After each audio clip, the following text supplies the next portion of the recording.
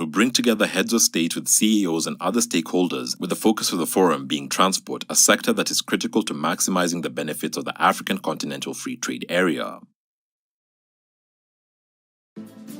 Here is your latest African news.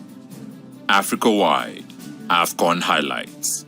In yesterday's semi-final match, Egypt beat host Cameroon 3-1 in a penalty shootout victory. Egypt will proceed to play Senegal in Sunday's Africa Cup finals. Worldwide, celebrating World Cancer Day 2022 with the theme of closing the care gap.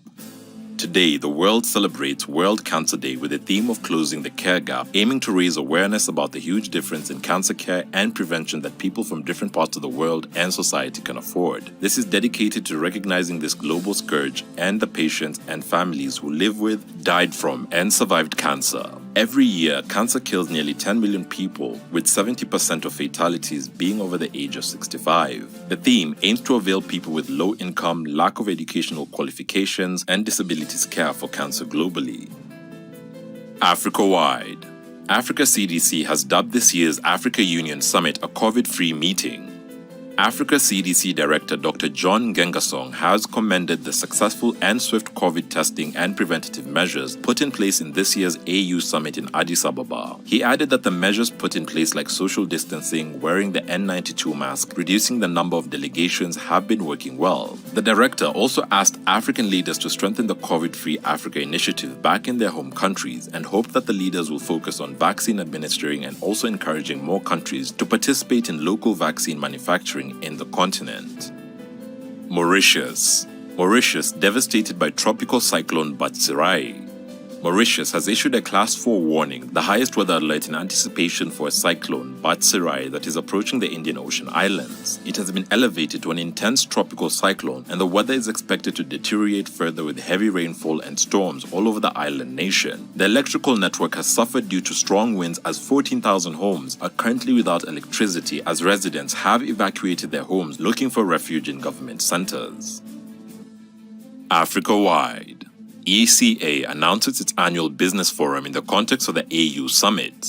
The Economic Commission for Africa, ECA, has announced that it will host, along with its partners, the flagship initiative, the Africa Business Forum, on Monday, 7th of February, on the margins of the African Union Summit in Addis Ababa. The forum will bring together heads of state with CEOs and other stakeholders, with the focus of the forum being transport, a sector that is critical to maximizing the benefits of the African Continental Free Trade Area. Sierra Leone. Illegal overfishing by Chinese trawlers threatens locals. As illegal industrial-scale fishing by foreign fleets pillages Africa's fish populations, the local coastal communities of Sierra Leone say they feel powerless. The West African country's fishing industry employs about 500,000 people, as it represents 12% of the economy and is the source of 80% of the population's food consumption. Fishermen have over the years said their catch is dwindling rapidly due to sustained overfishing on a large scale, putting the blame on foreign Chinese fleets. About 40% of industrial licenses are owned by Chinese vessels. Though legal, locals say they pay meager fees for their permits and add little to the local economy. Illegal, unregulated, and unreported fishing has over the years been a huge problem, costing Sierra Leone more than $50 million annually. Mozambique. Poaching mastermind sentenced to 30 years. A Maputo court has sentenced the leader of a gang of poachers, Admiral Chauke, to 30 years imprisonment. The culprit, locally known as Chauke, led a gang that operated in Mozambique and the Kruger National Park in South Africa. He was arrested on 3rd May 2021 after an unsuccessful attempt to poach rare rhinoceros, with the intention of trafficking the horns to buyers in Asian countries such as Vietnam and China. He was found guilty of the crimes of poaching, possessing banned weapons, and criminal conspiracy. Thanks for watching. Please subscribe, follow, share, and like our video. It's the best way of supporting us. Please don't forget to catch the return of our show, Africa in the News, where we have in-depth discussions on all matters affecting Africa, and also watch the latest episodes of Startup Africa with Pamela Nga, where we cover African entrepreneurship every Thursday on our channel. You can directly support this new series by becoming our YouTube member or becoming a patron and donating. And remember, Africa is watching.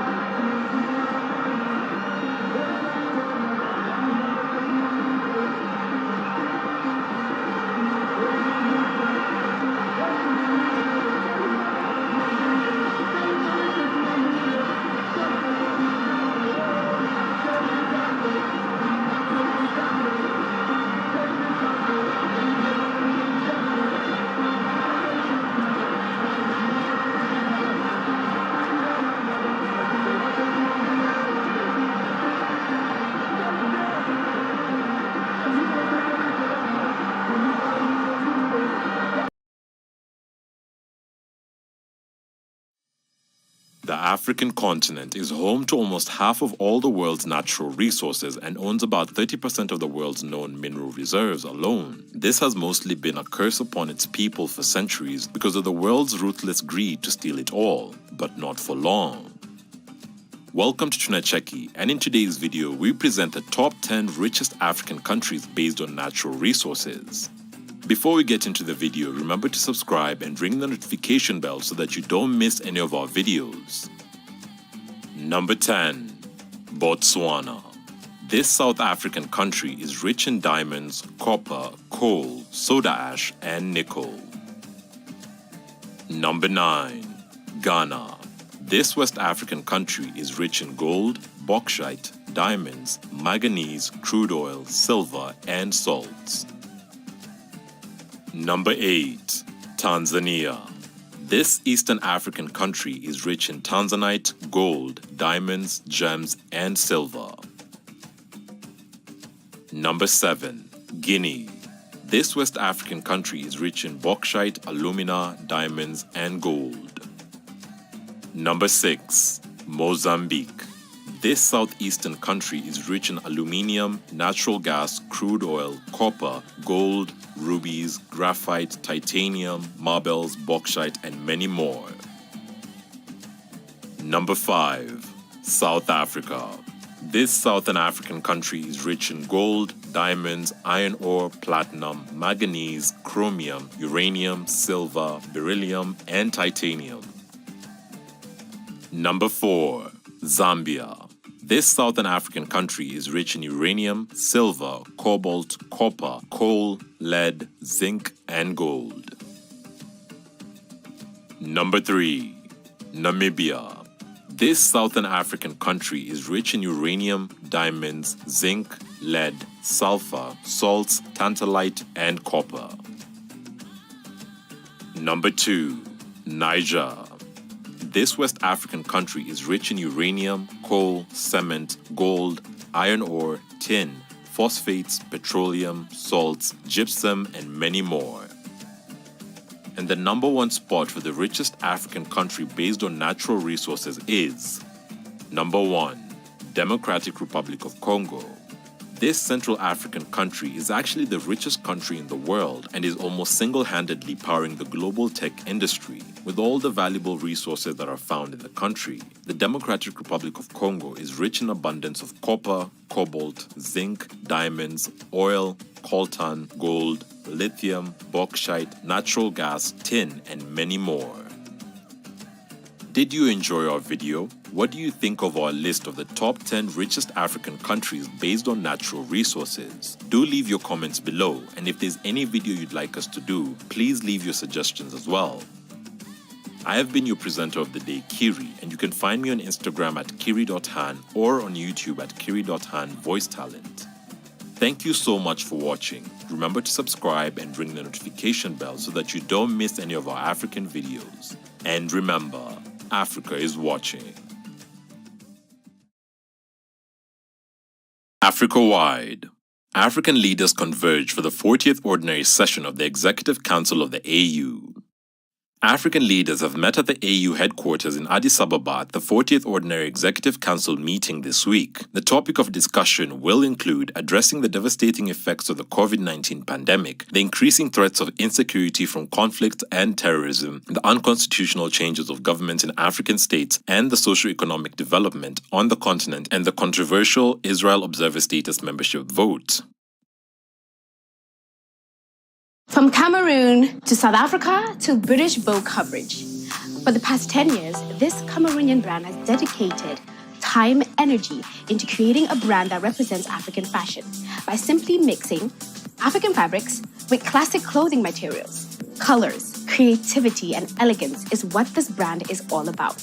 Hi there, I'm Pamelanga, and this is the Startup Africa show on your favorite YouTube channel, TunaCheki. Today, I am taking you out of your world, out of my world, to go to Eloli's world.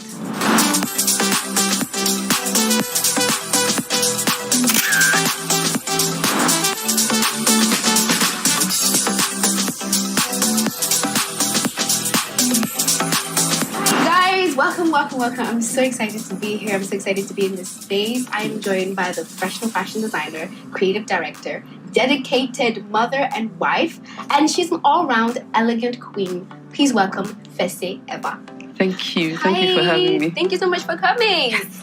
I am in Eloli world. This is the world that we kind of stepped into. Very colorful, very bright, and I'm so happy to be here.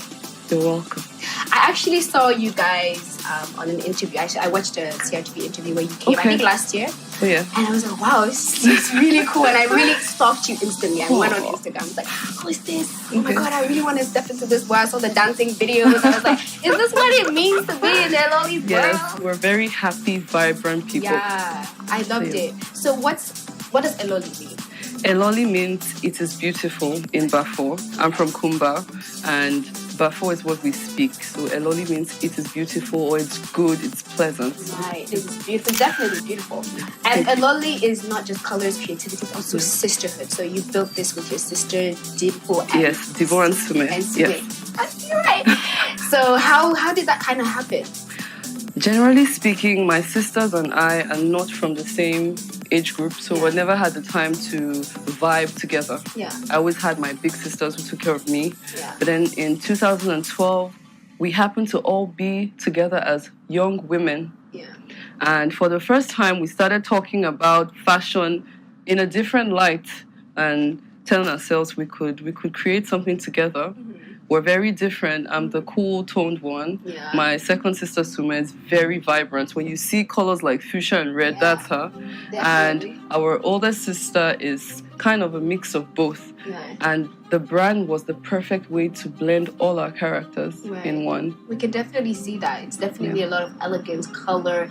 It's like a mixture of, you're mixing classical fabrics and then you're just putting a little bit of, it's like, really showing that Africa is colorful and bright. Absolutely. You talked about 10 years. I mean, 2012 to 2022. It was December 20... Yeah, so this is the 10th year. Exactly. 10 years of hard work, dedication, and international recognition and winning an award. How did that happen?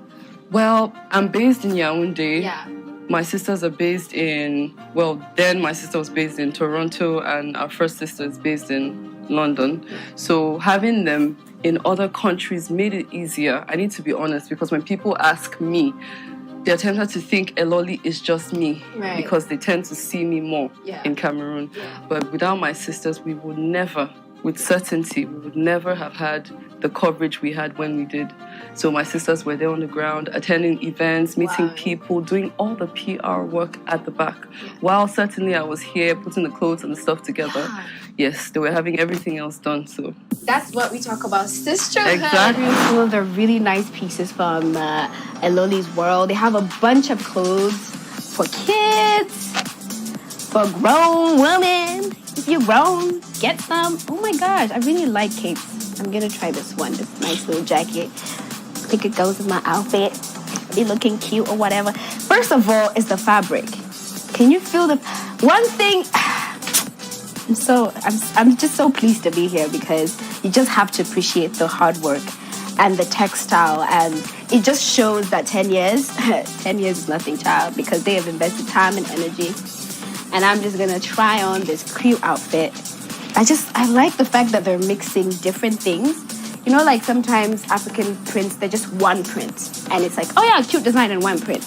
But here you have different prints, different fabrics. Let me just a moment here. Different prints, different fabrics. We have leather, we have the African print, we have like the classic, everyday. You can find this anywhere, and it's everyday, but not everyday. Like, talk to me, but don't talk to me. I hope I look cute, child.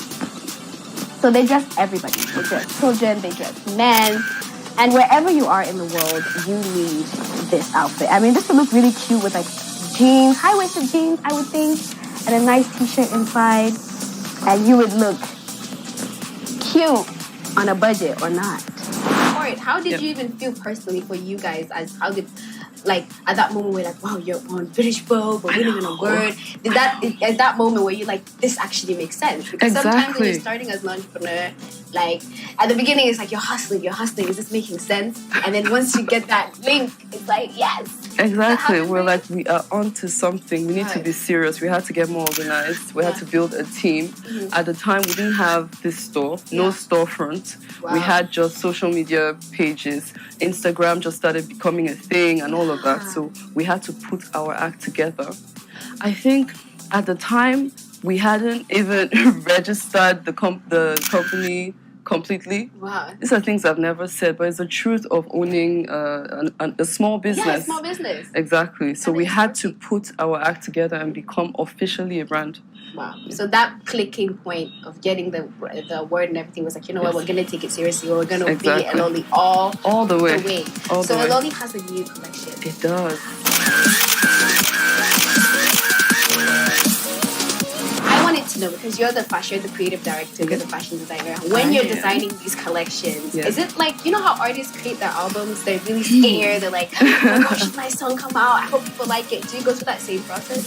Honestly, before, I never felt that way because designing is something I do naturally. I'm naturally a creative person. I draw naturally. I do artistic things naturally. But as some of you might know, 2 years ago, I had a son, my beautiful son, Hansel. And things kind of changed for me. So I had a hard time adjusting, juggling everything. And it was difficult to visualize things as I did before. Yeah. But luckily enough, around last year, my mind, the mommy brain, started taking a step back. So yes, I could create again. I could visualize again. So yes, it wasn't easy, but I'm glad we did it. Yeah. And what's the inspirations with this new collection? How do you make it different from the other one? Yeah. So this collection, firstly, is called Aming. I'm going to say it because it's still Bafo Aming, which means aiming to soar. Wow. And to us, it's been such a long time coming. We've had to go through so much. We've had ups and downs. There are many times where, honestly, I just wanted to close shop and focus on other things. I happen to be a lawyer as well, so I had times where I would think, should I just be practicing? Should I? But after all this while, we've been able to survive. And in calling the collection Aiming, Soaring, it's our way of saying we can only go higher. From this point, there's no turning back. Yes, we can only go forward. Right. So that's what you want. That's our desire. Yes. So when a woman wears that or a man wears that or a kid wears that, they should feel like it's only up from here. You can do anything you want. Push through. That has always been the vision. At the time when we created the brand, people were in need of African clothing of quality. Yes. See, so that's what Eloli is about. It's about creating clothes that reflect the amazing African, the boss lady, the boss, the kings and the queens out there. In a relatable way, every day people want to look good. There's no reason why we should look good only during events. Because African fashion before used to be all about events. But now we're introducing, we're not introducing, African fashion is already part of our everyday life. So that's what Eloli is about. They're just adding on to it. Exactly. I mean, now we're seeing, I think like there's like a kind of a movement now where African things are kind of moving a bit more. We see Africans pushing through and just seeing that there's a Cameroonian brand that's also part of that movement. And that's actually like warming and just okay, we need to highlight We that. need it. We need to highlight we are doing things, people. We are doing And we're going places. So, yes. We're definitely going places. I'm being styled by the fashion designer, the creative. So please, some light and some gas on here. So guys, come and see me in this. I can't even talk anymore. This is giving me, you know I love an opportunity to shine. Do you like my outfit? Do you like my outfit? Okay, he said yes, he likes it. Someone said I look like Michelle Obama or something, so I should practice my presidential wave. Vote for me. This is the model for Eloli. And this is the male shirt, one of the shirts on the pieces that they're wearing. It's kind of similar to what I was wearing. We're mixing leather and fabric, and it's the details. When we get the zoom in, you guys will understand the details. And it's really heavy. And especially here in Cameroon, we're blessed to have so many different fabrics. I just want to ask you one last question before we leave you. What is your aspiration with the brand?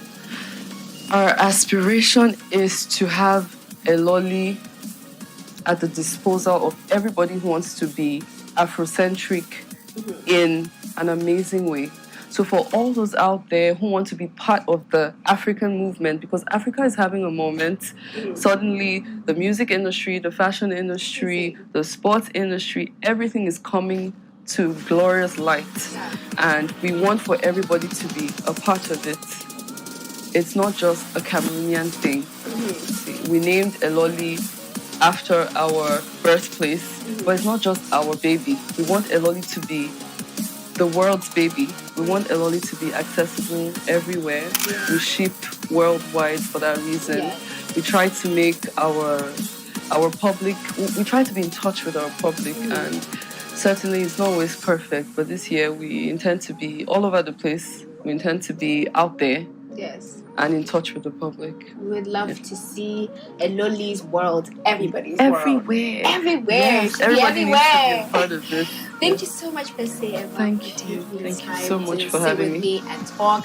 Yeah. You guys already see its colors, its brightness, it's Africa. It's available online. You can hit up the Aloli World on Instagram. Yeah. I'll put all their contact and details in the description box. They ship worldwide, and you do not want to miss this opportunity to wear such elegant, bright, and creative designs. Thank you. Thank you. Thank you. That's it for this week's episode of the Startup Africa show. I hope you enjoyed that. And if you haven't yet, please go check out our last week's episode where we ate and we chatted with Nick. Catch you next time on the Startup Africa show, the Pan-African show that doesn't just talk about entrepreneurship, but meets the entrepreneurs right where they are. I'm your host, Amalanga. And remember, Africa is watching.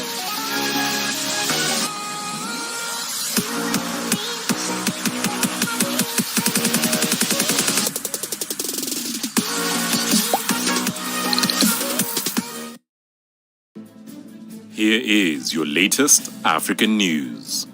Africa-wide. Ethiopia referee already won the African Cup, according to fans. Senegal beat Burkina Faso 3-1 in the first semi-final match. Egypt will face Cameroon today for a spot to the finals. But in other news, AFCON fans hailed world-class Bamlak Tessema as the best referee at AFCON and claimed Premier League officials must learn from the Ethiopian after he overturned 2 penalty decisions following video assistant referee reviews for Senegal in their semi-finals win over Burkina Faso. Africa-wide. African leaders converge for the 40th Ordinary Session of the Executive Council of the AU. African leaders have met at the AU headquarters in Addis Ababa at the 40th Ordinary Executive Council meeting this week. The topic of discussion will include addressing the devastating effects of the COVID-19 pandemic, the increasing threats of insecurity from conflict and terrorism, the unconstitutional changes of governments in African states, and the socio-economic development on the continent, and the controversial Israel Observer Status membership vote. Zimbabwe. Sunflower farming to become mandatory in Zimbabwe. It's going to be a sunny, bright affair in Zimbabwe as all communal farmers will soon be required to venture into sunflower farming as it seeks to substitute $200 million worth of crude sunflower oil imports. Government has already started providing communal farmers with inputs to enable them to get involved in sunflower farming. This will ensure the country seizes imports of between 60,000 and 65,000 metric tons of crude sunflower oil from South Africa annually. The government has included sunflower seeds among inputs being given to farmers this summer farming season. The government said it is targeting to place 120 hectares of land under sunflower cropping and distributing 600 metric tons of the seeds in rural communities. Kenya. The prestigious East African Classic Rally to bring back the Spirit Safari. Over 90 people from all over the world have signed up for the 10th edition of the East African Classic Rally, which will take place from February 10th to 18th. Safaricom, the country's largest telecommunications company, has contributed Kenya's shilling 6 million to the 10-day festival. A record number of Kenyan and international drivers from more than 50 nations are anticipated to participate in the rally, which will traverse up to 5,000 kilometers across the country. This year's classic rally revives the spirit of the original Safari Rally, which put East Africa on the map of motorsport and established an undisputed reputation as the toughest rally in the world. Uganda. France and China to extract Uganda lake oil threatening the country's environment.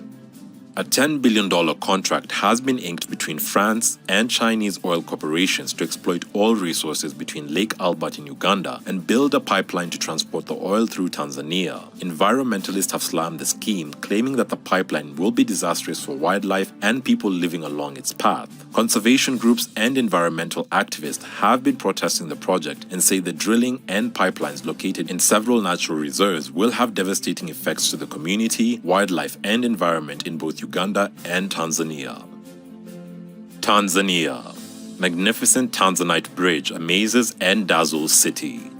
Motorists and pedestrians in Tanzania were this week allowed to access the newly constructed Tanzanite bridge in Dar es Salaam. The $110 million, 1 kilometer long ultra-modern bridge connects roads linking Aga Khan Hospital with Obama, Kenyatta, and Torre Avenues. The construction of the state-of-the-art bridge was jointly funded by the Tanzanian and South Korean government. The bridge is one of its kind in the East African region due to its combined characteristics of a girder bridge and a cable stay bridge to make it lighter. With 180 tonnage capacity, the bridge is expected to ferry 55,000 vehicles or thereabout per day and significantly reduce congestion along the overwhelmed Salanda Bridge. Thanks for watching. Please subscribe, follow, share, and like our video. It's the best way of supporting us. Please don't forget to catch the return of our show Africa in the News, where we have in-depth discussions on all matters affecting Africa, and also watch the latest episodes of Startup Africa with Pamela Nga, where we cover African entrepreneurship every Thursday only on tunacheki. You can directly support this new series by becoming our YouTube member or becoming a Patreon and donating. And remember, Africa is watching. Here is your latest African news. Guinea-Bissau. Coup attempt fails after gunfire in capital. Guinea-Bissau's President Umaro Sissoco Embalo has said the situation in the country is under control following fears of an attempted coup and gunfire in the capital. Gunshots erupted near the government palace in the capital, sparking fears of another coup attempt in the West African country, which has suffered repeated military takeovers. President Umaro Sissoco Embalo was holding a cabinet meeting in government offices this morning before an attack near the building began. Footage posted on social media showed armed men with automatic rifles and rocket-propelled grenades, while other footage showed people fleeing as continuous gunfire was heard around them. Rwanda. Rwanda is set to host the Commonwealth meeting in June.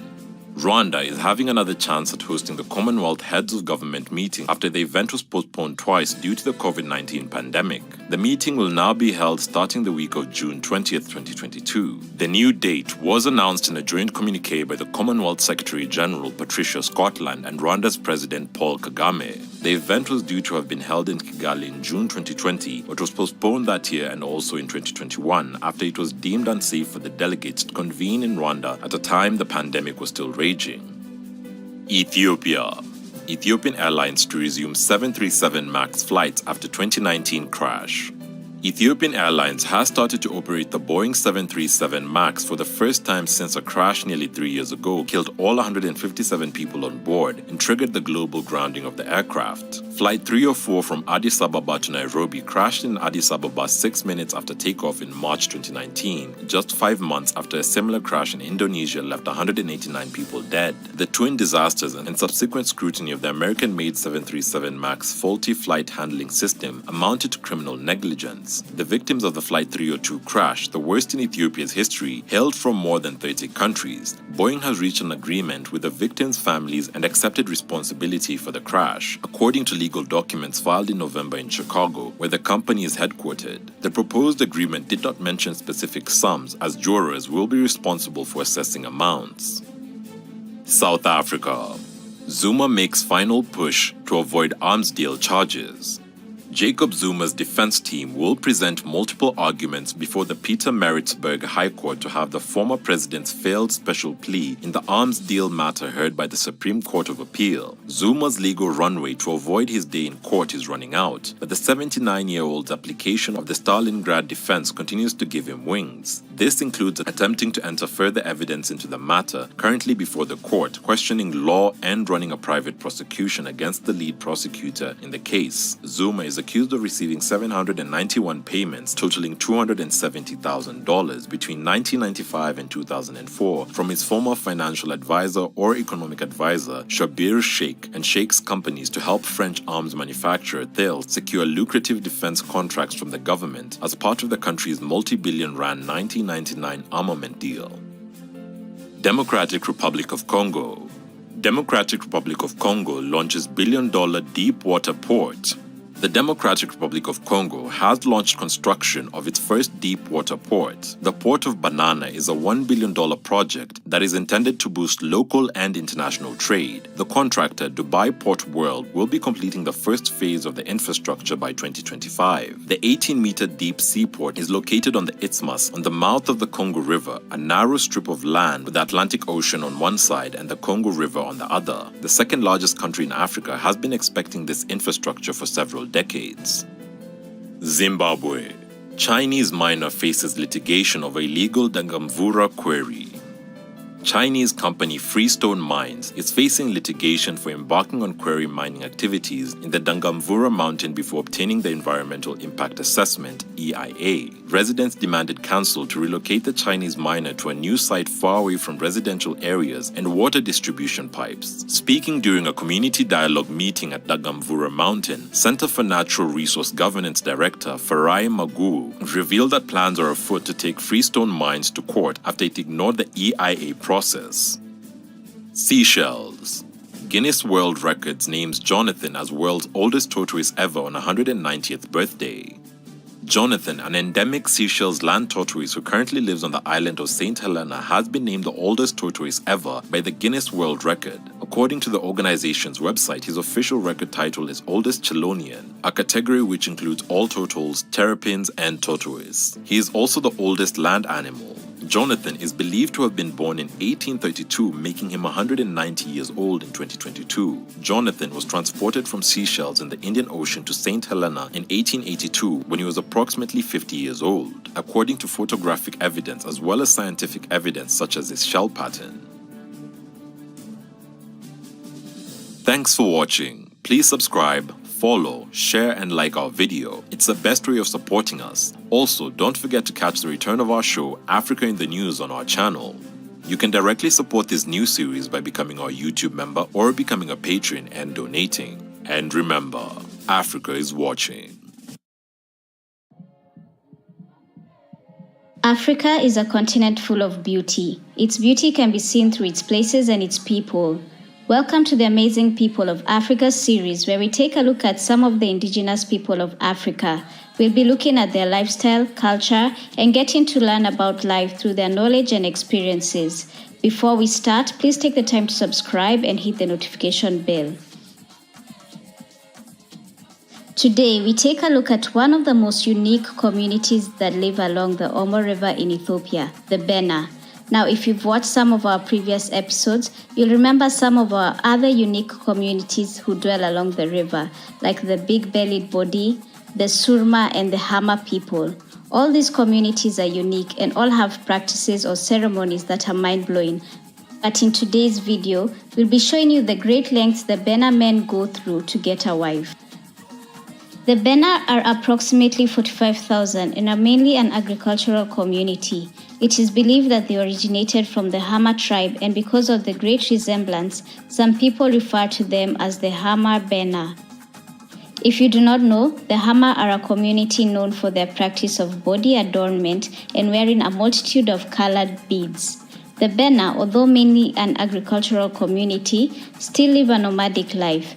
During the dry season, the men walk long distances with their herds in search of water and grass. They also harvest wild honey when not herding. Beekeeping is actually a great source for them, as many Bena women trade their honey in the markets, and that is what sustains them. Like many other African communities, the Bena have their own king. He is looked up to for leadership, health, or even rain during the drought seasons. Aside from the king, they also have tribe elders who serve beneath the king to solve the small problems that may arise in the community. The Bena society consists of a complex system of age groups. In order for one to move from one group to the other, the individual must take part in interesting rites of passages. And today we focus on the rite of passage for young men who wish to get married. That is the bull jumping ceremony, a ceremony that puts any young boy's bravery and courage to the ultimate test. The ceremony usually takes place in October or November of every year and involves running on the back of bulls. Sometimes 7 or even up to 10 bulls may be there. There is no specific age criteria, and it is usually the father of the boy who decides when his son is ready for the bull jump. Depending on the father's decision, some boys perform the bull jumping as young as 5 years old with the help of the community members. To show he has chosen his son to go through the rite of passage, the father gives the boy a short stick called boko. The boy then has to travel with the boko to all his relatives' houses to tell them the news and invite them to the ceremony. And since the Hama do not use the ordinary calendar to track days, the boy gives each relative a coil of rope carefully marked to show the number of days leading up to the ceremony. Each day, the relative cuts a piece from the rope to keep track of how many days are left. When the long-awaited day finally arrives, the whole village takes part. Elders and men who have performed the ritual before but are not yet married gather the bulls, which they smear with dung to make them slippery. They also paint the boys' bodies with chalk mixed with yellow rock, red iron ore, and charcoal in preparation for the ceremony. The women dress in traditional clothes and adorn themselves with bells around their legs. They start dancing together and blow loud horns. They step on each bull's back before making a final jump back to the ground. For those who make it, they prove to the community they are agile, brave, and strong, and that they are fit to be a man. For those who do not succeed, they have to wait for the next year to try their luck again. Hamar men are allowed to marry as many as 4 wives, but the first wife is always chosen by the father following the bull jumping ceremony. A bride price of 30 cows is given to the bride's family as dowry. It is also interesting to note, even if a man has married, he may sometimes be assigned the responsibility of protecting a divorced woman, a widow, or the wife of an absent husband. What are your thoughts about today's video? Is this a ceremony you would like to take part in? Let us know in the comments below how many bulls you think you can jump over and the lengths that you can go to find yourself a wife. Thank you for watching, and if you haven't subscribed yet, please do so and hit the notification bell. If you've enjoyed today's video, be sure to give it a thumbs up. Also, make sure to watch our other videos which celebrate our Mama Africa. We have the Mysteries of Africa series and the Amazing People of Africa series. And remember, Africa is watching.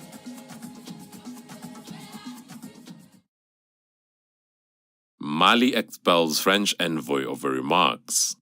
Mali's transitional military government has expelled the French ambassador after he commented about the military takeover in 3 West African countries and questioned the military government's fight against terrorist groups. The foreign minister Jean V. Le Drian said last week that Mali's leadership was illegitimate and takes irresponsible measures. The Malian government summoned the French ambassador Joël Meyer and said he had 72 hours to leave the country. Kenya Airways vows to stop transporting monkeys.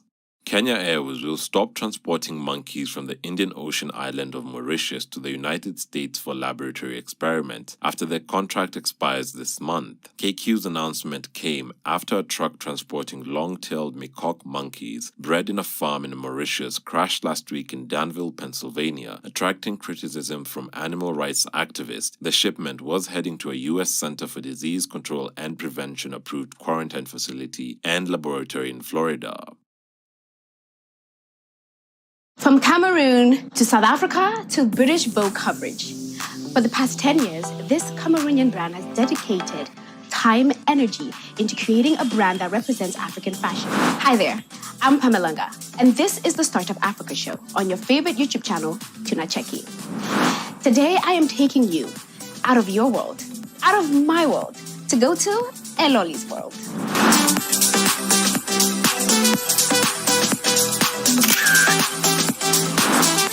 I'm in Eloli world. This is the world that we kind of stepped into. Very colorful, very bright, and I'm so happy to be here. Is this what it means to be in Eloli's world? Yes, we're very happy, vibrant people. Yeah. What does Eloli mean? Eloli means it is beautiful in Bafo. I'm from Kumba. Right, it's beautiful, definitely beautiful. Without my sisters, we would never, with certainty, we would never have had the coverage we had when we did. That's what we talk about, sisterhood. Exactly. Some of the really nice pieces from. So they dress everybody. They dress children, they dress men. And wherever you are in the world, you need this outfit. I mean, this would look really cute with like So Eloli has a new collection. It does. 2 years ago, I had a son, my beautiful son, Hansel. And things and we're going places. So, yes. Someone said I look like Michelle Obama or something, so I should practice my presidential wave. Vote for me. We're blessed to have so many different fabrics. And remember, Africa is watching.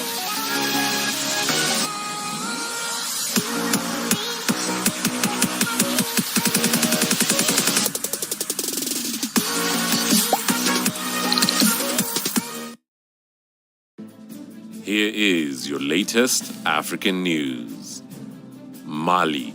Mali expels French envoy over remarks.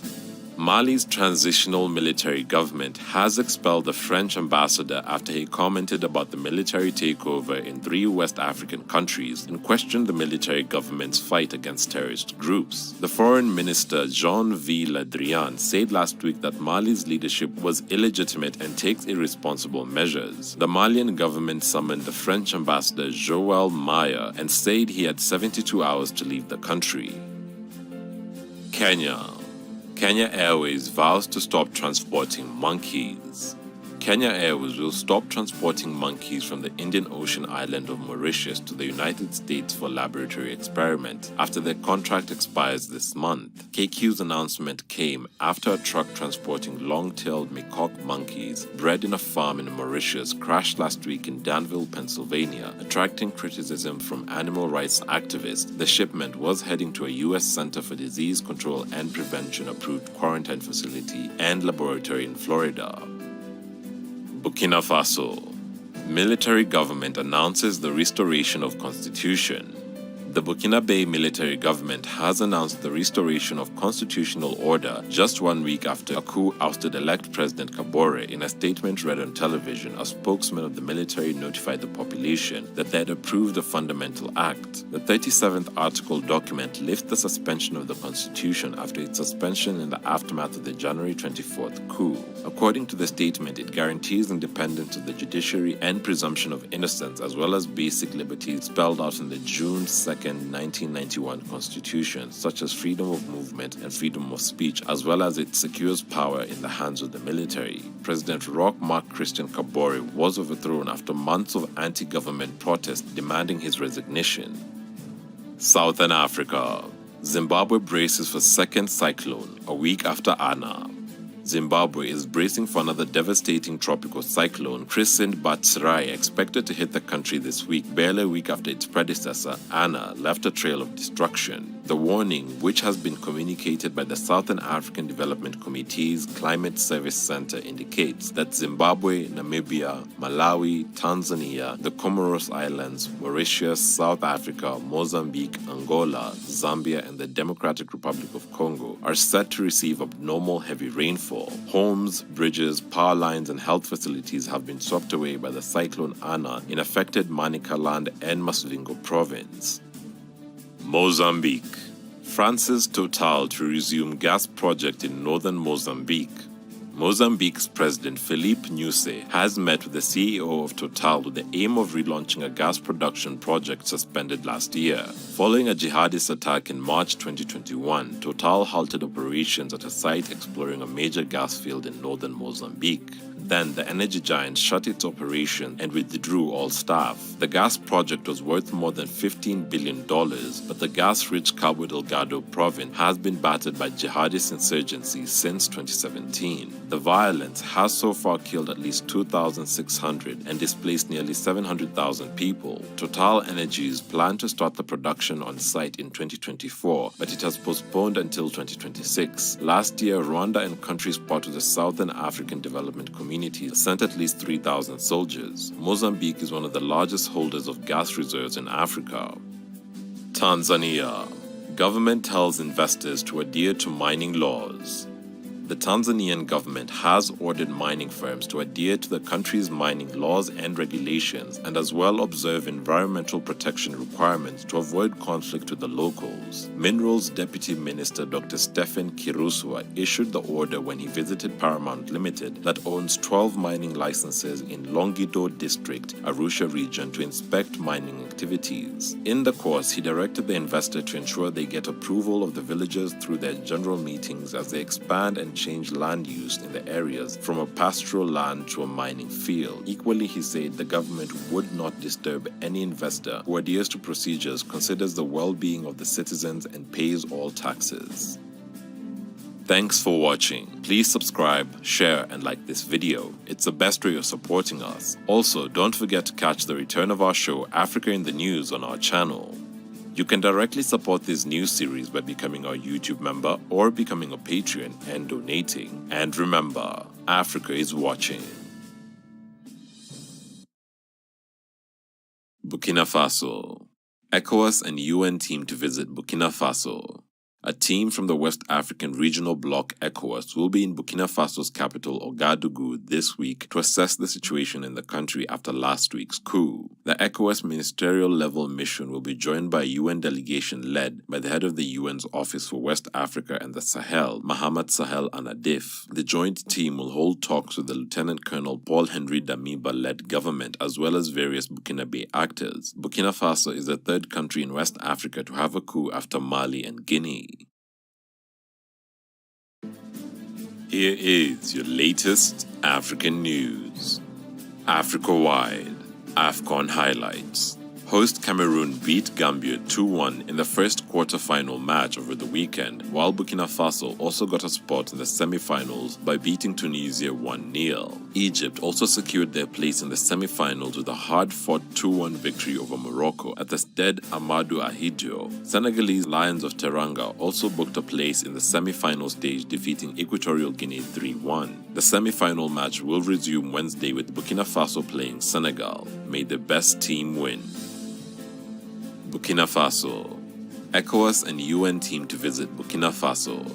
A team from the West African Regional Bloc ECOWAS will be in Burkina Faso's capital Ouagadougou this week to assess the situation in the country after last week's coup. The ECOWAS ministerial-level mission will be joined by a UN delegation led by the head of the UN's Office for West Africa and the Sahel, Mohamed Sahel Anadif. The joint team will hold talks with the Lieutenant Colonel Paul-Henri Damiba-led government as well as various Burkinabe actors. Burkina Faso is the third country in West Africa to have a coup after Mali and Guinea. Uganda. Government issues tough guidelines on fishing. The government of Uganda, through the Ministry of Agriculture, Animal Industry and Fisheries, has embarked on implementing fishery licensing, which is an international fisheries management tool that is key in regulating the sector. Speaking to the media during a news conference of licensing of fisheries activities on the major water bodies like Lake Victoria, the Minister of State for Fisheries, Helen Adoa, said anyone who is not licensed will not be allowed to carry out any fishing activity. She said responsible fisheries bestow upon states the obligation Commission to Conduct Fishery Licensing as a regulatory process to optimize the exploitation and utilization of the fisheries resources. ADOA said this exercise will be carried out from January 1st to March 31st. Enforcement starts from April 1st. The general procedure for fisheries licensing seen by the Nile Post include registration, application, vetting, and issuance of fishing license. For Lake Victoria, species-specific licenses will be issued and those with arrears will be required to clear them. South Africa. South Africa remains unbeaten after winning Seville Sevens. South Africa extended its unbeaten start to the Rugby Sevens World Series after beating Australia 33-7 in the final in Spain on Sunday. The South Africans have won 6 straight tournaments, including the only 2 last season, in 34 consecutive matches, tying the second longest streak in series history by New Zealand in 2001 and 2002. Australia suffered consecutive yellow cards and South Africa took advantage with tries to Adonis and the captain. South Africa leads the series by 18 points over Argentina and 22 points over Australia. The series is next in Singapore on April 9th to April 10th. Africa-wide. 26 African YouTube creators join #YouTube Black Voices Fund. YouTube has revealed the names of African creators who have been selected to join a global cahoot of 135 from around the world in its flagship #YouTube Black Voices Fund initiative. The fund focuses on investing in Black creators from around the world who are telling fresh and authentic stories, while the group of creators from Kenya, Nigeria, and South Africa comes from varied professionals, social, and academic backgrounds. One common thread connects them all: the desire to make a difference in their communities and Africa through relatable and insightful content. Thanks for watching. Please subscribe, share, and like this video. It's the best way of supporting us. Also, don't forget to catch Season 2 of Startup Africa every Thursday with Pamela Nga on our channel. You can directly support this new series by becoming our YouTube member or becoming a patron and donating. And remember, Africa is watching.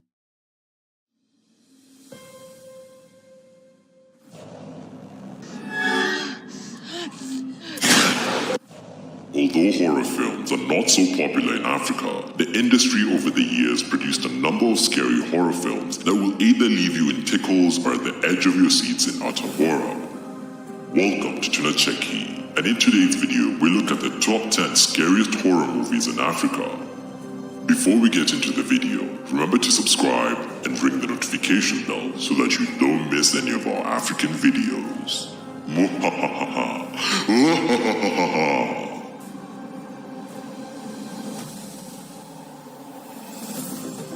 Number 10. Diablo, Ghana. Diablo is a 1992 Ghanaian classic movie which tells the story of a man who has the power to transform into a serpent. He uses his power to sexually assault and kill women, mostly prostitutes. This role was played by Bob Smith Jr., now referred to as Diablo Man or Snake Man in the acting circles. The film has been studied as an example of Pentecostal influence in Ghanaian film.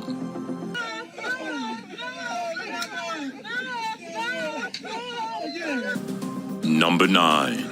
Otto the Bloodbath, Kenya. His movie, titled Otto the Bloodbath, is a story about an old man who comes back to haunt his children after they do not honor his deathbed wishes. The Kenyan government was so scared by the Kenyan-made horror movie they decided to ban it after its release in 2009.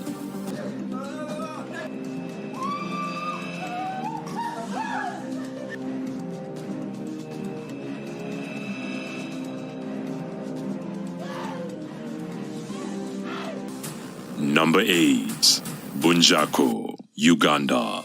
This Ugandan horror flick sees college students getting stuck in a haunted forest while on their way to a camping trip with just one night to survive carnivores and evil killing spirits in the thick trees.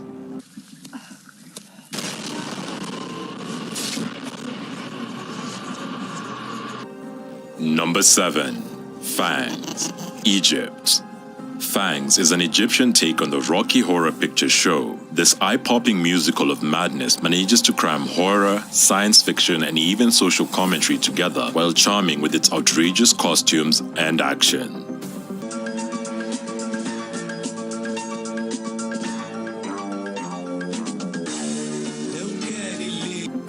Number 6. Sema, Tanzania. A thief finds himself stuck in a house where Mary and her entire family were killed 2 years ago. Mary's ghost shows him the house's dark past and asks him the hidden truth. Na mpaka sasa haijajulikana nini kisa cha mwanamke huyo kufanya mauaji hayo ya kutisha.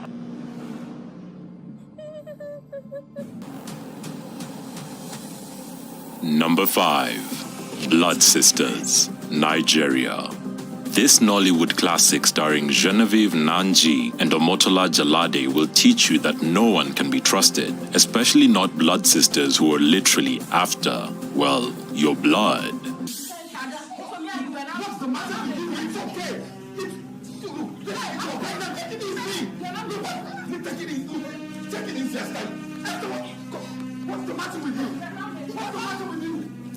Number 4.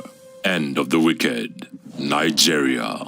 End of the Wicked is a 1999 Nigerian horror film directed by Teko Benson and written by Helen Ukpabio. It tells the story of how the forces of darkness destroy good people and how they're being saved by the power of faith. I adjure you all to change to your glorious bodies. Number 3. 8. South Africa. An old man who is forced to gather souls for all of time seeks atonement. He tries to trade his own daughter's soul in a bid to get his own back.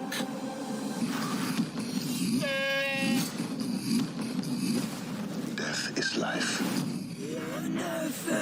And life is death. Number 2. Dachra, Tunisia. This Tunisia horror film is about 3 journalism students setting off to investigate a cold case for a school film project. After visiting a mental hospital to interview mutilated survivors of an attack 20 years before, the trail leads them out to an isolated village. Before they fully understand what is happening, they find themselves beset by cannibal witches.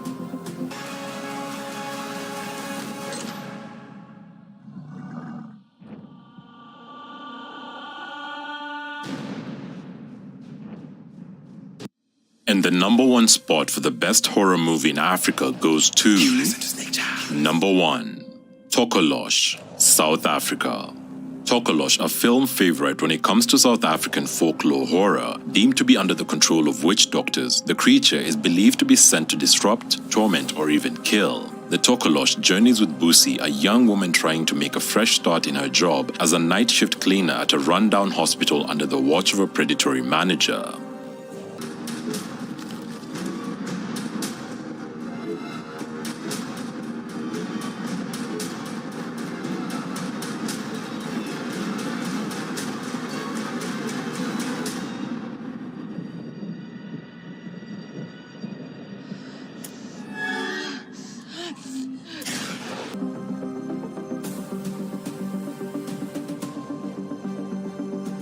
We have a challenge for our viewers. Leave a comment below if you solved the Easter eggs in this video. Did you enjoy our video? What is your favorite African horror flick? Do leave your comments below, and if there's any video you'd like us to do, please leave your suggestions as well. Thank you so much for watching. Remember to subscribe and ring the notification bell so that you don't miss any of our African videos.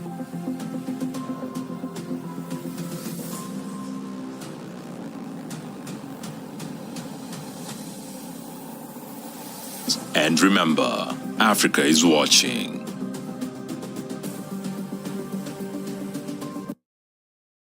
Mali. Mali military government warns Denmark and France against internal interference. Mali's government has advised France's Defense Minister Florence Parly to observe the greatness of silence after she accused the army leadership of provocation. In an interview broadcast on state TV, military spokesman Colonel Abdoulaye Maïga also accused France of colonial reflexes and of using regional organizations to divide Malians. Relations between Mali's ruling military and France have worsened since the army seized power in a coup in August 2020, but tensions have risen since December when the East African bloc ECOWAS imposed sanctions including a trade embargo and border closures on the conflict-torn nation. The military spokesman also repeated a demand that Denmark withdraw its troops which have arrived in Mali to join the French-led Tabuka force of European Special Forces. Rwanda to reopen the border with Uganda after 2 years. Rwanda has announced that its main border with Uganda that was closed in 2019 will reopen. Cross-border movement of people and goods at the Gatuna or Katuna border was barred over tension between the two East African nations. Only goods were allowed in through the other two borders, Chinyika and Gakitumba. The reopening was announced after President Yoweri Museveni's son, Lieutenant General Muhoozi Kainerugaba, met President Paul Kagame in Rwanda. Rwanda had accused Uganda of arresting and deporting its citizens and supporting rebels from the Democratic Forces for the Liberation of Rwanda. The Ugandan government denied the allegations and instead accused Rwanda of infiltrating its security agencies. Welcome to the African Leadership Series, where we bring you great inspirational speeches of African leaders. Thank you very much, moderator. Wide access to digital skills and technologies is one of the most strategic ways to modernize the migration policy debate. It is no longer necessary to relocate to Europe in order to participate directly in the European labor market, for example, by supplying outsourced services to European clients.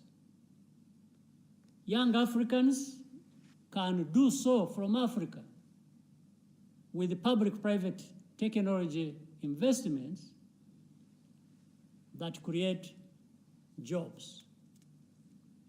Overall, our starting point is that every young African should be able to lead a dignified, productive, and safe life on the African continent, whether in their home country or elsewhere in Africa.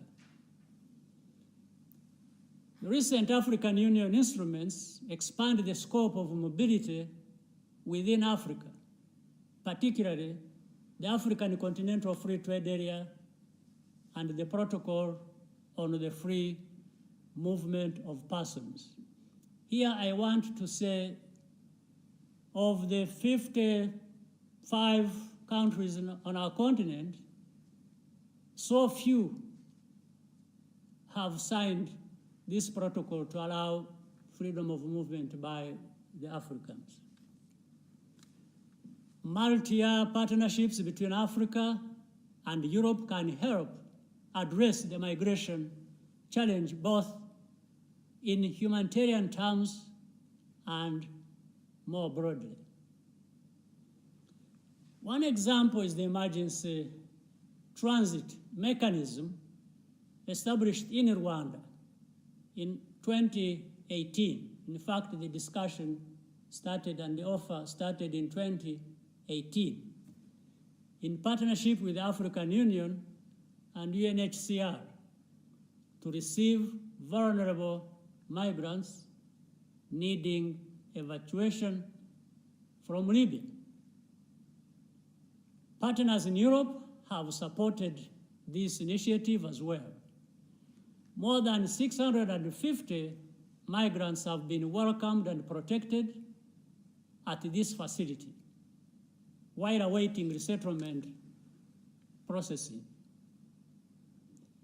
More comprehensive forms of migration cooperation are also under discussion with some other countries. However, policies focused on detention, deportation, and deterrence have not been effective and will not provide a lasting solution. Therefore, we have to be thinking and acting differently. Migration in both directions will continue to be a defining feature of relationship between Africa and Europe for decades to come. It can be mutually beneficial, provided that it is orderly, safe, and focused on the needs and aspirations of each person.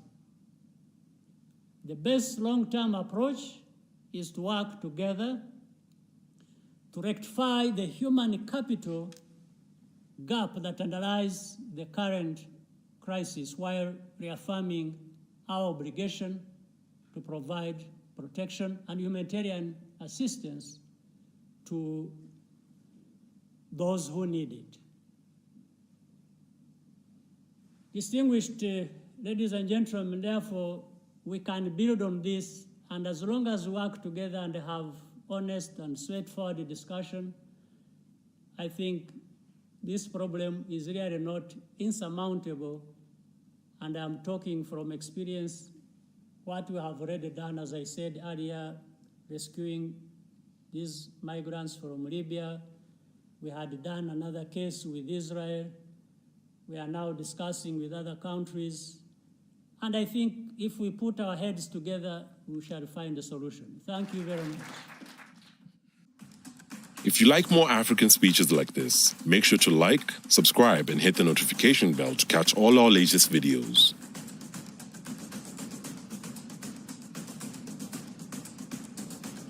Remember to leave your suggestions on the topics you would like us to cover in the comments below.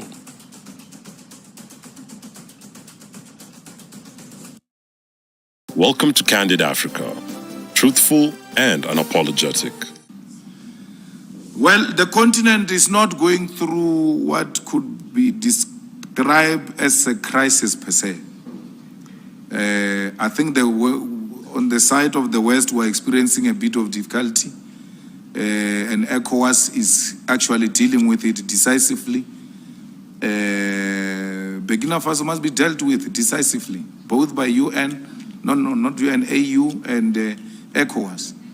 And that one who dissolved his cabinet, and it's his prerogative. It's not a declaration of a crisis. I think it's more of an internal issue than any other thing. He's a president who's struggling with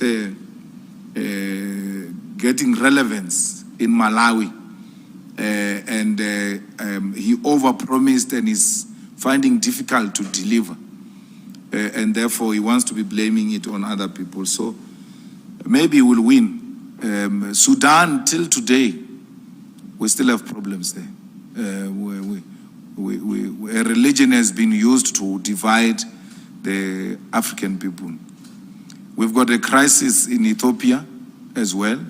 We hope it will be resolved. There should be peaceful African solution to all of those African problems. But as you know, we were from time to time going through tribulations as a continent, and we should be able to find permanent African solution. I didn't know about the UN people being here. I'm getting it for the first time. I don't know. They should have passed by Conca. Maybe we would have seen them. That they are UN people here. But where we go, I've not seen any UN DP. SG. I've not seen anyone like that. So we'll follow it up after this to check if there is such a thing. Did you like or hate what you heard? Let us know in the comments below, and if you want more candid speeches like this, be sure to like, subscribe, and hit the notification bell to catch all our latest videos. And please feel free to leave your suggestions, news tips, or topics about Africa you'd like us to cover.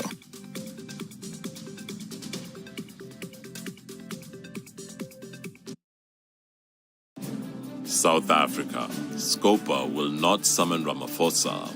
Parliament Standing Committee on Public Accounts, SCOPA, has decided not to summon President Cyril Ramaphosa to appear to provide information on the leaked audio recording. Parliament's legal service and various committee members have agreed that a summons should be the last resort. This comes after African National Congress ANC Member of Parliament, Mervyn Dykes, requested SCOPA to summon Ramaphosa to appear before the committee. Dykes wants the president to share information about his knowledge of the alleged misuse of public funds for political party activities. A parliamentary committee has the power to summon any person to appear before it when required to do so. Section 58 of the Constitution makes provision for the National Assembly or any of its parliament committees to summon anyone to provide information. Here is your latest African news. Mali. Mali military government warns Denmark and France against internal interference. Mali's government has advised France's Defense Minister Florence Parly to observe the greatness of silence after she accused the army leadership of provocation. In an interview broadcast on state TV, military spokesman Colonel Abdoulaye Maïga also accused France of colonial reflexes and of using regional organizations to divide Malians. Relations between Mali's ruling military and France have worsened since the army seized power in a coup in August 2020, but tensions have risen since December when the East African bloc ECOWAS imposed sanctions including a trade embargo and border closures on the conflict-torn nation. The military spokesman also repeated a demand that Denmark withdraw its troops which have arrived in Mali to join the French-led Tabuka force of European Special Forces. Malawi. Malawi president excludes party officials from new cabinet. Malawi's president Lazarus Chakwera has named what he calls a partial cabinet in which he has left out several senior members. President Chakwera dissolved his entire cabinet earlier this week amid a public outcry over corruption, saying he was taking the decision to confront all forms of lawless conduct by public officials. In total, 8 ministers were retained and 2 new appointments were made. President Chakwera also departed from the tradition of including his own name and that of his vice in the cabinet list. President Chakwera's first cabinet had 31 members. It is expected he will name more ministers in due course. The opposition Democratic Progressive Party has asked the president to reduce the size of its cabinet from 31 to less than 20 ministers. Anti-government protests have been held since last November to condemn the rising cost of living and allegations of nepotism and corruption. South Africa. Scopa will not summon Ramaphosa. Parliament Standing Committee on Public Accounts, SCOPA, has decided not to summon President Cyril Ramaphosa to appear to provide information on the leaked audio recording. Parliament's legal service and various committee members have agreed that a summons should be the last resort. This comes after African National Congress ANC Member of Parliament Mervyn Dykes requested SCOPA to summon Ramaphosa to appear before the committee. Dykes wants the president to share information about his knowledge of the alleged misuse of public funds for political party activities. A parliamentary committee has the power to summon any person to appear before it when required to do so. Section 58 of the Constitution makes provision for the National Assembly or any of its parliament committees to summon anyone to provide information. Rwanda. Rwanda to reopen the border with Uganda after 2 years. Rwanda has announced that its main border with Uganda that was closed in 2019 will reopen. Cross-border movement of people and goods at the Gatuna or Katuna border was barred over tension between the two East African nations. Only goods were allowed in through the other two borders, Chinyika and Gakitumba. The reopening was announced after President Yoweri Museveni's son, Lieutenant General Muhoozi Kainerugaba, met President Paul Kagame in Rwanda. Rwanda had accused Uganda of arresting and deporting its citizens and supporting rebels from the Democratic Forces for the Liberation of Rwanda. The Ugandan government denied the allegations and instead accused Rwanda of infiltrating its security agencies. Namibia. Nama Overhero petition new German government. The Nama and Overhero representatives have petitioned Germany's new foreign minister, Annalena Baerbock, calling her to restart what they termed as a failed German-Namibia intergovernmental negotiations on the genocide of their ancestors. The petition is seeking 500 signatures, and by yesterday afternoon, it had collected 355 signatures. In June last year, the German government had acknowledged the mass killings and agreed that Germany would apologize for the genocide and extend financial assistance of $1.1 billion in project funding over 30 years to the descendants of affected communities. However, the majority of the affected communities, including opposition members of parliament, feel that Germany must do more to atone for its sins. The group added that Germany boasts of its self-critical culture of remembrance, especially regarding the commemoration of the Holocaust, and should show the same sentiment to the genocide they committed to the Overhero and Nama. Southern Africa. Zambia's president visits South Africa to discuss trade and security. Zambian President Hakainde Hichilema arrived this week in South Africa to discuss security and trade between the two nations. Hichilema has met with South African President Cyril Ramaphosa, who is currently chair of the SADC, on matters of politics, defense, and security cooperation. This is the 9th trip abroad from the Zambian president since taking office last August. Zambia's opposition has criticized the visit, questioning the president's motives after he described it as a courtesy call. Thanks for watching. Please subscribe, share, and like this video. It's the best way of supporting us. Also, don't forget to catch Season 2 of Startup Africa every Thursday with Pamela Nga on our channel. You can directly support this new series by becoming our YouTube member or becoming a Patreon and donating. And remember, Africa is watching. This is Bongkaji, the town now. Okay, no. One. Okay. One. 2. 1, 2, 1.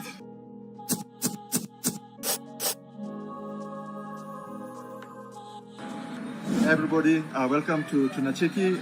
Today we are doing a special vlog that will show you the beauty of Ethiopia. Okay, so join us as we go through the journey. We've got a very big trip planned out for you guys, and we are here for the Great Ethiopia Homecoming, and we'll take you through beautiful Ethiopia. We are going to the Oromia region, and together with the Oromia Tourism Commission, we will show you the beauty of this country. So join us in Ethiopia. I'm with Ayuba from Bali Mountain. Guide is from the Oromia Tourism Board, and he'll tell us about where we are going today. Yeah, we go to the Sanete Plateau and at the part of our national park. So we go there and then we go up and then hiking around the plateau, and we see different bird and we see also the Ethiopian wolf, the rarest animal in the world, and also we hiking around the plateau to see the landscape and Afro-Alpine and beautiful lake, and we enjoy the highest point in this area, 54,377, and the second mountain in Ethiopia. Yeah. So this is welcome. Yeah. So join us on our journey, and we'll show you how beautiful Ethiopia is, how beautiful the Oromia region is, and how beautiful Bali Mountain is.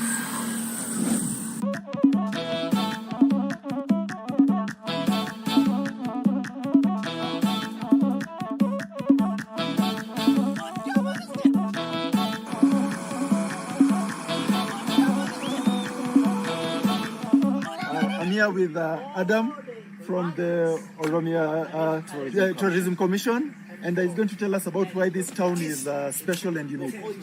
You know, this town is very, very special. Its name is called Bokoji, or in Afan Oromo, Bokoji. From this town, great athletes that the world knows are from this town.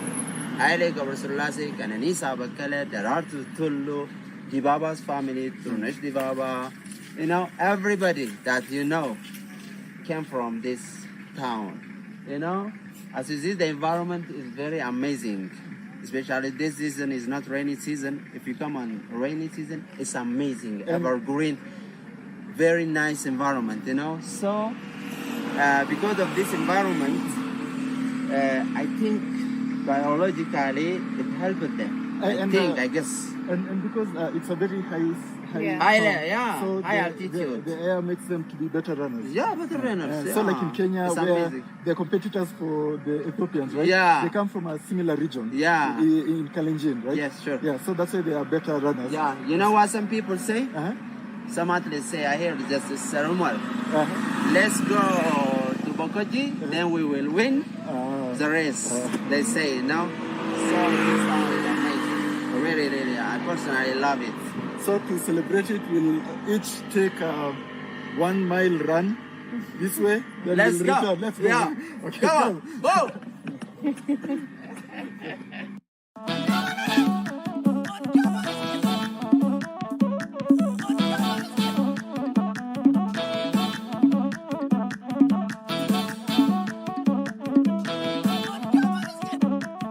We're finally at the Bali Mountains. They're very breathtaking and so beautiful. It just goes to show you how beautiful Ethiopia is, how beautiful Oromia is. And just have a look at how breathtaking they are for yourself, and let us know if you'd like to visit for yourself.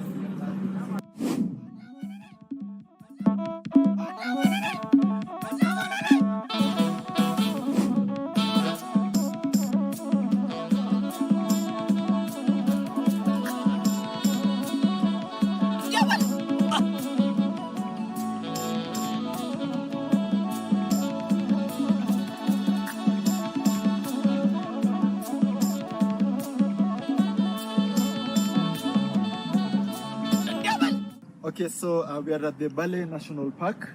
Join us as we see what this park has to offer us. It was a long drive, but a totally worth it drive. The scenery, the food we ate on the way, and the company. It was really amazing. So we thank the Oromia Tourism Commission for giving us this opportunity to see the beauty of Ethiopia. Join us.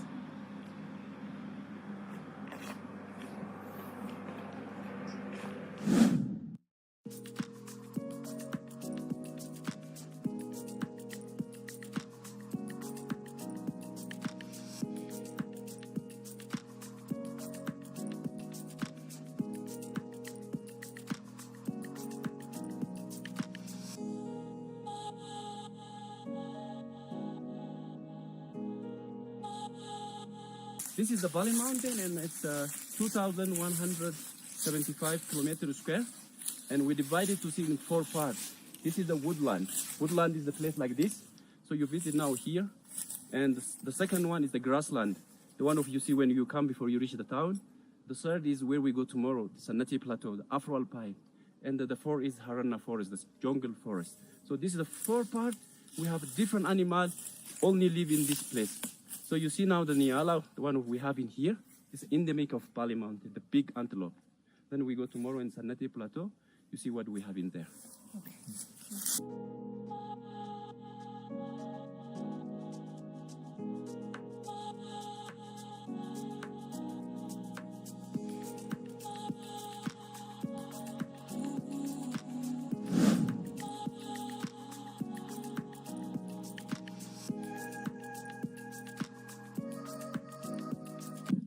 So we are starting our trek up the Bale Mountain.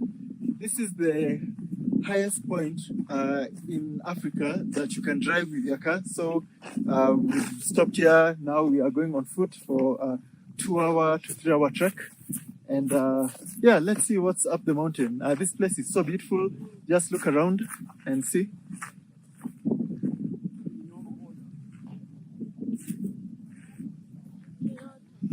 It's a bit chilly, but we came prepared, and yeah, let's have fun. Let's see beautiful Ethiopia.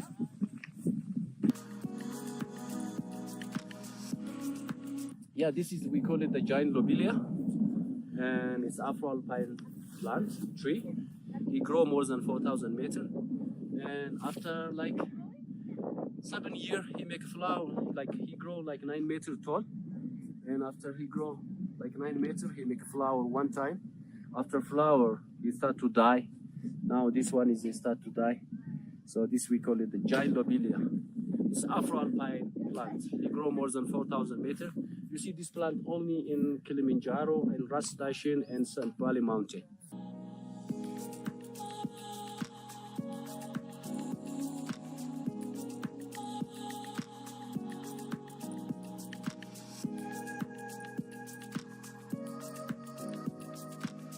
You see the rock? Mm-hmm. They have a color of like a different color. Mm-hmm. So that's the plant. So if you see it, it looks like a dye, Mm-hmm. but it's not dye. When you put the water in after 1 minute, it's back like green. So it's plant like live like dye, but it's not dye.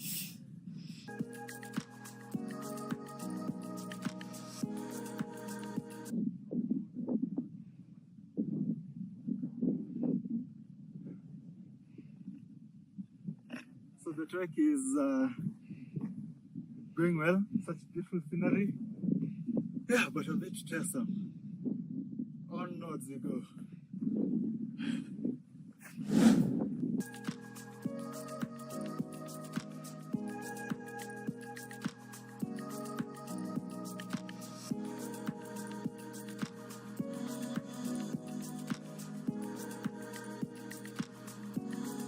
So this is the wolf, Ethiopian wolf, and very like endangered animal in the world. We have 450 left in Ethiopia, and you see only in Semin Mountain, in Bali Mountain.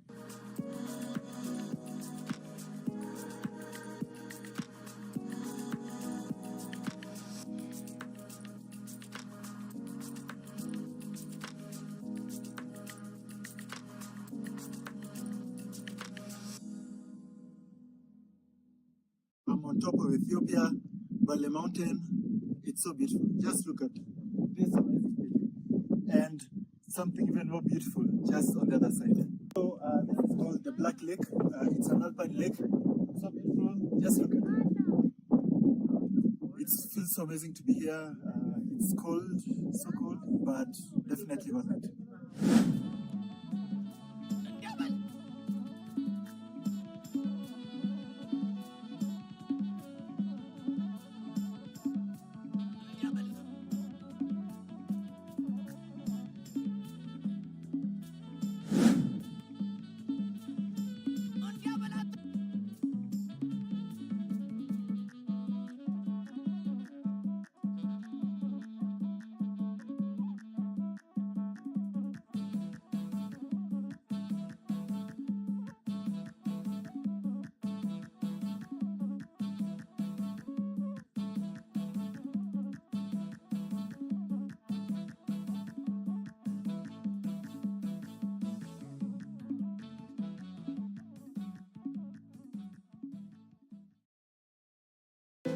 Ethiopia.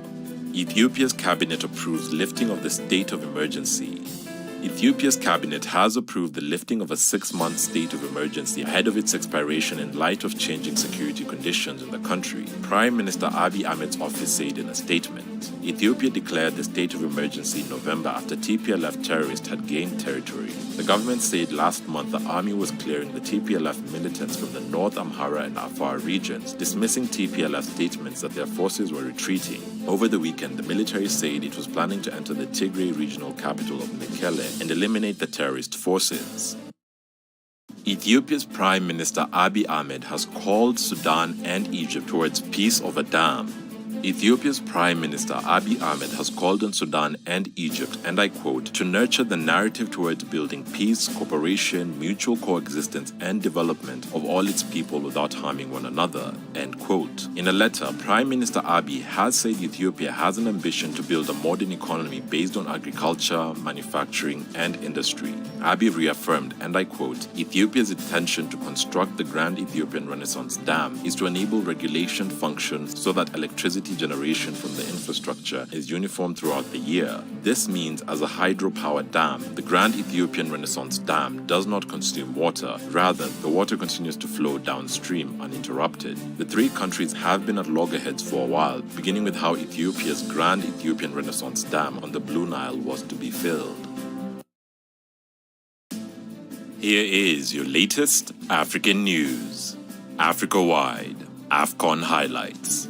Egypt yesterday qualified to the quarterfinals following a 5-4 penalty shootouts victory over Cote d'Ivoire. Equatorial Guinea continued their giant-killing run with a 6-5 penalty shootout victory over Mali after a goalless draw. Equatorial Guinea are the final side to advance to the last 8, where they will meet Senegal on Sunday. The next game will be held Saturday, January 29th. The teams playing will be Quarterfinals 1, Gambia versus Cameroon at 11 a.m. Quarterfinals 2, Burkina Faso versus Tunisia at 2 p.m.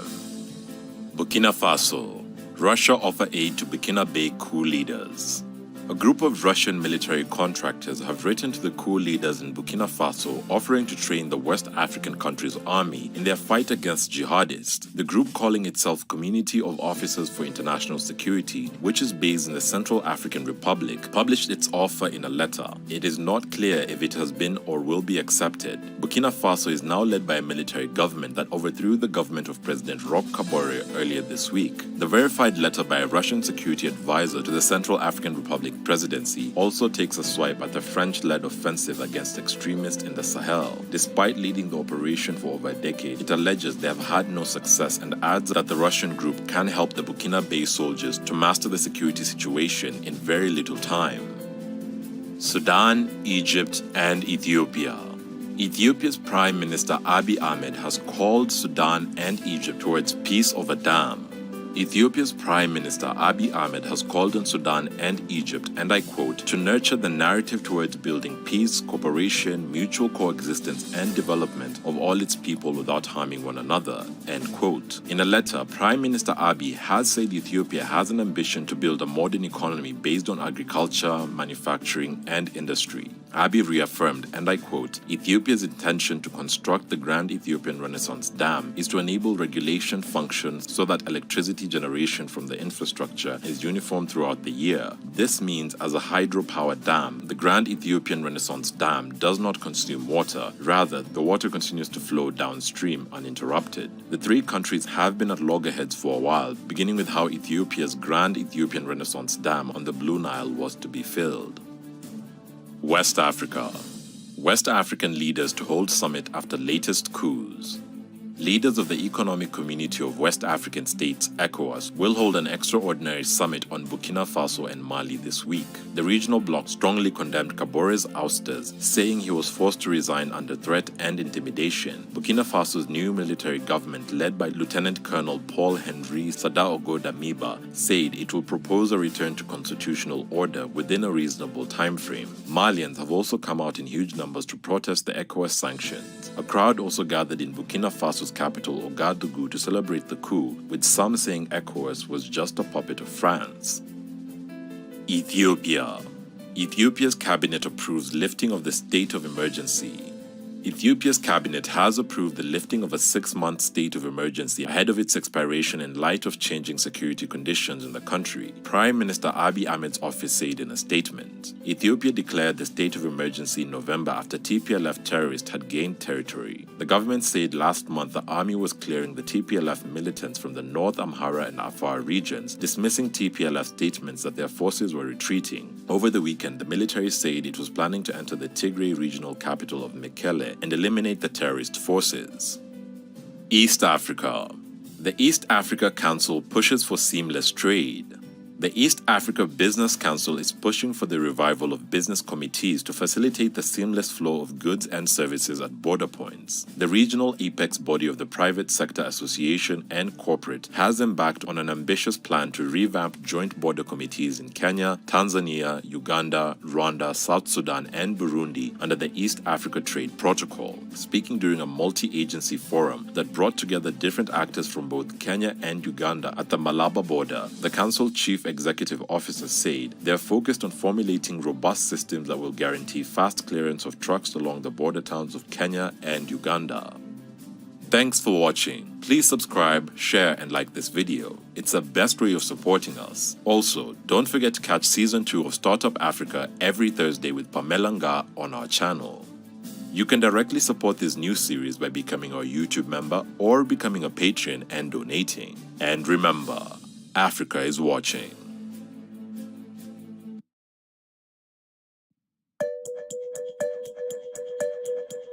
Hi there, and welcome to Startup Africa on your favorite YouTube channel, 2NACHEKI. I'm your host, Pamela Nga. On this show, we're bringing to you entrepreneurial stories like no other. We're not just talking about entrepreneurship, we're bringing them to you at their home place. We're here at Romper Express at this beautiful place, Unix Restaurant, where we're gonna meet the founder. He's a record label owner. He's a vibrant, dynamic, and innovative Cameroonian entrepreneur. And I cannot wait to sit with him. So sit back and enjoy the next 10 minutes while I chit-chat and view and enjoy a conversation with Nick. Let's go, I'm excited. I don't know what to expect. Oh, wow. Really like the wood. Like the wood. Hey, Pam. Hey, let's do How are you? I'm Doing okay? I'm fine. Hi, Nick. Come in. Wow.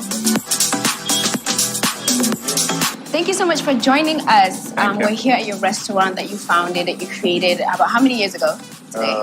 2.5. 2.5 years. So Unix is 2.5 years. Yes, old, yes. Wow.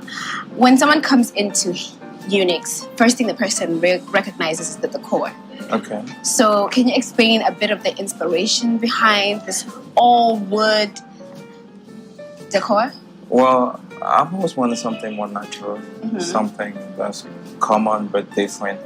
So found myself with wood and grass. Wow. And nature. Wow. Do you love wood and grass and nature? Yeah, Do you think that wood. there's an African feeling to that? Well, I wouldn't say African per se. It's universal. It's natural. If you go to China, you go to America, Chad, Nigeria and stuff, wood and grass is everywhere. So Yeah. it's something we could relate to. So it's not typically Cameroon or African. It's universal. It's nature. Right. So I heard that everything here was handmade.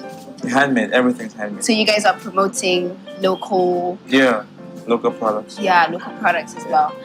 And why did you want to do restaurant? Like, you could have come and invested into anything in Cameroon, but you wanted to do food.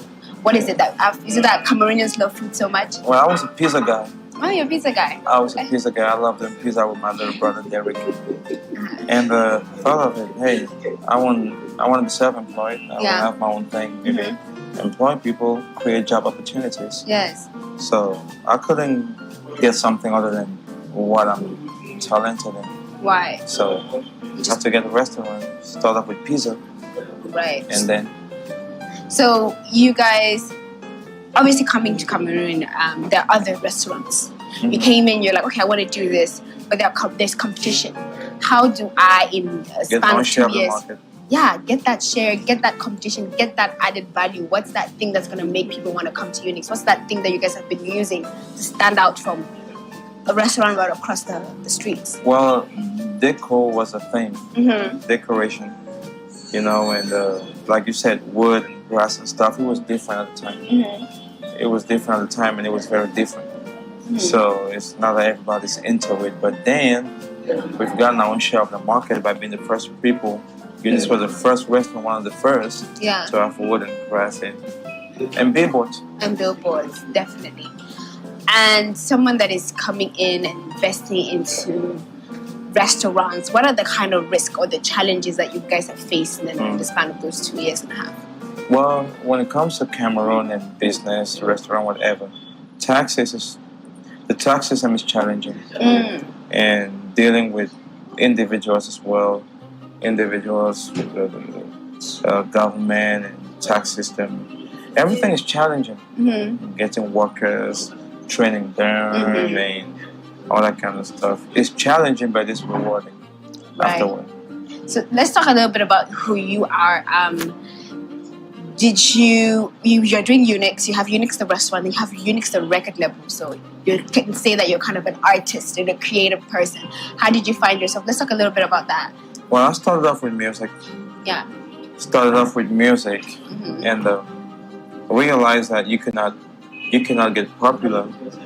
You cannot blow being broke. Right. Period. Yeah. So I had to get into business, get myself situated, have some funds, have some fuel to fuel my passion. Yeah. So restaurant was it, and it really worked out for me. Right. Yeah. So what is it like running what do you think about the music industry in Cameroon right now? Man, the music industry is crazy. All you have to do is money. If you have money, everything happens for you. Yeah. Do you think they're talented musicians? Do I think what? Do you think they are talented musicians? They are, but they're not mainstream. They're not heard of. They're not heard of. They're not mainstream at all. They're not mainstream. They're not heard of. Right. So coming back to the restaurant, most of the stuff that I brought here, what is that meal that customers like to eat here a lot? Yes. Is it fufu? No. Rice? Rice? Yeah. It's rice and chicken. Rice and chicken, fried rice and chicken. Yes. And here's made different. Why? It's nice, yeah. A specialty. So the food, you guys talk about the decor, but the way you guys cook as well is that particularity that makes people even come and order. Because people come and order, they call to order. They call to order and stuff. Yeah. Yeah, it's different, it's special. I think it's the best rice in the country. Wow. Yeah, rice and chicken. Yeah, you can taste some for yourself. Yeah, I had some. Oh, you did? I did. How was it, though? It was nice. Honest opinion. I had plantain and chicken. Okay. Because I'm a plantain chicken person. All right, you know what? I'm not really a rice person. I'll offer you for the rice. For nothing. Yeah. Thank you. But cutlery classes come handy.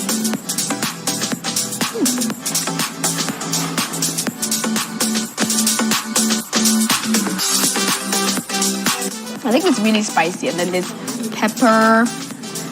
So if you're African, you have to love pepper. Period. If you don't love pepper, Change your nationality now. Change it now, my friend. You've been doing this for 2 years. How long have you had the record label for? The record label has been, how long has it been? 1 year. A year? Yeah. So as an entrepreneur, what's the thing that you enjoy the most? Being an entrepreneur? Yeah. Taking up challenges, working 24/7. Really? Yes. You're a workaholic? Yeah, well, You like I love that? to work. I love to work. How does your partner feel about that? What now? Your partner? How does she feel about you working all the time? I just got married a couple days ago. Okay. Yeah, but everything in here is handmade. Yeah. So how does she feel about you always working? Because sometimes, workaholic can be cool at the beginning, but at the beginning it could be cool, but after everything you have to create time for certain things. Yeah. So you have to strike a balance. You say you're balanced? You're a balanced person? Yeah, I'm very balanced. Okay. I separate priorities and share them equally.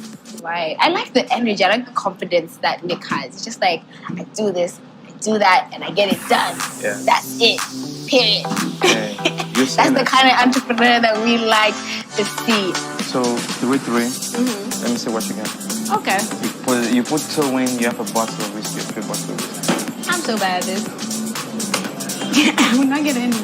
Thank you. And what if I put this 3 in? What do I get? I don't know. A bottle of whiskey, yeah? A bottle of whiskey? You sure? I don't know, Jazz. Come on. Yeah, you missed it though.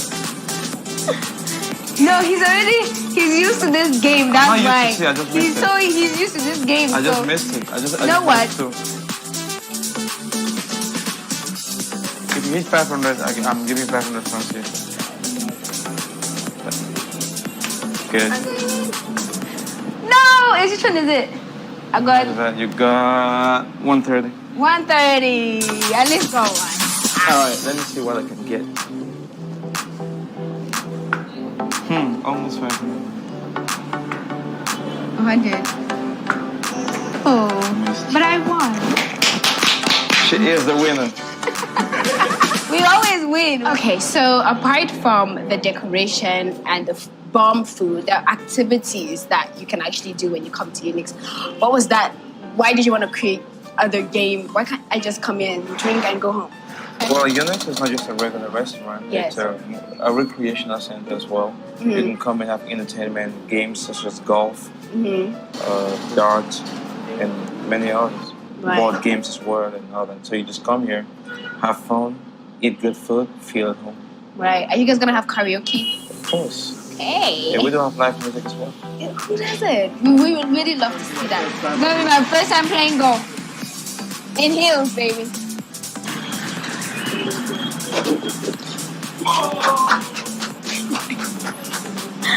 Alright, let me One! It takes forever for one ball to go in.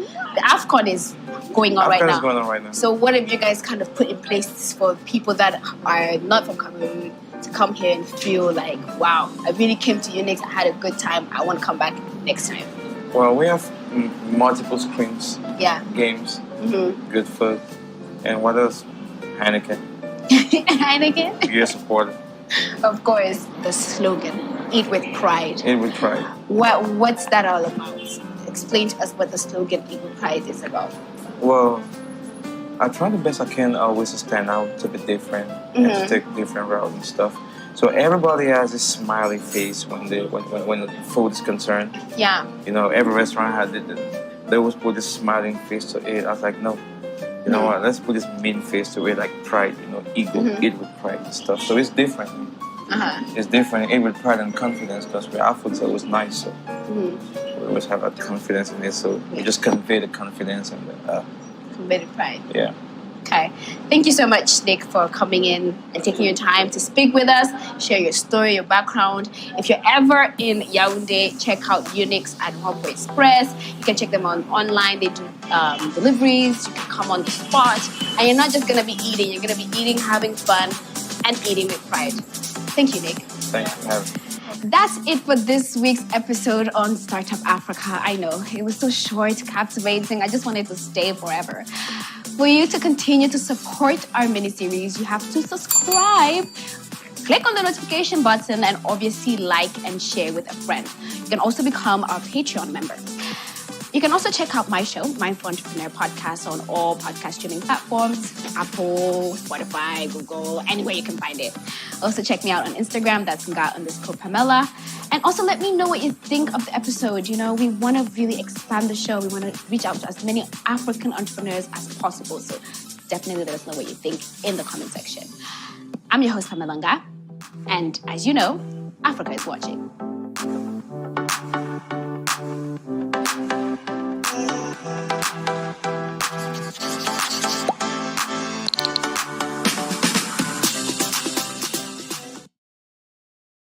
Burkina Faso. ECOWAS blamed for current unrest in Burkina Faso. The Economic Community of West African States, ECOWAS, has been partly blamed for the current unrest in Burkina Faso and other parts of the Sahel region in recent months. Executive Director of the Africa Center for Security and Counterterrorism, Emmanuel Cotin, says ECOWAS is becoming dysfunctional in the discharge of its duties. He added that ECOWAS needs to have a second look at its roles within these countries and engage more in dialogue and strengthen their governance and security institutions. Soldiers in Burkina Faso took control of the country after civilian unrest due to insecurity. Burkina Faso now joins Chad, Mali, Guinea, and Sudan in recent coups in West and North Africa. Kenya. Kenya extends export ban to curb harvest of immature avocados. Growers and exporters dealing in the avocado export business face an indefinite ban on the export of Hass and Fute varieties. Kenya's Agriculture and Food Authority Director Benjamin Tito noted that the ban, which took effect on November 15, 2021, is aimed at curbing the harvest and export of immature avocados. The ban, however, exempts the export of jumbo avocado varieties and those having off-season crops. It will remain in effect in order to control the export of undersized crops in which have negatively impacted the image of the commodity in overseas markets. Here is your latest African news. We need to find ways to include the entire world, to give hope to Africans so that they don't need to cross the Mediterranean in order to find maybe a better life, but more probably death in the sea. See that football is going into a direction where a few have everything and the vast majority has nothing. I understand. In Europe, the World Cup takes place twice per week because the best players are playing in Europe. So in Europe, there is no need for additional possibilities and events. But if we think about the rest of the world, and also if we think about Europe, the vast majority of Europe, who doesn't see the best players, who doesn't participate in the top competitions, then we have to think about what football brings. The result is football is unique, football is global, but we have to make it truly global. We have to make it truly inclusive, such as the values that have built Europe and that we are bringing as well all over the world. And football definitely is an instrument and a tool that is at your disposal, at the disposal of every citizen in order to have more opportunities and more chances to be inclusive. Thanks for watching. Visit our YouTube channel tunacheki to watch our daily news reports and our website tunacheki.tv for all the latest news updates. Also, don't forget to catch the return of our show Africa in the News on our channel. You can directly support this new series by becoming our YouTube member or becoming a Patreon. And remember, Africa is watching.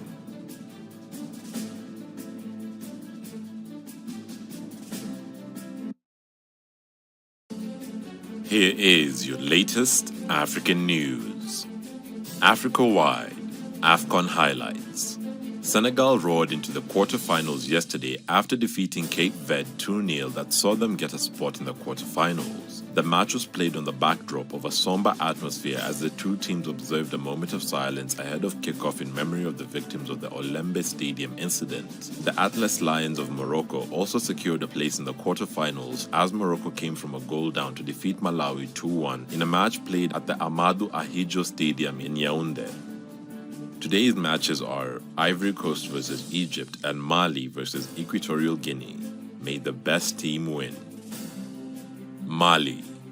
Mali demands Denmark immediately withdraw its special forces.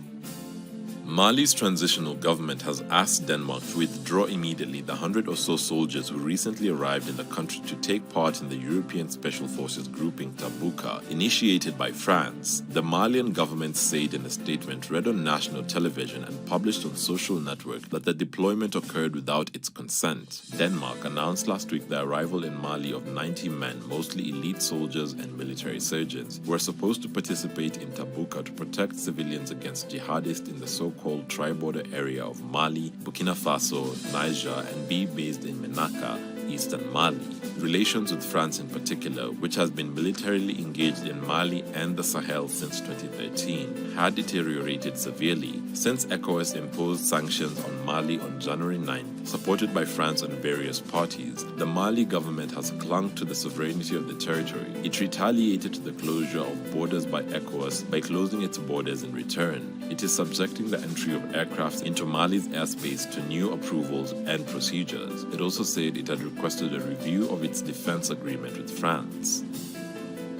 Ethiopia. Designated terrorist group TPLF announces push into neighboring Afar region.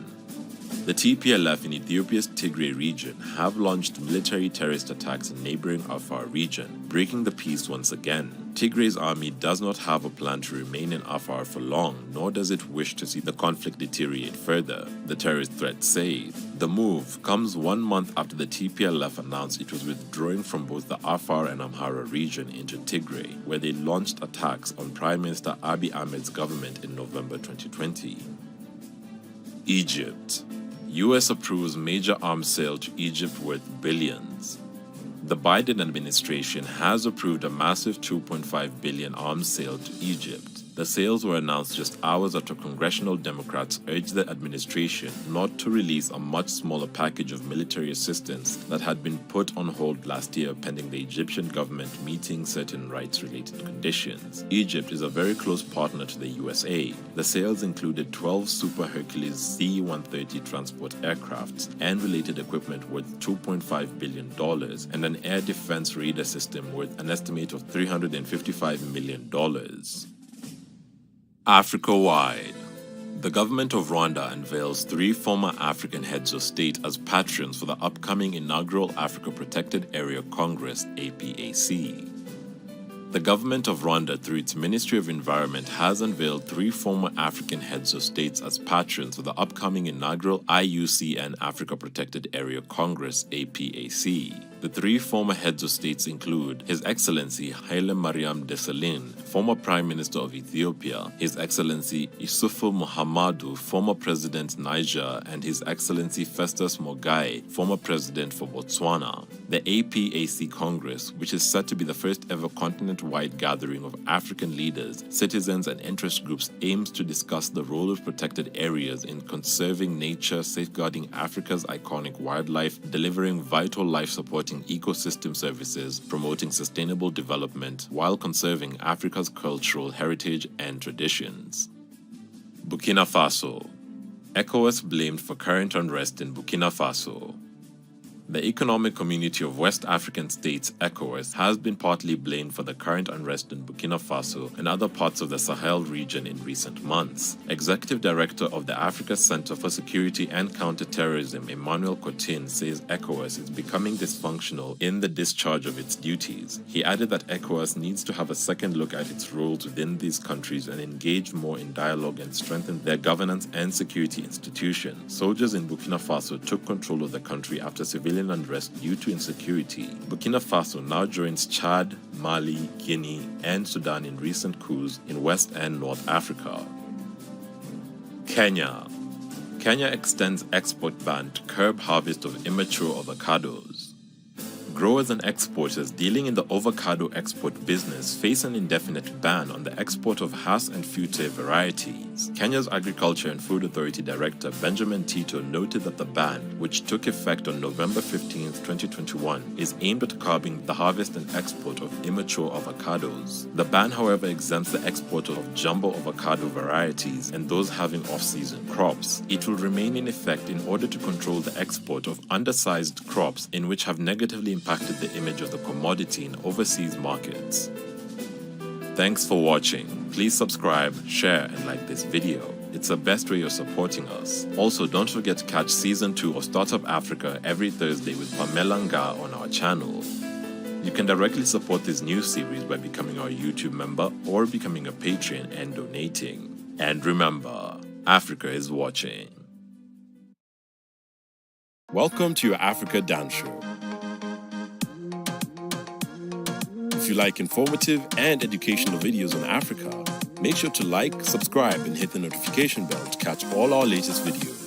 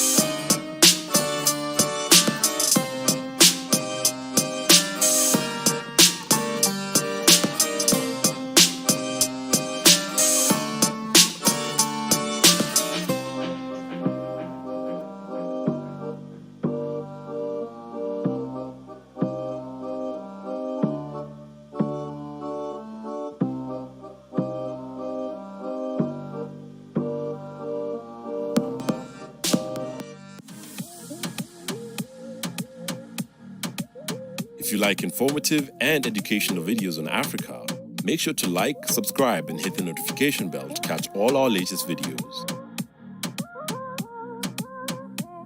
And please feel free to leave your suggestions, news tips, or topics about Africa you'd like us to cover.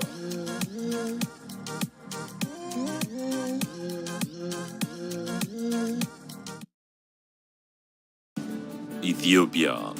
World Health Organization set aside Ethiopia's request to probe Tedros' links to TPLF. A World Health Organization official has said that the global body would postpone a decision on Ethiopia's request to investigate its leaders for allegedly supporting rebellious forces fighting the Ethiopian government. World Health Executive Board Chair Patrick Amoth made a statement at a meeting of the board in Geneva where current Director General Tedros Adhanom Ghebreyesus bid for a second term as head of the UN agency is due to be discussed. Tedros, an Ethiopian national, said earlier this month that aid was being blocked from getting through to his home region of Tigray, where rebellious forces are fighting the central government. On January 14th, Ethiopia's foreign ministry accused Tedros, who previously served as the Ethiopian health minister and foreign minister in the TPLF administration, of spreading misinformation about the war in the country's north.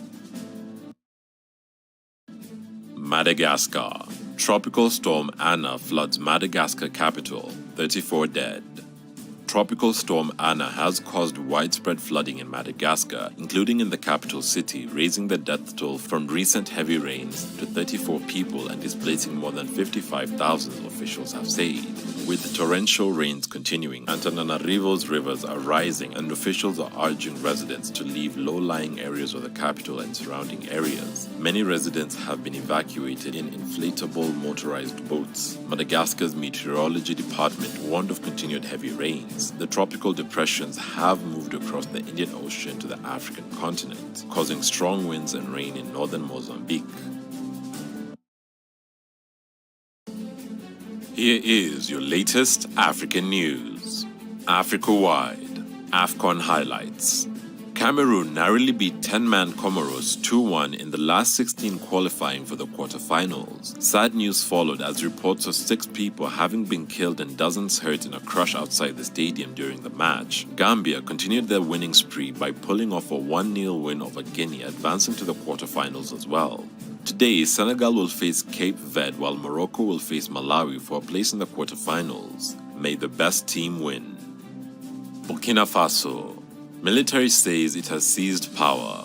The military in Burkina Faso says it has seized power and overthrown President Roch Kabore. The announcement was made on the state television by an army officer who cited the deteriorating security situation for the military takeover. Mr. Kabore had faced growing discontent over his failure to stem an Islamic insurgency. His whereabouts are unclear, but the officers say that all those detained were in a secure location. The coup comes a day after troops seized barracks and gunshots were heard near the capital, Ouagadougou. The mutinying troops demanded the sacking of military chiefs and more resources to fight militants linked to the Islamic State group and Al-Qaeda. The army statement said Mr. Kabore had failed to unite the nation and to deal effectively with the security crisis, threatening the very foundations of the coup.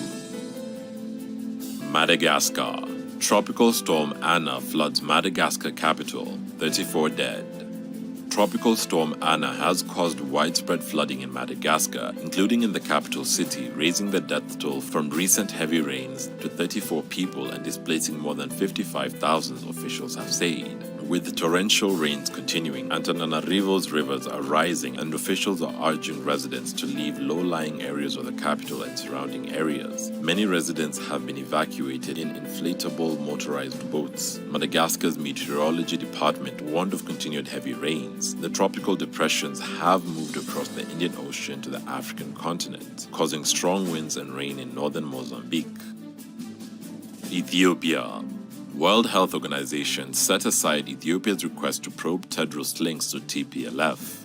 A World Health Organization official has said that the global body would postpone a decision on Ethiopia's request to investigate its leaders for allegedly supporting rebellious forces fighting the Ethiopian government. World Health Executive Board Chair Patrick Amoth made a statement at a meeting of the board in Geneva where current Director General Tedros Adhanom Ghebreyesus bid for a second term as head of the UN agency is due to be discussed. Tedros, an Ethiopian national, said earlier this month that aid was being blocked from getting through to his home region of Tigray, where rebellious forces are fighting the central government. On January 14th, Ethiopia's foreign ministry accused Tedros, who previously served as the Ethiopian health minister and foreign minister in the TPLF administration, of spreading misinformation about the war in the country's north. Malawi. Malawi's president fires cabinet over corruption charges. Lazarus Chakwera has dissolved his government due to graft charges against 3 ministers. The president is facing a revolt over perceived inaction on corruption within the government. Chakwera told the nation in a televised address that all the functions of cabinet should be reverted to his office until he announces a reconfigured cabinet in 2 days. He vowed to confront all forms of lawless conduct by public officials. Nigeria. Nigeria's new Dangote refinery to start processing crude oil. Nigeria's new Dangote refinery will start processing crude oil this year. This week, Nigerian businessman Aliko Dangote and Akinwumi Adesina, the chief of the African Development Bank, both toured the Nigeria Greenfield crude oil refinery. Dangote announced the plants will begin operation by third quarter of 2022. The plant, which is located in Lagos, is hoped to be a game changer that will spur Africa's development and deepen regional integration. The product will have at first a processing capacity of 540,000 barrels a day and is expected to reach full capacity by the end of the year or early 2023. By 2023, this output should enable Nigeria to break free from the imports of petroleum oil products. Zimbabwe. Another Chinese company tries to evict villagers for a coal mine. Yet another Chinese miner, Monaloth, is embroiled in a bitter wrangle with villagers in Binga who are resisting a bid to evict them from their ancestral lands. The villagers were recently given a 3-month notice to vacate their homes and pave way for the establishment of a coal mine by Monaloth. The villagers laid down their demands and concerns, which included good shelter, roads, and clean water, which are yet to be met. The eviction of the Binga villagers has raised concerns in other parts of the district that they may also be relocated to pave way for their mining projects. Reports of relocation reportedly bring sad memories among the Tonga people who are still angry following their forced relocation by colonizers from their ancestral lands in the 1950s. Thanks for watching. Please subscribe, share, and like this video. It's the best way of supporting us. Also, don't forget to catch Season 2 of Startup Africa every Thursday with Pamela Nga on our channel. You can directly support this new series by becoming our YouTube member or becoming a patron and donating. And remember, Africa is watching. Here's what is happening in Africa now. The military in Burkina Faso says it has seized power and overthrown President Roch Kabore. The announcement was made on the state television by an army officer who cited the deteriorating security situation for the military takeover.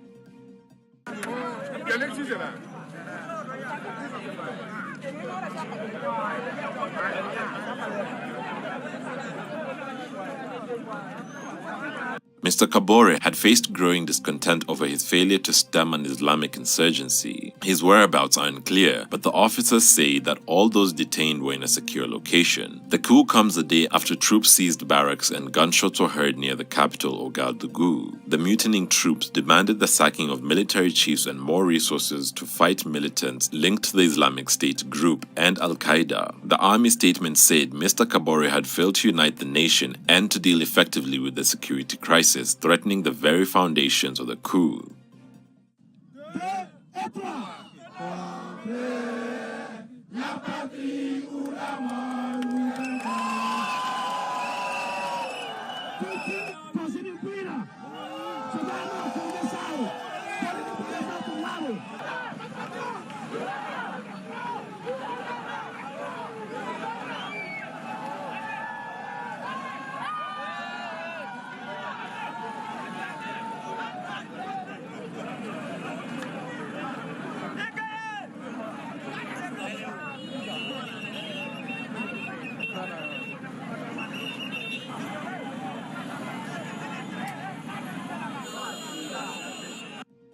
If you like informative and educational videos in Africa, make sure to subscribe and hit the notification bell to catch all our latest videos. And feel free to leave your suggestions, news tips, or topics about Africa that you'd like us to explore. And remember, Africa is watching. African Sahara. Snow falls in Sahara Desert for the 5th time in 40 years. New images of the Sahara Desert blanketed in snow have appeared this week on social media. The Sahara is the world's driest desert and one of the hottest places on Earth. The numerous desert spans 11 countries: Algeria, Chad, Egypt, Libya, Mali, Mauritania, Morocco, Niger, West Sahara, Sudan, and Tunisia. Sand dunes can reach up to 180 meters high and water is scarce in the region. The images captured earlier in January by photographer Karim Boichatata reveal snow and ice near the town of Ais-Sefra in northwest Algeria. The region has experienced snow just a handful of times in the past 40 years. The only previous recorded incidences of snow in Ais-Sefra were in 1979, 2017, 2018, and 2021. One scientific study suggests extreme cold weather events could be attributed to Arctic warming. So when recent photos showed the South Africa. South Africa launches first Made in Africa satellites. South Africa has launched its first satellite constellation developed entirely in the continent of Africa. 3 locally produced nanosatellites, which made up the country's first maritime domain awareness satellite constellation, MDA-SAT, were launched from Cape Canaveral in the United States as part of American aerospace company SpaceX Transporter-3 mission. Transporter-3, SpaceX's third dedicated rideshare mission, carried a total of 105 spacecraft from various organizations and governments, including CubeSats, Microsats, Pocket Cubes, and orbital transfer vehicles. Here is your latest African news. Africa-wide, AFCON highlights. Burkina Faso beat 10-man Gabon on penalties to reach the quarterfinals in the Africa Cup of Nations in Cameroon following a 1-1 draw over the weekend. Tunisia upset 10-man Nigeria to set up a quarterfinal tie against Burkina Faso. Tunisia, Nation Cup winners in 2004, will face Burkina Faso in the last 8 on Saturday, January 29th. Africa-wide, China is using government buildings to spy on Africa, a new report says. A shocking new report underscores that China's 2-decade-long blitz of engagement in Africa has likely given it extensive surveillance access to the continent. Chinese companies, all of which are legally obliged to help the CCP gather intelligence, have built at least 186 government buildings in Africa and at least 14 sensitive intragovernmental telecommunication networks. In addition, Beijing is documented to have also donated computers to at least 35 African governments. The report says particular mention of Beijing's apparent use of private companies, given that all Chinese internet companies are subject to their leadership mandates that they cooperate with the government to reduce users' anonymity. Burkina Faso. Shots heard near the presidential palace. Shots have been heard near the presidential palace in Burkina Faso's capital amid a mutiny by soldiers. Gunfire has also been heard at several barracks in Ouagadougou, with soldiers demanding the sacking of military chiefs and more resources to fight militants. Hundreds of people came out in support of the troops, forcing authorities to introduce a nighttime curfew. The government said the crisis had been contained. It dismissed rumors of a new coup attempt just over a week after 11 soldiers were detained for allegedly plotting a coup. It is the largest sign of growing discontent with President Roch Kabore's government over its failure to quell the insurgency that has affected the West African states since 2015. Guinea. Head of Guinea's ruling military appoints members of the Transitional Council. The head of Guinea's military, Colonel Mamadi Doumbouya, over the weekend named the members of the National Transitional Council, NTC. The 81-member legislative body will decide when civilians will return to power. Civil society activist Dr. Kanso Koruma was appointed president of the NTC. The members of the NTC represent all the country's social professional organizations as well as political parties. Colonel Doumbouya, who became transitional president on October 1st, 2021, after overthrowing President Alpha Conde, has pledged to hand over power to civilians after elections, but has not yet mentioned a deadline for this transition. The Economic Community of West African States, ECOWAS, insisted on the need to respect the 6-month deadline for holding elections and urges the Guinean authorities to quickly submit a timetable for this. South Africa. South Africa launches first Made in Africa satellites. South Africa has launched its first satellite constellation developed entirely in the continent of Africa. 3 locally produced nanosatellites, which made up the country's first maritime domain awareness satellite constellation, MDA-SAT, were launched from Cape Canaveral in the United States as part of American aerospace company SpaceX Transporter-3 mission. Transporter-3, SpaceX's third dedicated rideshare mission, carried a total of 105 spacecraft from various organizations and governments, including CubeSats, Microsats, Pocket Cubes, and orbital transfer vehicles. African Sahara. Snow falls in Sahara Desert for the 5th time in 40 years. New images of the Sahara Desert blanketed in snow have appeared this week on social media. The Sahara is the world's driest desert and one of the hottest places on Earth. The numerous desert spans 11 countries: Algeria, Chad, Egypt, Libya, Mali, Mauritania, Morocco, Niger, West Sahara, Sudan, and Tunisia. Sand dunes can reach up to 180 meters high and water is scarce in the region. The images captured earlier in January by photographer Karim Bouchatata reveal snow and ice near the town of Ais Sefra in northwest Algeria. The region has experienced snow just a handful of times in the past 40 years. The only previous recorded incidences of snow in Ais Sefra were in 1979, 2017, 2018, and 2021. One scientific study suggests extreme cold weather events could be attributed to Arctic warming. So when recent photos showed the dunes covered in beautiful icy patterns, it might have left you wondering, how is this even possible? Thanks for watching. Please subscribe, share, and like this video. It's the best way of supporting us. Also, don't forget to catch the return of our show, Africa in the News, on our channel. You can directly support this news series by becoming our YouTube member or becoming a patron and donating. And remember, Africa is watching. I think it's really spicy, and then there's pepper. Hi there, and welcome to Startup Africa on your favorite YouTube channel, tunacheki. I'm your host, Pamela Gunn. Hi, Nick. Come in. Wow. On this show, we're bringing to you entrepreneurial stories like no other. We're not just talking about entrepreneurship, we're bringing them to you at their home place. For joining us, we're here at your restaurant that you founded, that you created about how many years ago? 2.5. What's that thing that's going to make people want to come to you next? What's that thing that you guys have been using to stand out from a restaurant right across the... No, he's used to this game, that's why. Do you think there are talented musicians? There are, but they're not mainstream. They're not heard of. Oh, but I won. She is the winner. We always win. I had plantain and chicken. Because I'm a plantain chicken person. You know what? And I'm not really a rice person. I'll offer you for the rice. Okay. For nothing. I like the energy. I like the confidence that Nick has. It's just like, I do this, I do that, and I get it done. Yeah. That's it. Period. Yeah. That'll be my first time playing golf. In heels, baby. It takes forever for one ball to go in. So sit back and enjoy the next 10 minutes while I chit-chat and view and enjoy a conversation with Nick.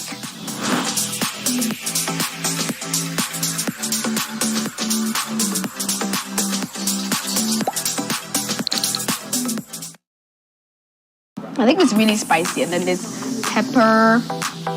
Hi there, and welcome to Startup Africa on your favorite YouTube channel, tunacheki. I'm your host, Pamela Gunn. Hi, Nick. Come in. Wow. On this show, we're bringing to you entrepreneurial stories like no other. We're not just talking about entrepreneurship, we're bringing them to you at their home place. For joining us, we're here at your restaurant that you founded, that you created about how many years ago? 2.5. What's that thing that's going to make people want to come to you next? What's that thing that you guys have been using to stand out from a restaurant right across the... No, he's used to this game, that's why. Do you think there are talented musicians? There are, but they're not mainstream. They're not heard of.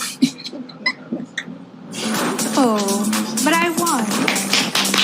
She is the winner. We always win. I had plantain and chicken. Okay. Here's what is happening in Africa now.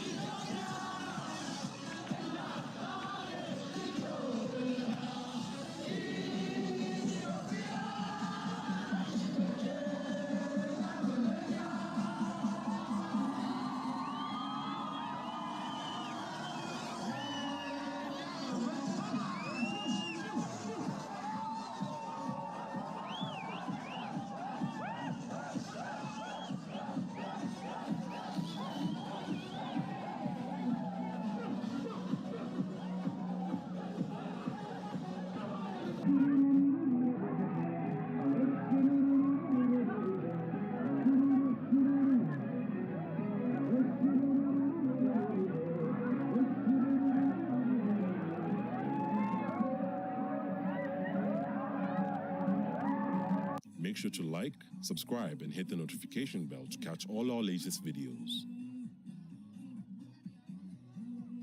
You can now leave your suggestions or topics you'd like us to cover in the comments below.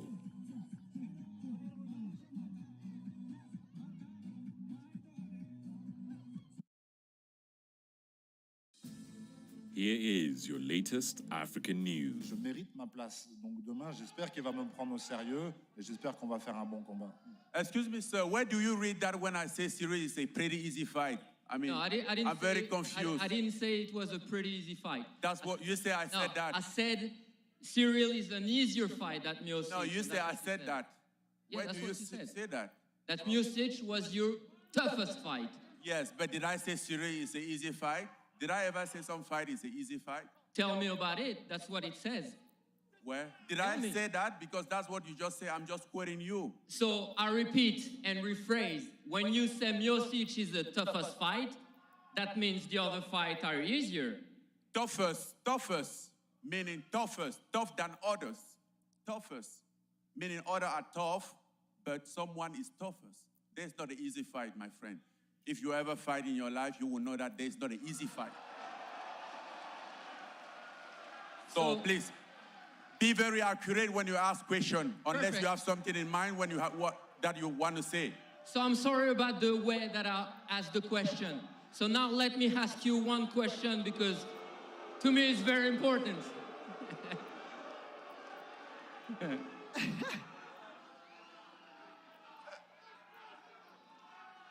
It's funny because now I look like the bad guy to you. Thanks for watching. Visit our YouTube channel, tunacheki, to watch our daily news reports and our website, tunacheki.tv, for all the latest news updates. Also, don't forget to catch the return of our show, Africa in the News, on our channel. You can directly support this new series by becoming our YouTube member or becoming a Patreon. And remember, Africa is watching.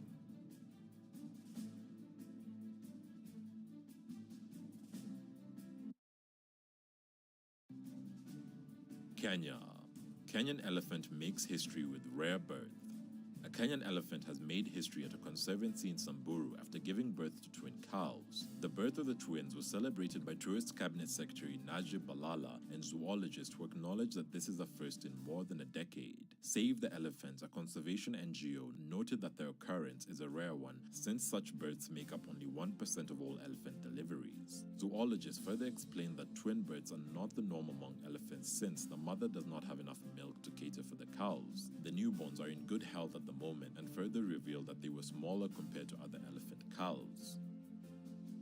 Thanks. Africa-wide. Lazare Asomo appointed as first African head of UNESCO's World Heritage. UNESCO's Director General Audrey Azoulay has appointed Lazare Asomo as Director of the UNESCO World Heritage Center. Originally from Cameroon, Mr. Asomo is a graduate in architecture and in urban planning. He joined UNESCO in 2003 in the African unit of the World Heritage Center, where he contributed to the creation of the African World Heritage Fund and the development of the World Heritage Earth and Architecture Program. From 2008 to 2013, he was head of the African unit of the World Heritage Center. He then became UNESCO's head representative in Mali, while the country was hit by a violent armed conflict. He was in charge of the protection of Mali's cultural heritage. He successfully led the reconstruction of the Timbuktu Mausoleum and the safeguarding of ancient manuscripts. He returned to UNESCO headquarters in Paris in 2016, initially as Deputy Director of the Heritage Division and of the World Heritage Center. In 2018, he became Director of Culture and Emergencies, coordinating emergency conservation responses to heritage sites affected by conflict and disasters, until his recent appointment. Bullying. If anyone dared to bully me while I was in primary school, I had the ability to convince them to go to the principal's office and have themselves expelled. And also, kittens. Wait, I'll explain. Welcome to Tunacheki, Africa in the News. I'm Mekimushi, and this is a show where we look at how Western media covers Africa, where we go through all the prejudice, racism, misinformation, and this week that saw almost every Western government bullying African leaders not to attend the African Union meeting in Addis Ababa. We look at how Western governments use the mainstream media to bully African countries into submission. So before we start, please make sure to subscribe, hit the notification bell, and like this video. It really helps us a lot if you like this video, because it shows YouTube this is a good video and it will recommend it to like-minded people like you. So let's spread that African content. So this week, Ethiopia's Prime Minister Abiy Ahmed thanked African leaders for deciding to hold the 20th anniversary AU President's meeting in Addis Ababa. So why is this important?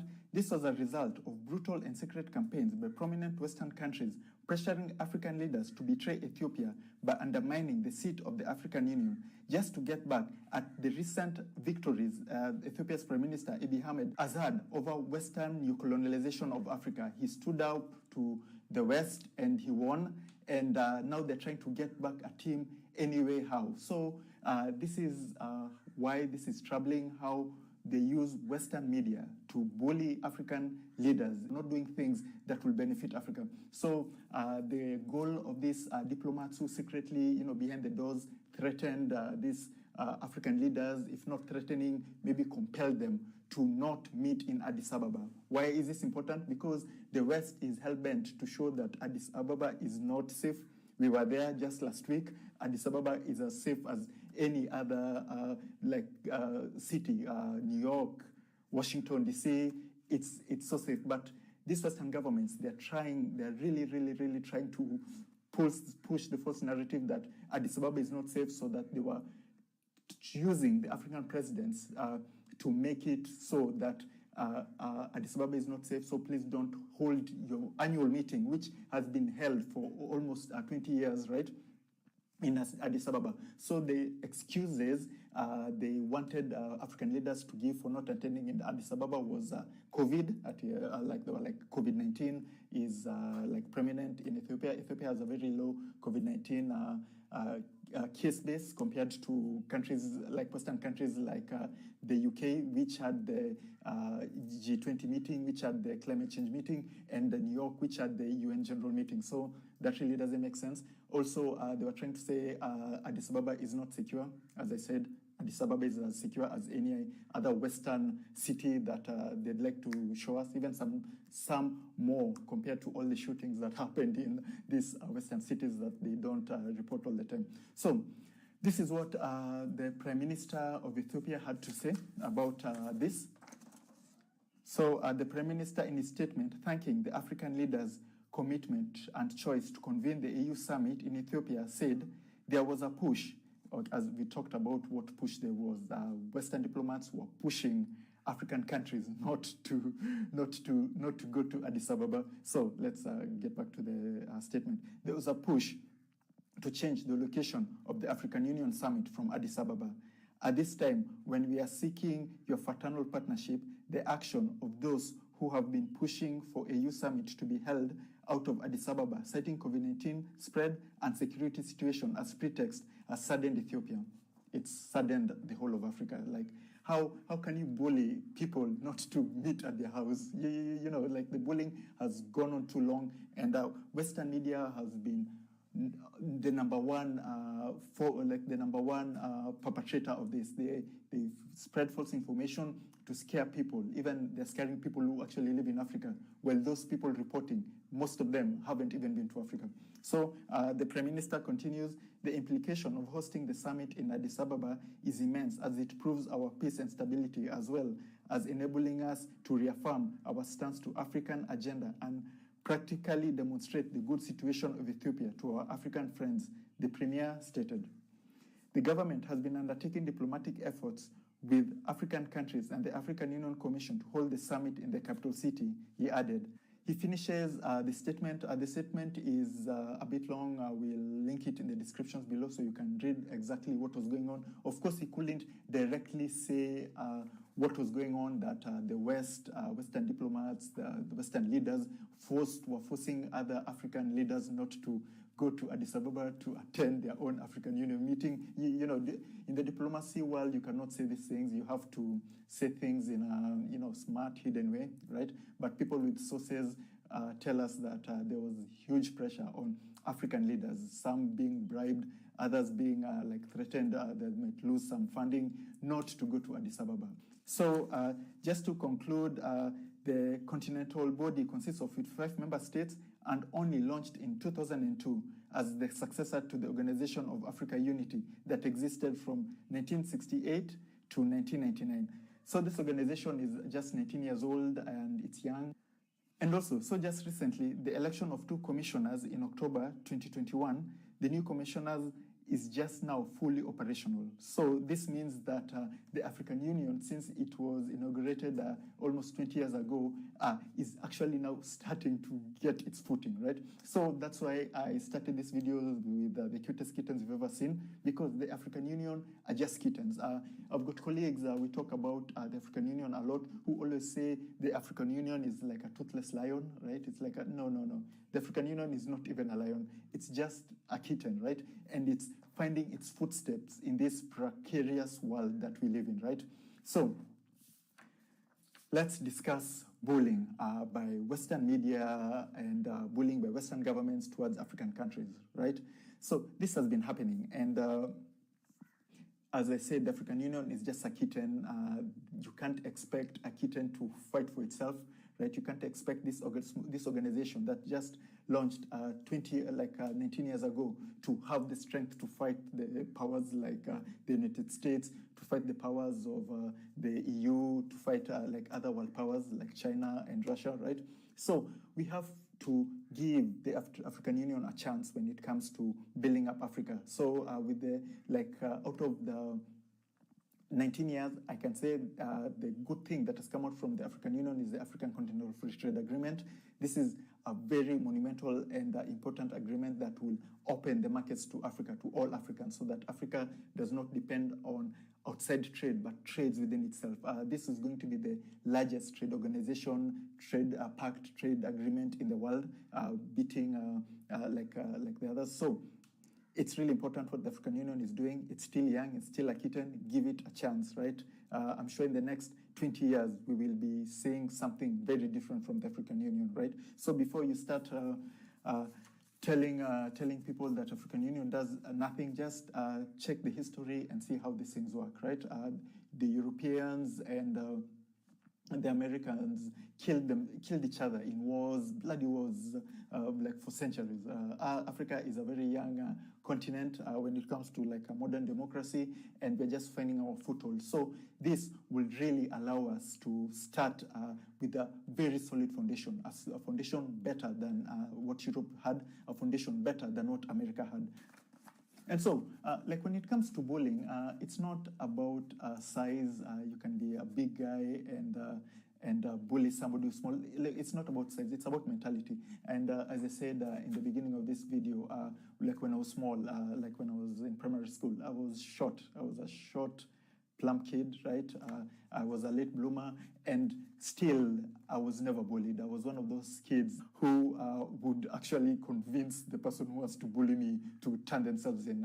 So Africa, before it grows up, like me, I grew up to be 6'3", a monster, right? Whoever knew that small kid will grow up to be a giant, right? So before Africa has a chance to grow up like me, right? It's still a kitten, as I said, it's still that kid. Give it a chance, right? And just because Africa, right now, the African Union is small, is growing, it doesn't mean it can be bullied around or pushed around. So the message of the day is stop the bullying of Africa, stop the bullying of African leaders, let Africa determine its own destiny, let Africa make its own decision, right? And with the presidents and leaders like Prime Minister, like Abiy Ahmed, this is the new generation that's showing the West that you cannot intimidate us, you cannot bully us. If you want to try invade us, you can try, but history has precedent over that, right? So, thank you for watching our video, Africa in the News. We really appreciate you guys tuning in to our videos, and thank you for subscribing. Thank you to all our members, our subscribers, our Patreons, and our donors. You really appreciate it. You saw our kittens. Cat food is quite expensive, so if you want to help us out, continue making these videos, please check out the descriptions below. You can either become a Patreon, a member, or just directly donate to us through our PayPal. So thank you again. Make sure to subscribe, hit the notification bell, and as I said, it's really important you like and share this video. It really shows YouTube this is a good video, and it will help perpetuate this video. More people will know about what's going on.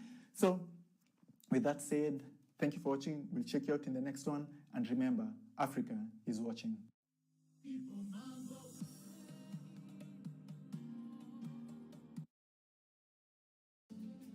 Here is your latest African news. Africa-wide, AFCON highlights.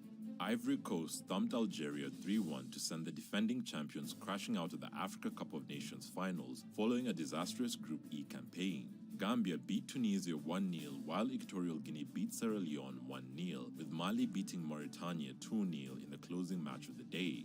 The knockout stage will resume on Sunday, the 23rd of January. The teams will be Burkina Faso versus Gabon, while Nigeria will face Tunisia later in the day. We wish all the teams the best of luck. Mali. UN Mali mission to resume flights suspended amid sanction dispute.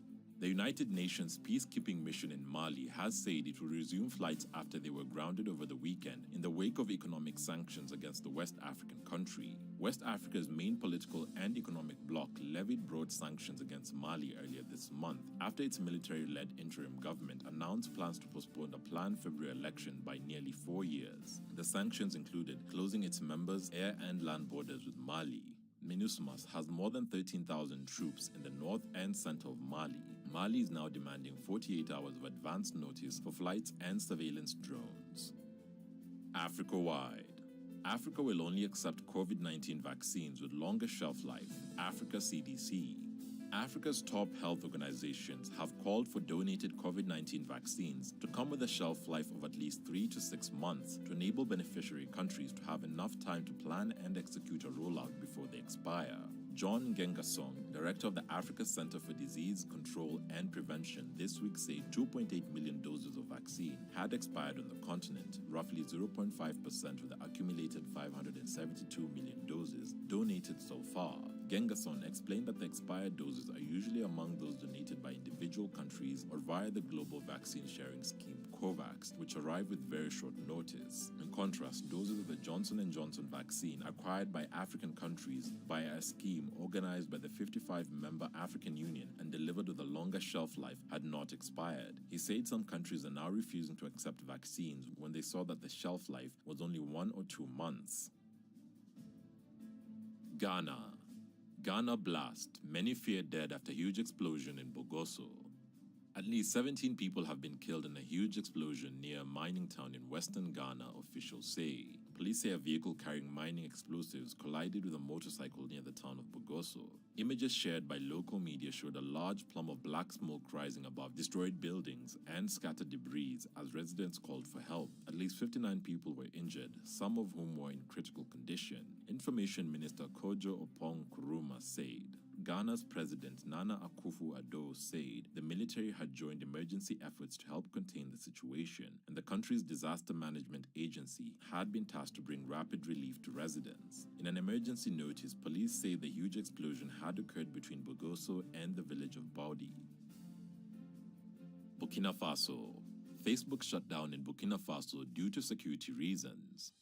Authorities in Burkina Faso say they have blocked access to Facebook for security reasons. Government spokesman Al-Kassoum Maïga said the government did not have to comment on the cause of the blockade, which began on January 10th. On January 11th, the government announced the arrest of 8 soldiers in connection with the development, which the country's media described as a coup attempt. Internet rights group NetBlock says there was a significant internet outage on January 11th. The alleged killing of 53 people by suspected jihadists last November has sparked public outrage at the government and has heightened fears of a military coup in the country. Africa-wide. Lazare Asomo appointed as first African head of UNESCO's World Heritage. UNESCO's Director General Audrey Azoulay has appointed Lazare Asomo as Director of the UNESCO World Heritage Center. Originally from Cameroon, Mr. Asomo is a graduate in architecture and in urban planning. He joined UNESCO in 2003 in the African unit of the World Heritage Center, where he contributed to the creation of the African World Heritage Fund and the development of the World Heritage Earth and Architecture Program. From 2008 to 2013, he was head of the African unit of the World Heritage Center. He then became UNESCO's head representative in Mali, while the country was hit by a violent armed conflict. He was in charge of the protection of Mali's cultural heritage. He successfully led the reconstruction of the Timbuktu Mausoleum and the safeguarding of ancient manuscripts. He returned to UNESCO headquarters in Paris in 2016, initially as Deputy Director of the Heritage Division and of the World Heritage Center. In 2018, he became Director of Culture and Emergencies, coordinating emergency conservation responses to heritage sites affected by conflict and disasters, until his recent appointment. Nigeria. Nigeria targets illegal oil refining, soot pollution. The Nigeria Delta Environmental Group, the Environmental Rights Action Friends of the Earth Nigeria, has applauded the current action taken by Governor Nyesom Wike of Rivers State to address the ongoing issue of oil theft and refining of stolen crude oil and the consequential release of soot into the environment. In the last 5 years, the group had been engaged in sustained research and advocacy with the aim of getting the different tiers of government and its regulatory institutions to take decisive actions to halt the persistent ambient air pollution witnessed in Rivers State. The environmental body noted that although artisanal refining of stolen crude oil is indicated as the current accelerator of soot and ambient air pollution in the Niger Delta region, it is also important to point out that decades of reckless exploration and production activities by multinational companies such as Shell, ill-maintained oil pipes and facilities, routine gas flaring, and lax regulatory frameworks are responsible for the dangerous situation in which millions of people who reside in the Niger Delta region now find themselves in. Kenya. Kenyan elephant makes history with rare birth.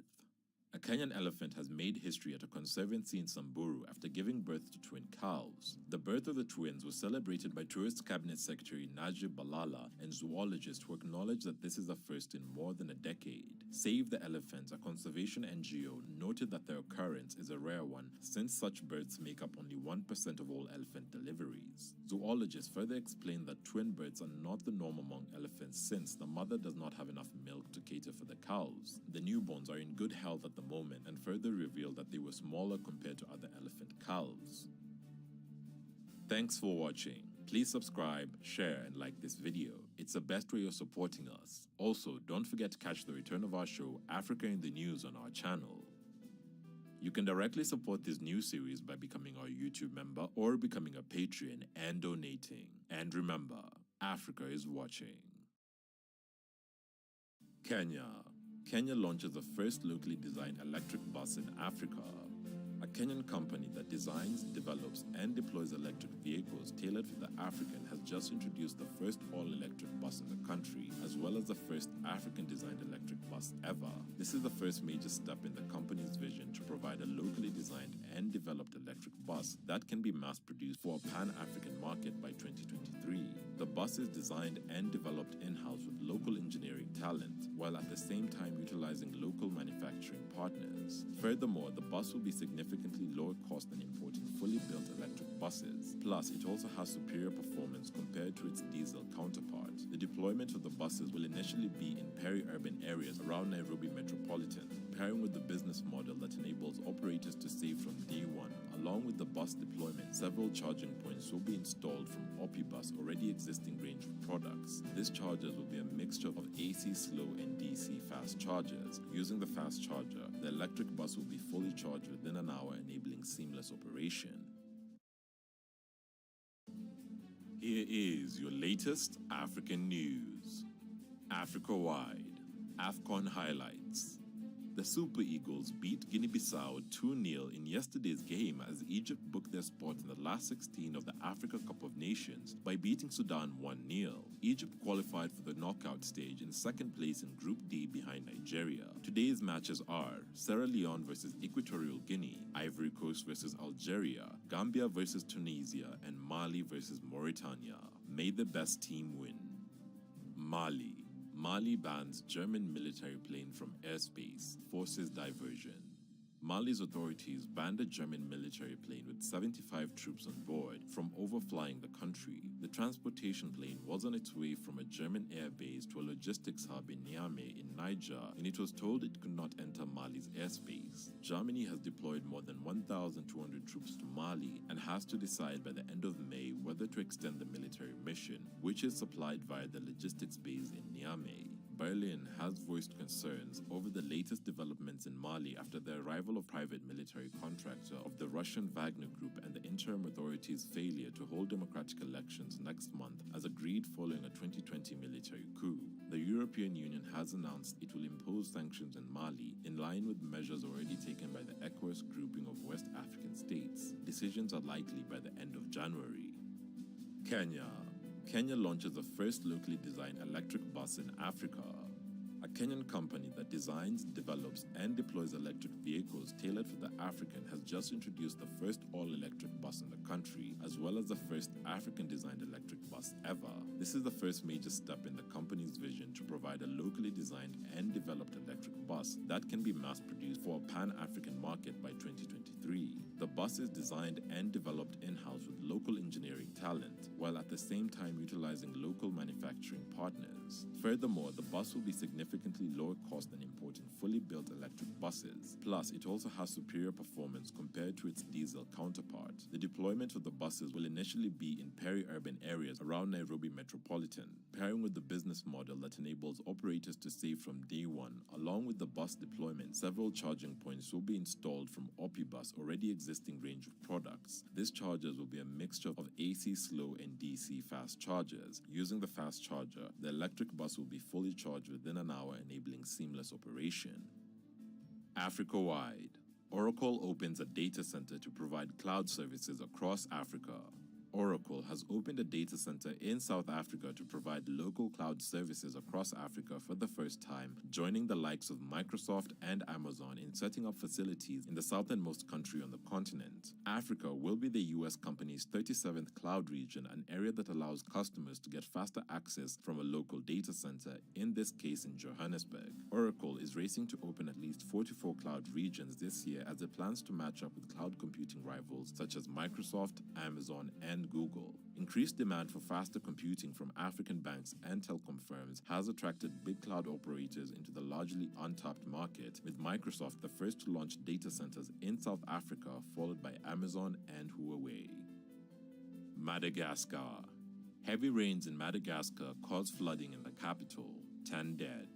Heavy rains in Madagascar have flooded parts of the capital city, Antananarivo, killing 10 people and making more than 12,000 homeless. With the rains continuing and a possible cyclone approaching the Indian Ocean islands, officials warned of potential landslides in the capital city, which is built on steep hills. President Andre Rajoelina has called an emergency meeting over the flooding crisis, his office announced. At least 2,400 residents in the capital are flooded and low-lying areas in the capital are in deep water, officials say. 6 houses in higher parts of the city have collapsed because of the rains. 3 gymnasiums in the city are being used to house displaced families, and others are sheltering in schools and local government offices.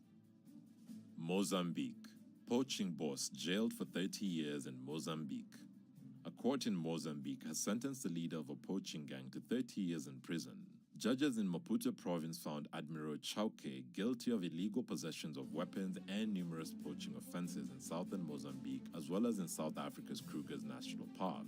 He was arrested trying to poach rhinos in May last year. There's a strong demand for rhino horn in China and Vietnam.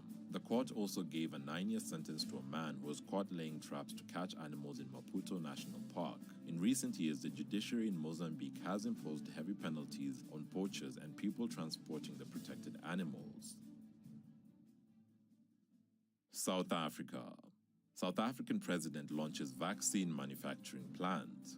South African President Cyril Ramaphosa has opened a new vaccine manufacturing facility that he says will boost the country's capacity to make its own inoculation for diseases including COVID-19. The plant in Cape Town, a partnership between a multinational biotechnology firm, the government, and South African universities, will help improve Africa's ability to produce vaccines, Ramaphosa Ramaphosa stated. The new plant aims to reach a goal of producing 1 billion vaccines annually by 2025. South Africa's Aspen Pharmacare already assembles the Johnson & Johnson COVID-19 vaccine in a factory in Gekoer-Berha. Another vaccine production plant in South Africa is operated by the BioVac Institute in Cape Town in partnership with Pfizer BioNTech to produce 100 million of its vaccine doses annually. Ramaphosa said Africa has secured 500 million doses of COVID-19 vaccines through the African Union's Vaccine Acquisition Task Team, but the continent needs more.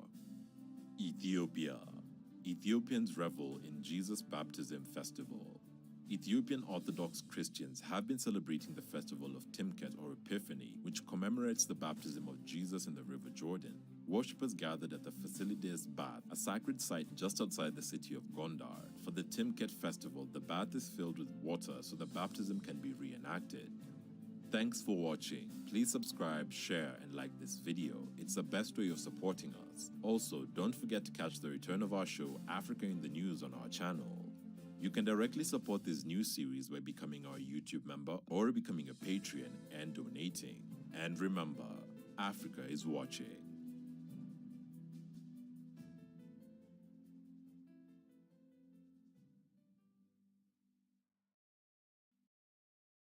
Here's what is happening in Africa now.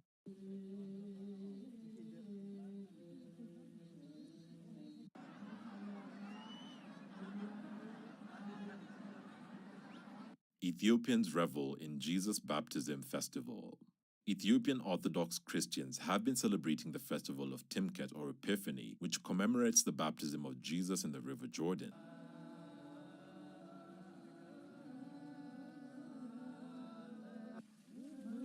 Worshippers gathered at the Facilities Bath, a sacred site just outside the city of Gondar, for the Timket festival.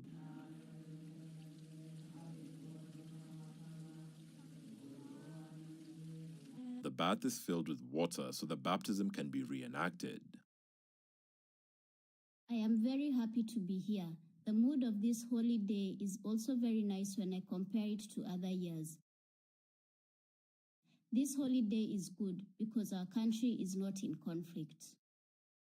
My feeling is good now because recently most of the Ethiopian Christians' hearts was in a bad mood because of the bad situation.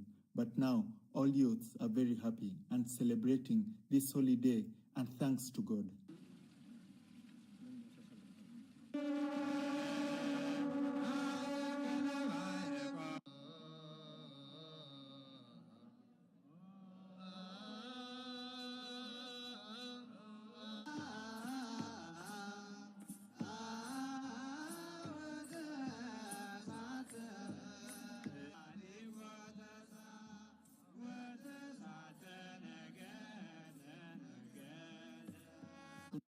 I am very happy because in this day our sins later tearing by our God and the wall of sin destroyed, and I wish this year to be peaceful for all Christians and Ethiopians.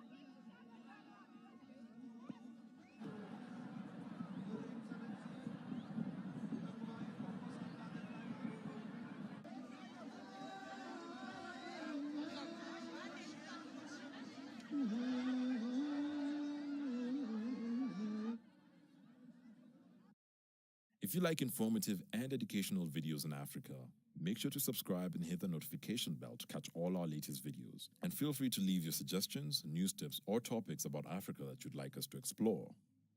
And remember, Africa is watching. Chad frees 250 rebels ahead of talks. The transitional authorities in Chad have released from prison the first of some 250 members of armed groups they promised to set free under an amnesty. Chad's Justice Minister Ahmad Mohamed Al-Habo led a short ceremony at a prison near the capital where 22 detainees would be convicted of taking up arms against the government were released. Rebel groups have been invited to join national peace-building talks, which are due to start next month. One of those officially pardoned, Samedi Todd Tanel, thanked those who made it possible and said he hoped others could benefit from such a gesture in the future. The amnesty was proposed following President Idris Deby's death at the battlefront last April. Nigeria to launch second satellite into orbit. Nigeria has mapped out strategies to launch a second satellite, SAT-2, into orbit to enhance the communication status of the nation. Minister of Communication and Digital Economy, Professor Issa Ali Pantami, disclosed this during a one-day facility visit and interaction with the staff of the Nigerian communication satellite in Lukbe, Abuja, stressing that President Muhammadu Buhari has given approval for the purchase of the satellite. The minister, who noted that he had gone further to lobby the Minister of Finance to ensure that this is included in the 2022 budget, however, did not disclose the amount approved and how many satellites are to be purchased. Sources indicate that the federal government has allocated about 2.5 billion naira for Satellite 2 project in the 2022 budget estimate. In 2011, Nigeria launched the existing Sat-1R with a lifespan of 15 years, which will expire in the next 4 years. Here is your latest African news. Africa-wide, AFCON highlights. At least 3 countries have qualified for the 2021 Africa Cup of Nations AFCON round of 16. Cameroon was the first country to qualify for the AFCON last 16 after wins over Burkina Faso and Ethiopia. Ghana suffered a humiliating group stage exit at the Africa Cup of Nations after the 4-time champions were beaten by the debutants Comoros. Meanwhile, the last group stage matches will commence today. Cameroon will face Cape Verde, while Ethiopia will clash with Burkina Faso. Sudan barricades streets as 2-day civil disobedience starts. Sudanese have shuttered shops and barricaded streets with burning tires and rocks on staging angry rallies to protest against one of the bloodiest days since the coup derailed the country's democratic transition. Responding to the Forces for Freedom and Change, an influential civilian bloc has called to start 2 days of civil disobedience. Security forces earlier this week opened fire, killing at least 7 people as thousands marched against the army's October 25th takeover. Protesters, sometimes numbering in the tens of thousands, have regularly taken to the streets since the coup led by General Abdel Fattah al-Burhan nearly 3 months ago. The military power grab derailed the fragile transition to civilian rule following the April 2019 ouster of autocrat Omar al-Bashir, with Prime Minister Abdallah Hamdok resigning earlier this month, warning Sudan was at a dangerous crossroads threatening its very survival. Chad frees 250 rebels ahead of talks. The transitional authorities in Chad have released from prison the first of some 250 members of armed groups they promised to set free under an amnesty. Chad's Justice Minister Ahmad Mohamed Al-Habo led a short ceremony at a prison near the capital where 22 detainees would be convicted of taking up arms against the government were released. Rebel groups have been invited to join national peace-building talks, which are due to start next month. One of those officially pardoned, Samedi Todd Tanel, thanked those who made it possible and said he hoped others could benefit from such a gesture in the future. The amnesty was proposed following President Idris Deby's death at the battlefront last April. Nigeria to retrieve 1,030 Benin bronze from Germany, commission. Nigeria will receive no fewer than 1,030 Benin artifacts from Germany in 2022, the Director General, National Commission for Museums and Monuments, Abba Tijani, has said. The objects were taken from the country during the punitive expedition of Benin in 1897. According to him, when the artifacts are received, it will give the Commission the opportunity to build new museums and attract more tourists across the world. He also added that this would also give them opportunities to view the cultural objects from the Nigerian context. Africa-wide, New Space Africa Conference 2022 to be held in Nairobi in April.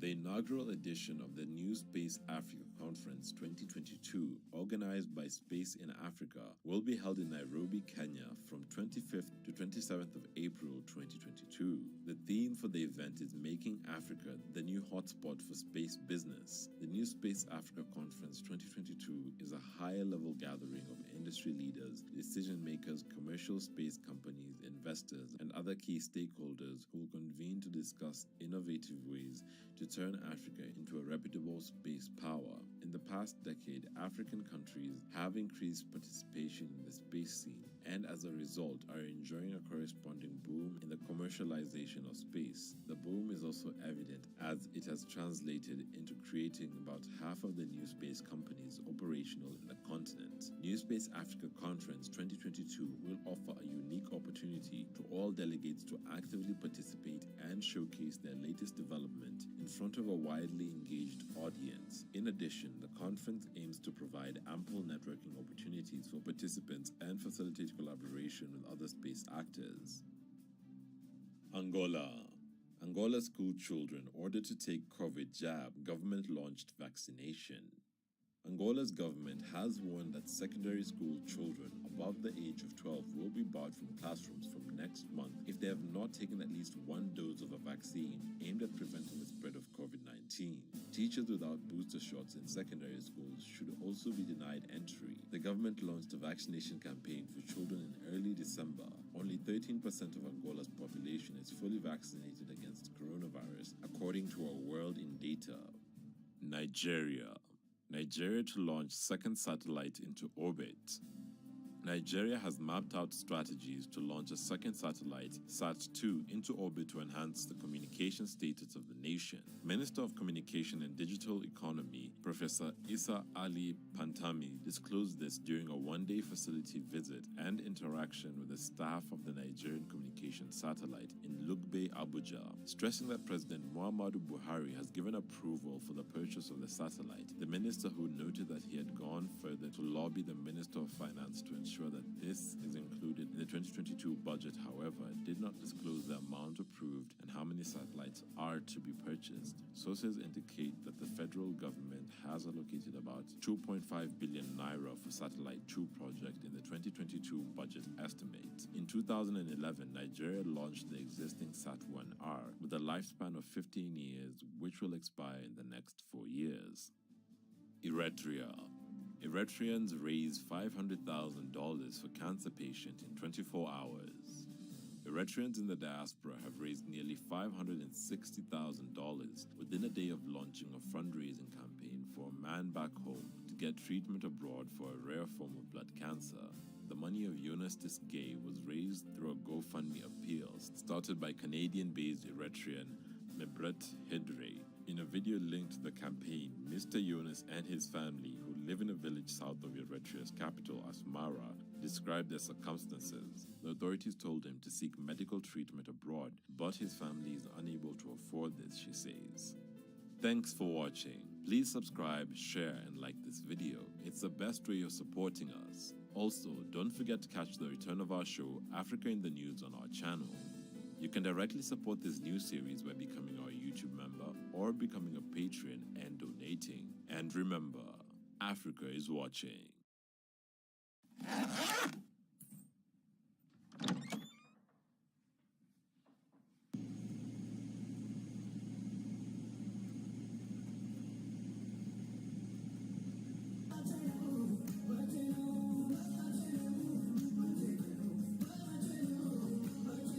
Hi everybody, welcome to tunacheki. Today we are doing a special vlog that will show you the beauty of Ethiopia. Okay, so join us as we go through the journey. We've got a very big trip planned out for you guys, and we'll tell you more about it as we go along. We are here for the Great Ethiopia Homecoming, and we'll take you through beautiful Ethiopia. We are going to the Oromia region, and together with the Oromia Tourism Commission, we will show you the beauty of this country. So join us in Ethiopia.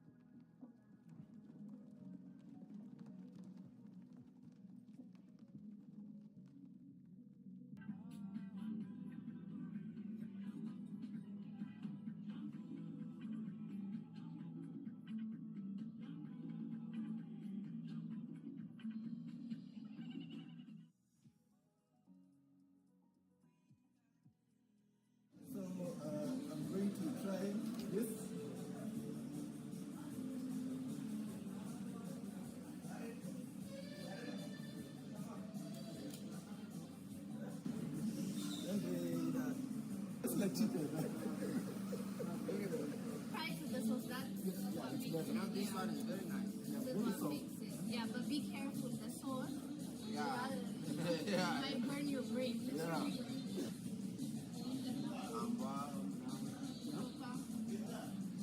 What do you want to drink? More shy. You? Again, you want shy?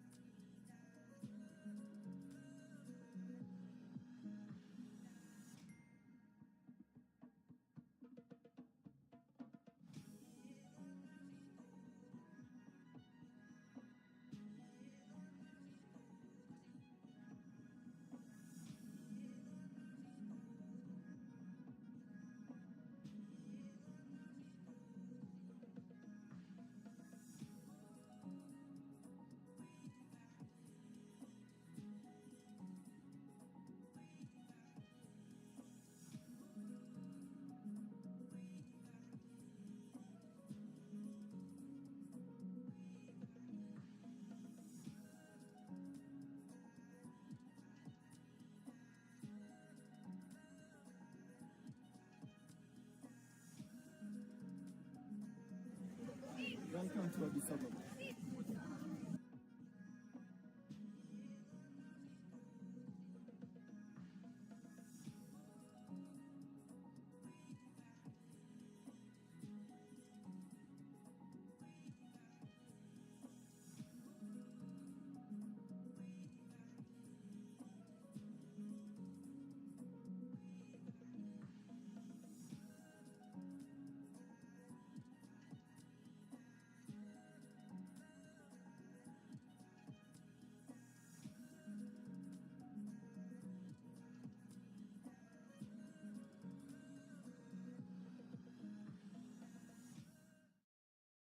Welcome to your Africa Dance Show.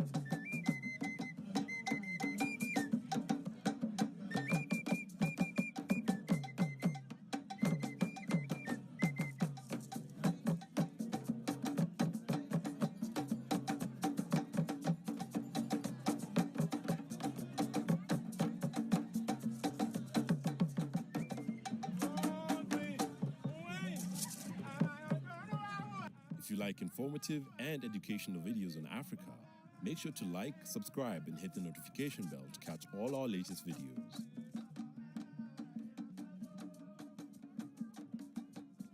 And please feel free to leave your suggestions, news tips, or topics about Africa you'd like us to cover.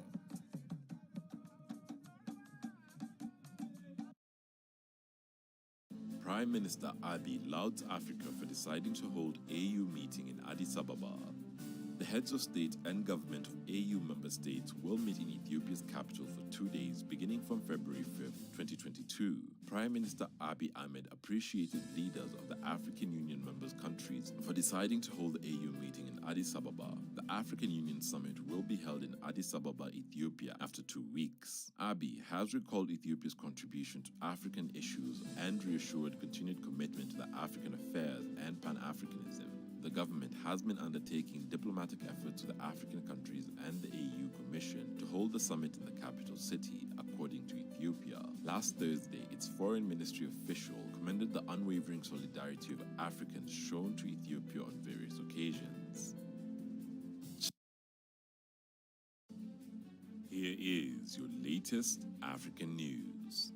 Africa-wide, AFCON highlights. Burkina Faso drew with Ethiopia 1-1, while host Cameroon also drew with Cape Verde 1-1. Both Burkina Faso and Cameroon made it to the playoffs. The next matches include Mali versus Senegal, Zimbabwe versus Guinea, Gabon versus Cameroon. We wish all the teams the best of luck.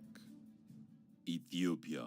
Prime Minister Abiy lauds Africa for deciding to hold AU meeting in Addis Ababa. The heads of state and government of AU member states will meet in Ethiopia's capital for 2 days beginning from February 5th, 2022. Prime Minister Abiy Ahmed appreciated leaders of the African Union members countries for deciding to hold the AU meeting in Addis Ababa. The African Union summit will be held in Addis Ababa, Ethiopia after 2 weeks. Abiy has recalled Ethiopia's contribution to African issues and reassured continued commitment to the African affairs and Pan-Africanism. The government has been undertaking diplomatic efforts to the African countries and the AU Commission to hold the summit in the capital city, according to Ethiopia. Last Thursday, its foreign ministry official commended the unwavering solidarity of Africans shown to Ethiopia on various occasions. Chad. Chad leader thanks Qatar for hosting reconciliation talks.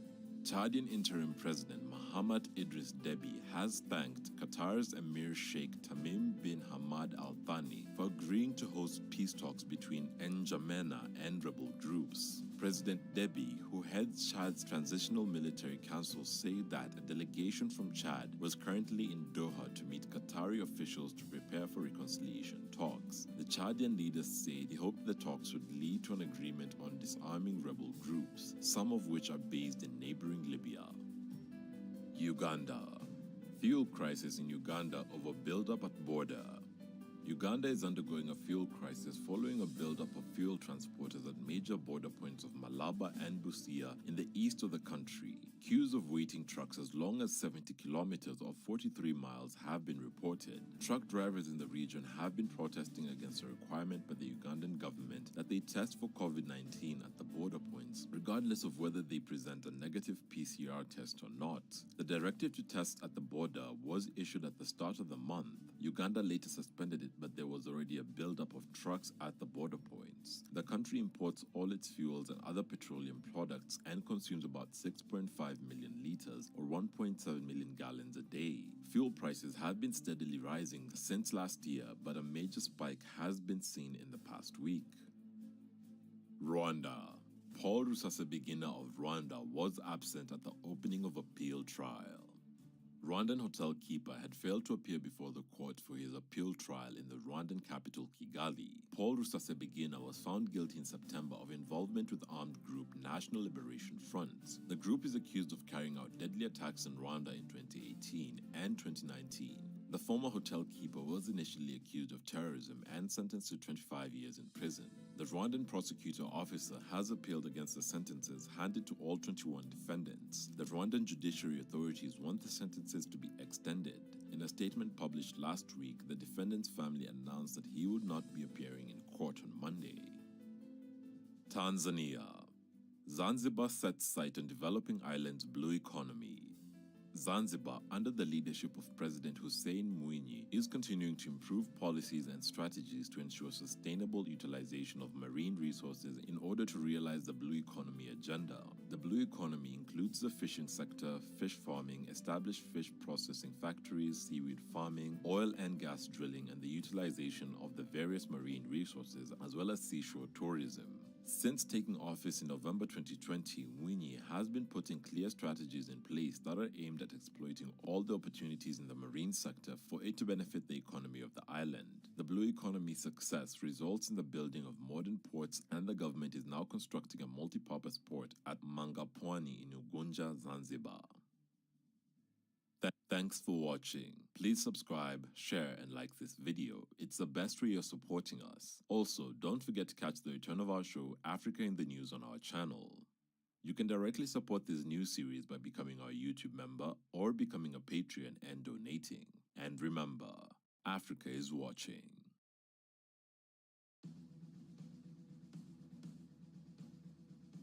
it has been evident that world powers have been directly or indirectly controlling African politics for decades. Welcome to Tunacheki, and in this video, Tunacheki presents the top 10 African presidents assassinated by world leaders.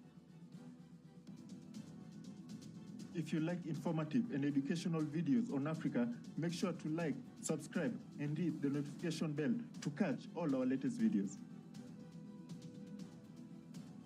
Number 10, Sylvanus Olympio, the president of Togo, aged 60, and was assassinated on January 13, 1963. Olympio became the first prime minister of Togo, and his power was further cemented when Togo achieved independence and won the 1961 election, making him the first president of Togo.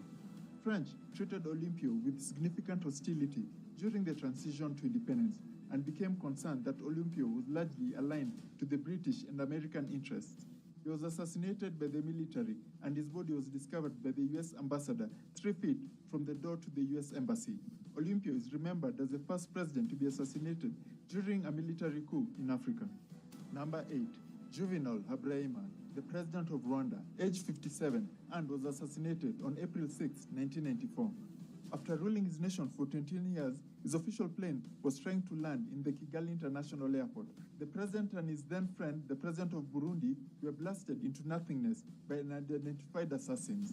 The assassination of the two top men ignited the tensions in the region and helped spark the bloody Rwandan genocide that claimed about 1 million lives.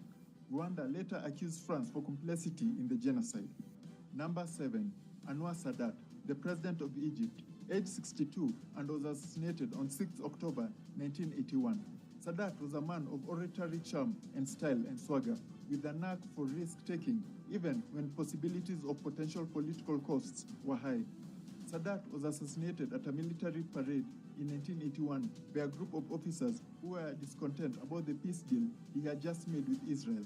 This treaty was extremely unpopular in most of the Arab world and the wider Muslim world. Number 6, Cyprien Tarimira, the president of Burundi, aged 39, he was assassinated on 6 April 1994. He had just been chosen to become the president to ease tensions in Burundi at the time where tribal tensions were high. But only 6 months after assuming office, the president was dead. He was with his friend, the president of neighboring Rwanda, when their plane was shot out of the sky while landing in Kigali International Airport. Number 5, Samuel Doe, the president of Liberia, aged 39, he was assassinated on 9th September 1990. Liberia had been politically dominated by Americano-Liberians over the century until Samuel Doe took power through a military coup. Doe opened Liberia to Canadian, Soviet, Chinese, and European investment. This brought in considerable foreign investment from foreign firms and earned Liberia a reputation of being a tax haven. In the late 1980s, the US government became disenchanted with Doe's government and began cutting critical foreign aid. This placed him in a very precarious position. Charles Taylor, a former ally, broke out of jail in the United States, and soon President Doe was captured, tortured, and executed. Number 4, Marian Goabi, the president of the Republic of Congo, aged 38, he was assassinated on March 18, 1977. The president had changed the country's name from Congo to the People's Republic of Congo, declaring it the first African Marxist-Leninist state. It is claimed that the president was under French pressure to annex the then oil-rich Gabina, a part of the Portuguese Angola, and his refusal to act cost him the French support. Soon after losing French support, the president was assassinated. Those accused of taking part in the assassinations were quickly tried and executed. Number 3, Muammar Gaddafi, the president of Libya. Aged 69, he was assassinated on the 20th of October 2011. Like several African leaders in the 1960s, Gaddafi took power in a coup from the monarchy of King Idris. In 2011, an anti-Gaddafi uprising broke out, resulting in a civil war. Eventually, the US and NATO-backed rebels brought down Gaddafi's government, and through the help of the United States and NATO, Muammar Gaddafi was captured and then killed. Number 2, Patrice Lumumba, the Prime Minister of the Democratic Republic of Congo. Aged 34, he was assassinated on the 17th January of 1961. Patrice Lumumba was announced Prime Minister on June 1960. He endured a lot of hardship during his tenure, plagued by the Congo crisis. After failing to get support from the United Nations and the United States in fighting the secession, Lumumba turned to the Soviet, a then cardinal sin in the era of the Cold War.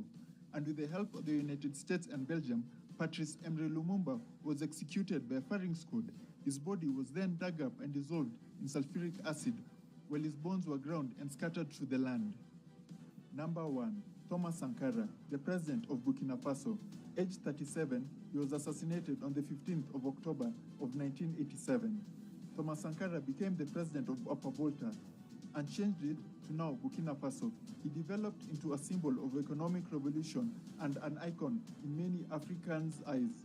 After only 4 years in power, another coup by his former colleague, Blaise Compaoré, thought to have been planned by France, brought an end to his reign. Sankara was caught and assassinated.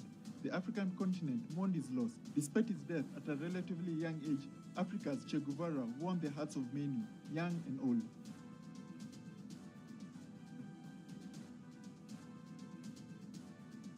If you like informative and educational videos on Africa, make sure to like, subscribe, and hit the notification bell to catch all our latest videos.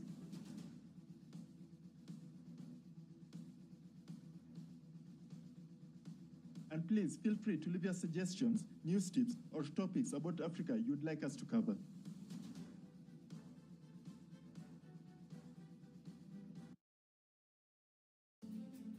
Here is your latest African news. Africa-wide, AFCON highlights.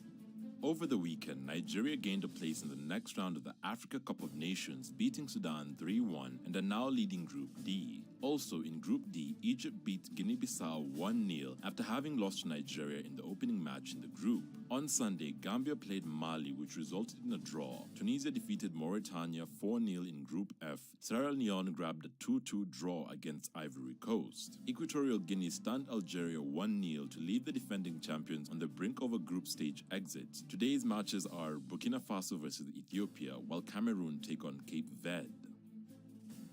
Mali. Former President Ibrahim Boubacar Keïta dies in Bamako.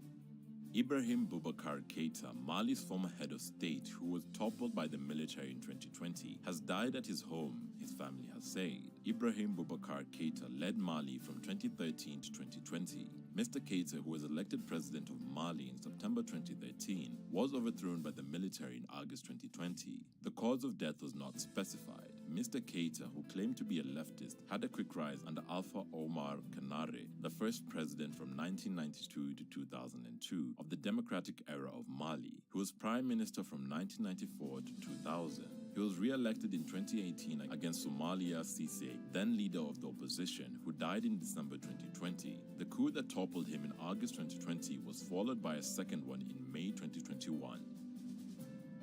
Ethiopia. Ethiopia says World Health Organization chief has links to rebellious Tigrayan forces. Ethiopia's foreign ministry has called on the World Health Organization to investigate its leaders for supporting terrorist groups fighting the Ethiopian government. World Health Organization General Tedros Adhanom Ghebreyesus, who previously served as the Ethiopian health minister and foreign minister under the TPLF, said early this week that aid was being blocked from getting through to his home region of Tigray, where rebellious forces are fighting the government. The government has denied blocking aid and has accused the terrorist forces of the Tigray's People's Liberation Front TPLF of repositioning trucks sent in previously. Ethiopia's army chief has previously accused Tedros of trying to procure arms and diplomatic backing for the TPLF. Ethiopia's foreign minister said Tedros failed to show integrity and professionalism and was a member of the TPLF, which dominated Ethiopian politics for nearly 30 years before Prime Minister Abiy Ahmed's appointment in 2018. Ethiopia has also withdrawn its support for his candidacy in the next World Health Organization elections. Sudan. Sudan revokes Al Jazeera TV license. Sudan has revoked the license of the live streaming channel of Al Jazeera's television network. Al Jazeera's Mubashir said its team has been barred from working in Sudan, which had accused them of unprofessional coverage of opposition rallies. In November, Al Jazeera's Khartoum bureau chief was arrested and held for 3 days. Activists say more than 60 people have been killed in a series of protests held against October's military coup. Last week, Sudanese doctors protested against what they said were attacks against medical personnel by the security forces during pro-democracy rallies. Uganda. Uganda plans to amend the law system of government. In what seems to be a repeat of the 1980s constitutional framework, there are plans in Uganda to amend the constitution and adopt a parliamentary system in which parliament forms the electoral college that elects the president. This would be a departure from the practice by other members of the EAC that have a presidential system in which a president is elected through universal suffrage. The plans to amend the law, recently made public by a pro-ruling party group, also brings back a 7-year term for parliament as a quid pro quo inducement to the lawmakers to pass the amendments and give themselves a longer stay in the House. The 1995 constitution makers rejected the Westminster system of government for one in which the president is elected by popular vote. President Yoweri Museveni, 77, has been on the job for 36 years, and the last presidential election revealed the reality of the generational gulf as he faced candidates several decades younger. West Africa. New Pan-African payment system means business. The long-awaited Pan-African Payments and Settlement System, PAPSS, has been launched. The WAMZ is a West African economic and integration body with 6 member countries: Gambia, Ghana, Guinea, Liberia, Nigeria, and Sierra Leone. The new system allows a buyer in one country to make a payment in his or her national currency, and the seller in another country receives payment in their local currency. The system is a cross-border financial market infrastructure that will instantly connect payment transactions across Africa. This will eliminate the need to route such payments through third-party banks, usually located outside the continent. South Africa. Another seismic survey legal battle looms for South Africa.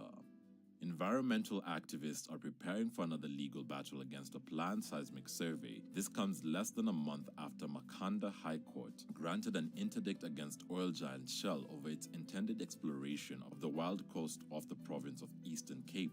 Now Searcher Seismic, a geoscience data provider serving petroleum and mining companies, seeks to conduct a 2D and 3D seismic rectification project between the Namibian border and Cape Agulhas. The Australian data supply was granted a reconnaissance permit by the Petroleum Agency SA in May 2021. According to PASA, a reconnaissance permit allows the holder to undertake geological, geophysical, or photogeological surveys and any remote sensing techniques following their victory against Shell. Environmentalists are preparing for another legal battle.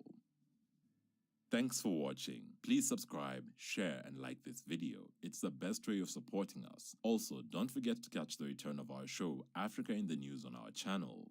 You can directly support this new series by becoming our YouTube member or becoming a Patreon and donating. And remember, Africa is watching. World Health Organization chief has links to rebellious Tigrayan forces. Ethiopia's foreign ministry has called on the World Health Organization to investigate its leaders for supporting terrorist groups fighting the Ethiopian government. World Health Organization General Tedros Adhanom Ghebreyesus, who previously served as the Ethiopian health minister and foreign minister under the TPLF, said early this week that aid was being blocked from getting through to his home region of Tigray, where rebellious forces are fighting the government. The government has denied blocking aid and has accused the terrorist forces of the Tigray's People's Liberation Front TPLF of repositioning trucks sent in previously. Ethiopia's army chief has previously accused Tedros of trying to procure arms and diplomatic backing for the TPLF. Ethiopia's foreign minister said Tedros failed to show integrity and professionalism and was a member of the TPLF, which dominated Ethiopian politics for nearly 30 years before Prime Minister Abiy Ahmed's appointment. Here's what is happening in Africa now.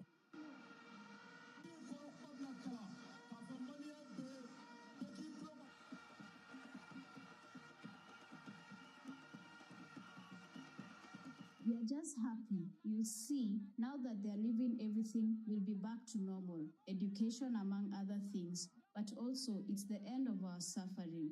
It is also an opportunity for us to support our authorities.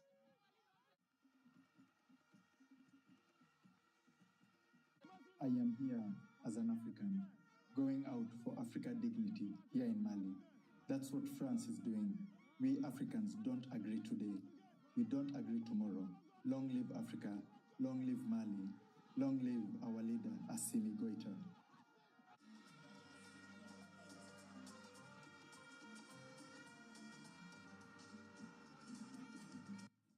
We have a country divided in two. those who have everything and those who have nothing. And ECOWAS, instead of remedying this, imposes sanctions on us. We have no more factories, no more trains. Our children are out of work. We are really fed up. Leave our authorities for our good.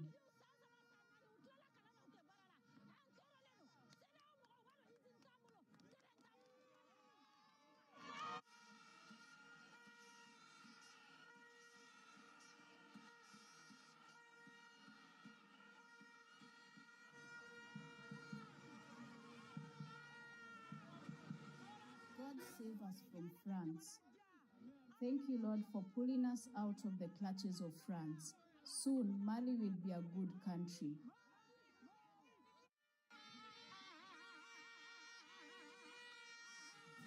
Make sure to like, subscribe, and hit the notification bell to catch all our latest videos.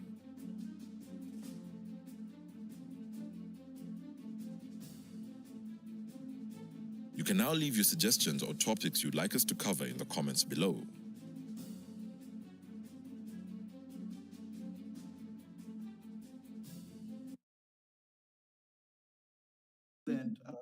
It wasn't like communist, it wasn't anarchist, it was African.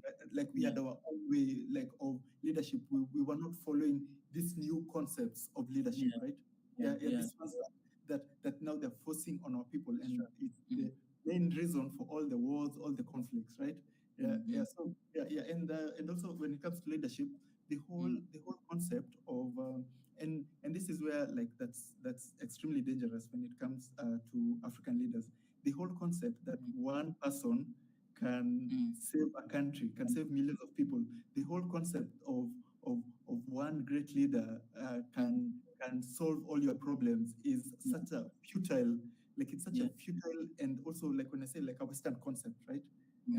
Because I always think about this: if one person can save your country or save it from all its ills and ails and make it successful, it also means one other person can also destroy it and take it to the ground, right? So it's true. So they're both pointless, right? So for me, what I'd love when it comes to African leadership, right, is an unbreakable system, right?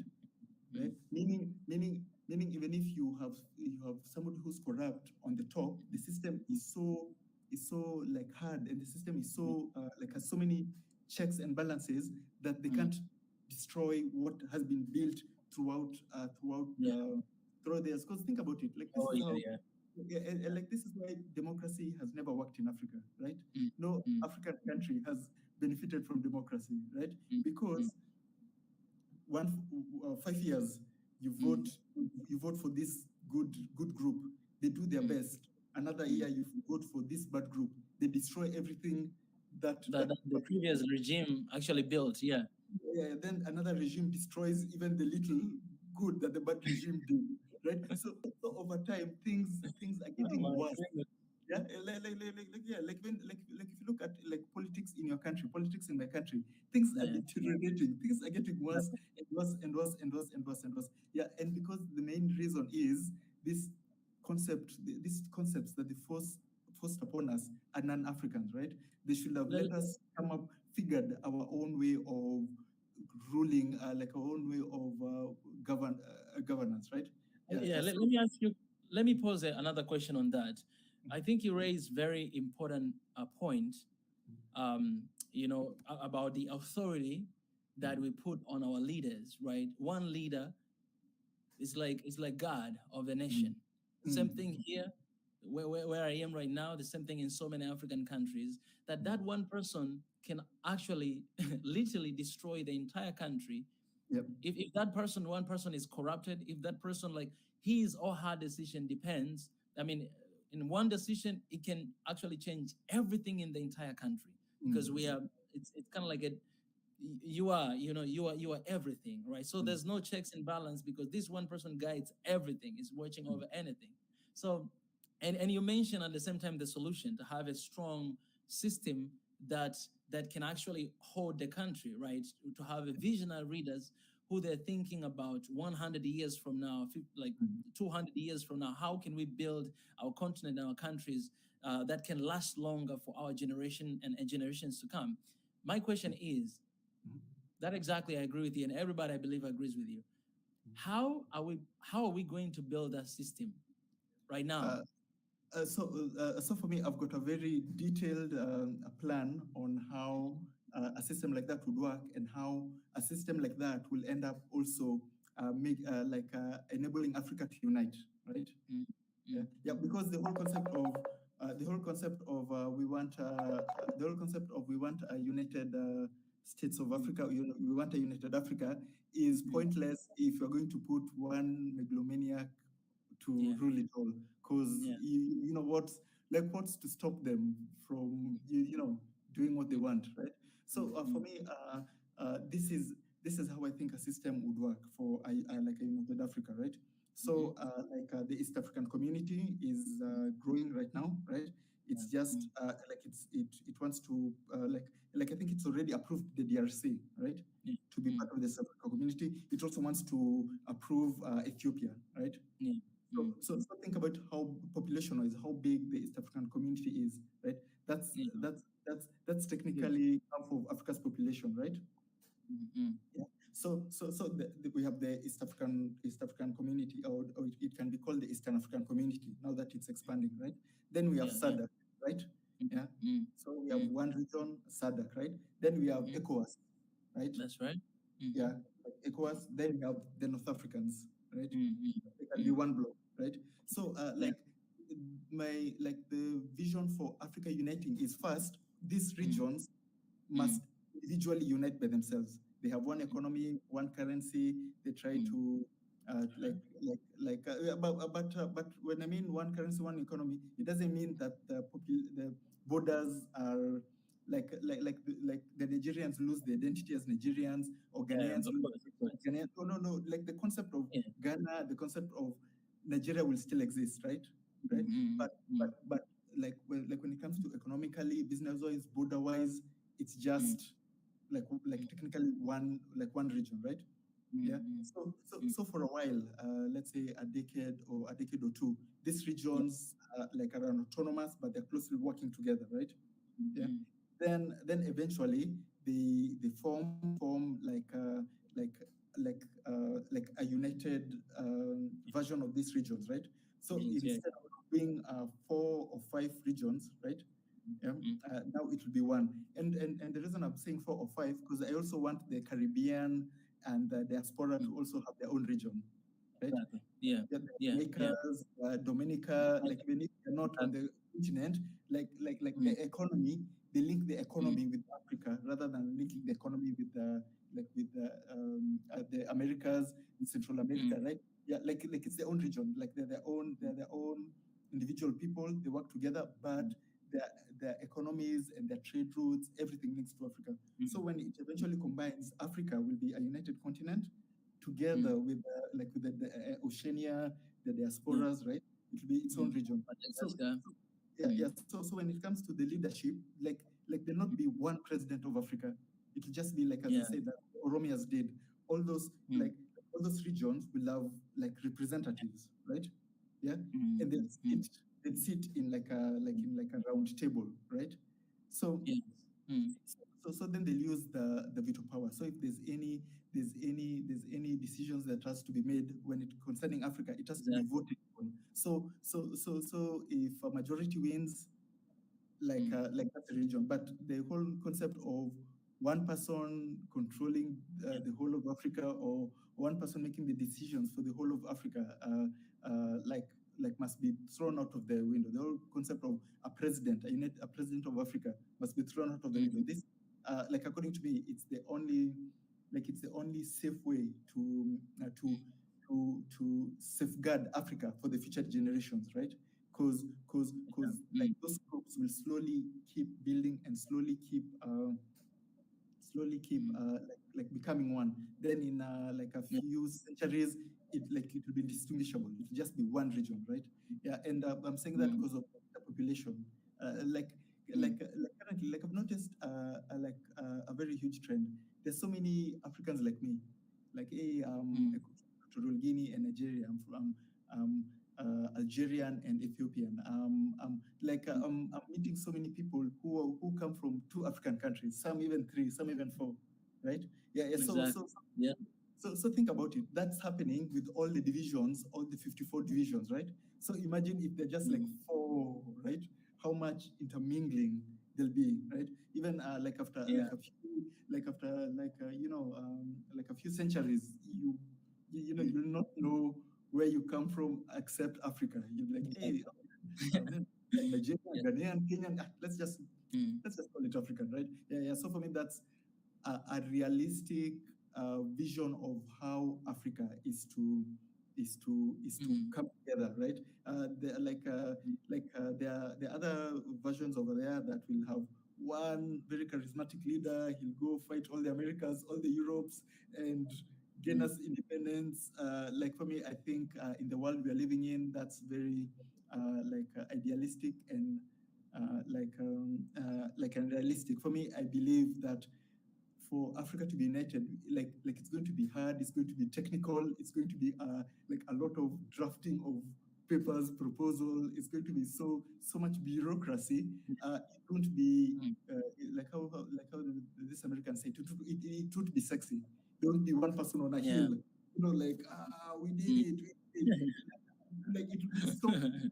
It will be behind so many books and laws and bylaws, like nobody will even recognize it. It will just be like, hey, it happened, and it happened in such a boring way, because a good system is a boring system, right? Something that works is boring, right? But something that's dramatic and it's exciting. Yeah. So for me, I think the latter one will work. The boring, systematic, bureaucratic way would work over United Africa. Yeah, so that's to answer your question on on the leadership.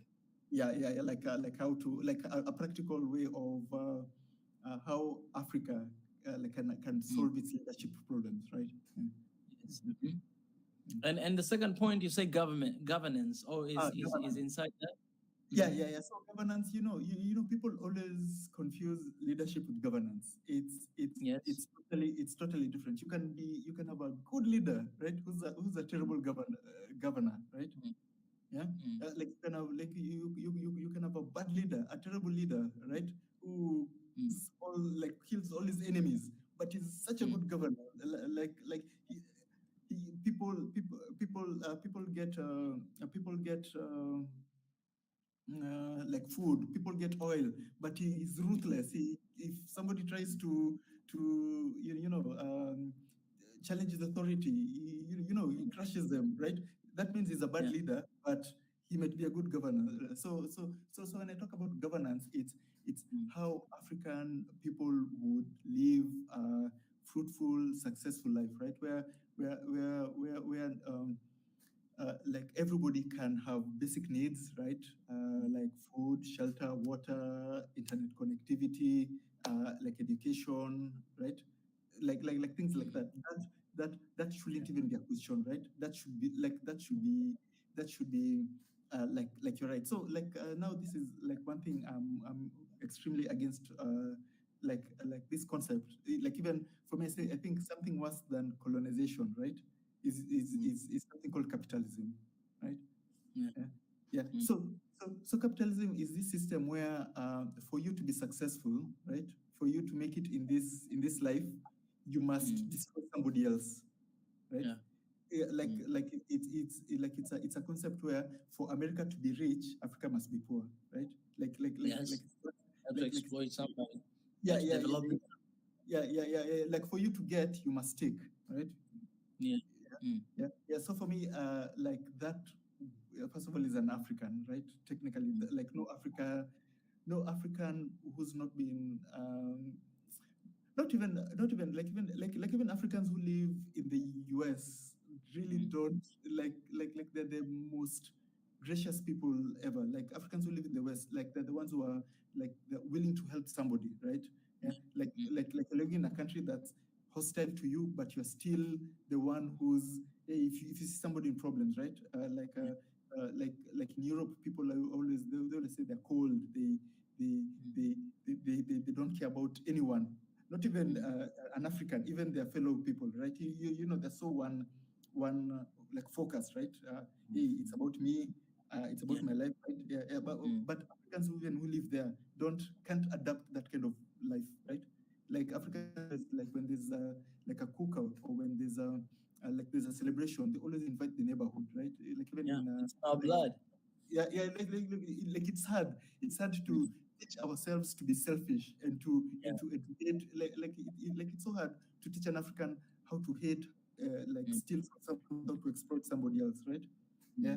So for me, it's like this concept of capitalism, where for Africa to be prosperous in the future, for Africa to be successful, to be rich, we must destroy Europe. We must destroy the United States, right? We must beat them economically. No. We don't believe in that. We don't. You'll find nobody talking about that. You will always rely and depend on the resources, on the energy because the matter of fact, we have everything here in Africa, right? We have everything that we need, and that's why right now we're having this conversation to try to decolonize our mind and to understand, you know, what is Africa and where we are coming from, because we can actually get ourselves from where we are to another level. We, as you said at the beginning, that we don't need your aids. You don't feel pity on us and feel like, oh, we want to help you. We have everything that we need, but we're lacking something. We're lacking something, a leadership, a visionary leaders, like the ones we have in the past who can dream, think about Africa in 20, 50, and 100 years ago. And on that note, I think, tunacheki, Michael, my brother, that we have a real chance here to have a united Africa. And this is how I say it. When people decide, because people matters, right? When people decide that I want to be united, I want to be one, nothing can stop them from being one. If we and that's the point that I see us as YouTubers, we are playing that a role, because you know we are working with different people. We have different audience from all over the continent, right? So when we preach this message of unity, when we preach this message of love, what we do is we bring people together from everywhere to realize that, you know what, the barriers, the language, the color, the whatever that we have, don't pay attention to that. We are actually one people, right? Before colonialism, we didn't have these borders. So people that are becoming aware, and a lot of people actually, they believe in that, but they just didn't have a time to raise their voice or a chance or an opportunity. But now we have this an amazing opportunity, and we're bringing everybody together. I'm telling you, if people decide, do you think at the end of the day, leaders, they're going to be like, oh, no, we don't want, and you look at the continent, you see everybody's united. You see, you know, West and East, these guys are interacting, they're having different summits, you know, even without their leadership, right? You see South and North, they already engage with one another. That's the opportunity to actually go ahead to be like, okay, the youth have spoken, what should we do? We need to write this, you know, whatever papers, like as soon as possible, you know. Like you mentioned, how like the people when people decide, right? Like we have no choice but to listen and unite Africa, because that's what people want, right? Like there's a like one of my favorite sayings, like of all times, right? Like it goes like, the voice of the people is the voice of God, right? You know. You know, like it doesn't work the other way around. It doesn't work like God then people. It's people then God. You know what people want is what is like the most important. So you said, if people want to unite Africa, if the call is loudest now, it's the time to do it now, right? No, people will be like, and technically it's been happening with the Africa Continental Free Trade, right? You know, people have been like, hey, we need to get rid of these passports that Africans have. We need we need free borders. We need free trade. Why should we trade with Europe? Why can't we trade with ourselves? All that came from people, right? No politician just sat down and is like, hey, I'm going to spend all these amounts of money and time to draft up this Africa Continental Free Trade. No. It's people who made it happen. So yeah, you're definitely right. I really appreciate for that, guys. I want to give you as well an opportunity to leave your questions. I'm gonna be going ahead and read your questions, that you do have, and we're gonna hear what tunacheki has to say, and you can ask whatever question you have, about this discussion, and to anyone. Tunacheki. Yep. I want to get at least one question from you as well. Yeah. So for me, tell me why Swahili Nation? Why did you choose your name? Well, so Swahili Nation, it was, by the way, it was in the making for right now. 2022 is 10 years in total, because I started from 2013, but I didn't have that name Swahili Nation. It was just me. Because that was the time that I went to Korea, right? So it was just me, doing my work to introduce Africa in South Korea, right, in the schools and everything, and like that. But it was like 2019 December, Christmas Day, 25th of December. That's when I actually opened Swahili Nation and be like, I'm gonna call this Swahili Nation. This is the reason why. I wanted to have something that can speak about Africa, but also something that can unite Africa inside the continent and Africa outside the continent. So for me, I'm coming from the Swahili region. And when I'm talking about Swahili region is, the eastern side of Africa, right? A lot of countries are speaking Swahili. And so I was, the first name came, it was like, Young Motivators Swahili Channel or something like that, because I used to have another thing called Young Motivators, but it was kind of like long name, and it was like another name. It was like like Channel ya Kiswahili something, but it was very long name, and I didn't like it. So I was like, what if the name it will be just Swahili Nation? And what I mean is, this is the new nation. It's Swahili Nation. Nation are people from all over Africa and people outside of Africa. Because whether you like it or not, whether you're from the West, East, or side, you have been impacted by the culture from African countries. Like me in the East, I've been impacted with the culture of Western, Southern and Northern. That's why in Swahili you have a lot of Arabic words. And the same thing when you go to Northern as well. There's a lot of names in Swahili you'll find in some languages in the Northern and Southern Africa as well, Zulu language, right? So this Swahili, a lot of people later on, they felt like, oh, it's just representing people from this region, but it represents people of Africa, Swahili people. Swahili people is basically, Swahili means like people from the coast, people who are living from the coast. So, and when you look at the entire continent of Africa, you can see that we are at the middle of ocean, and then we are surrounded by water everywhere. That's how Swahili Nation came to exist.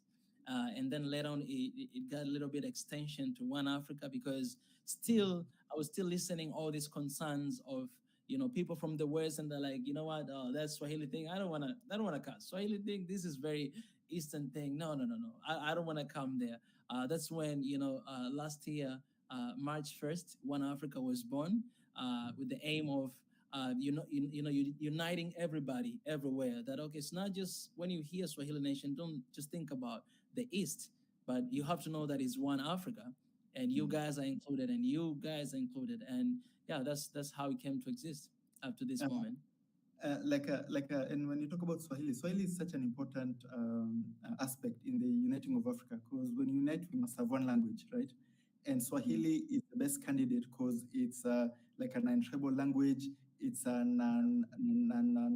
non-partisan language, and it's a very easy to learn language. So when Africa unites, when we are looking for a language, because of course we can't be speaking this colonial language, right? To celebrate our freedom, right? So no English, no French, no Portuguese, right? So Swahili is a pure language that can easily be adapted in all other African countries. And we're going to start this campaign that we are going to want Swahili to be an official United Nations language, right? Because the official United Nations languages are 5, and none of them are like African. So we want Swahili to be one. So every one of them, document, every translation can be in Swahili. That's how you unite Africa. That's why we always say Swahili Nation, Swahili to the world. We got the first question here. I'm with you, my brother, in that fight. We have a question from the Minister of Education here in One Africa, Nati. He says, How can Pan-African YouTubers like you join hands and audience to make more practical impact in Africa? I'm writing, so go point by point, please. All right, I'll give this to you first, tunacheki. This is a very important question because even we were with Imani in Ethiopia, right? Like you know, Imani is I think the greatest advocate for Swahili in Africa, right?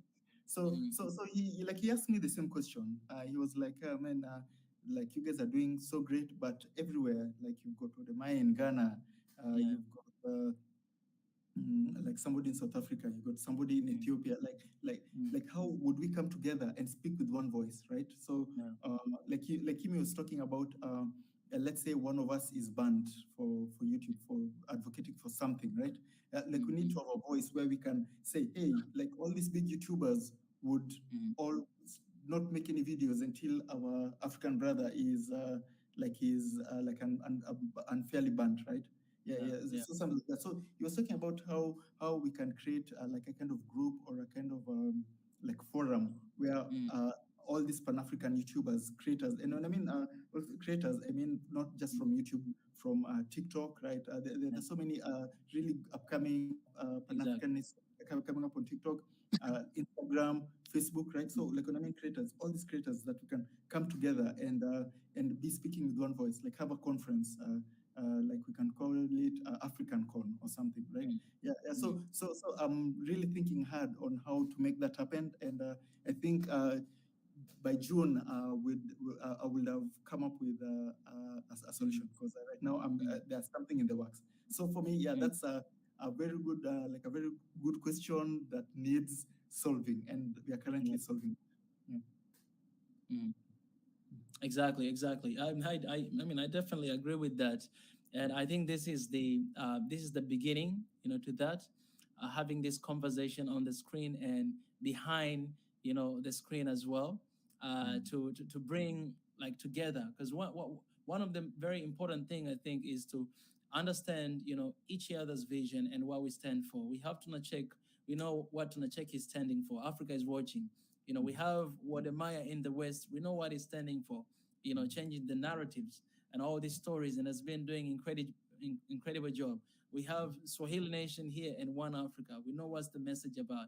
We have South Africa, I think, make Africa great again. I think that's one of the channels I've seen. Definitely. And also yes, exactly. I think, and that's why I'm doing this right now, because I see there's a need for us to corroborate and cooperate, that people who are watching right now, tunacheki family, to know that, man, the Swahili Nation family, and you guys are part of that. And Swahili Nation family who are watching here know that there's tunacheki, and we're all fighting the same fight, and we are all one. Yes, we have different platform. We need to have this different platform, but we should always remember that we are one. So one task that we have for tunacheki and I and other creators is to always come together.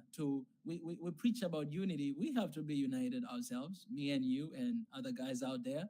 We like that has to be our lives. It should be words in action. Here in Swahili Nation, we call this is the year of action, right? And we have to be brutally honest with each other. So we need to show that action, because there's a lot of people behind us who are watching and following and learning. So if we are united, what's going to happen is Swahili Nation family, One Africa family, tunacheki family, they'll be united as well. Right? It's like what we're doing right now. The same thing to the West. Like YouTube tells us that, when you in your analytics, when it tells you like Swahili Nation people, viewers also watched your video, right? Exactly. I see that all the time. I see that all the time. Yeah. So I think that's definitely. And when you're talking that, I was like, yes, we should have some sort of association, like African YouTube Association or something that will at least meet, if it is in 6 months or one, just have a little bit submit, sit down and talk, discuss that. Hey, where are we heading right now? What kind of challenges we're facing right now? How can we address it? Okay, you're doing in that way, you're doing in that way. I think we should have some sort of like things that we are attacking them in different styles. The way I do, the way you do, the way that person is doing, and like, okay, we acknowledge the problem. This is the issue. then how can we face this issue? Okay, you what am I? You're doing that way, keep doing your way. Tunacheki, here Swahili Nation that, and then we are facing the same jam that we're fighting, you know. Definitely. And I think if we join our hands like that, then we are preaching the message of unity, and we are actually uniting our people, our followers together to realizing that, hey, this is what, yes, man, we play a big role. Yeah, definitely, definitely. So, I'd like my first goal for July is to collect a group that will amount to 10 million like followers, people who like the creators who, when combined, would form 10 million followers, right? And then by the end of the year, people who, when combined, will have 100 million followers a year, right? So us with the 1 million, or the Maya with this 1 million, the others like that. I'd like to build that community. So when we say we have one voice, it can be like more than 1 billion, 1 billion viewers' voice, right? So when maybe CNN comes up with a crazy article about Africa, instead of me making a video complaining about it, all of us can make a video and scare the hell out of them. They're like, oh man, people are really watching. They're really watching us. So so that's what I'd like to happen for when when we talk about one Africa YouTuber group. So, in that, I think I'll have this conversation with you also, behind the scene. But I think in this also we have one challenge, Nati, that another challenge that we have, not every YouTuber in Africa is willing to talk about issues that we are talking about. Some people, they don't want to be involved with this at all because they think it's politics. And I don't want to get there. I don't seem like I support this group or these people. So there are, and I do understand because it's their platform and they hustle so hard to create them.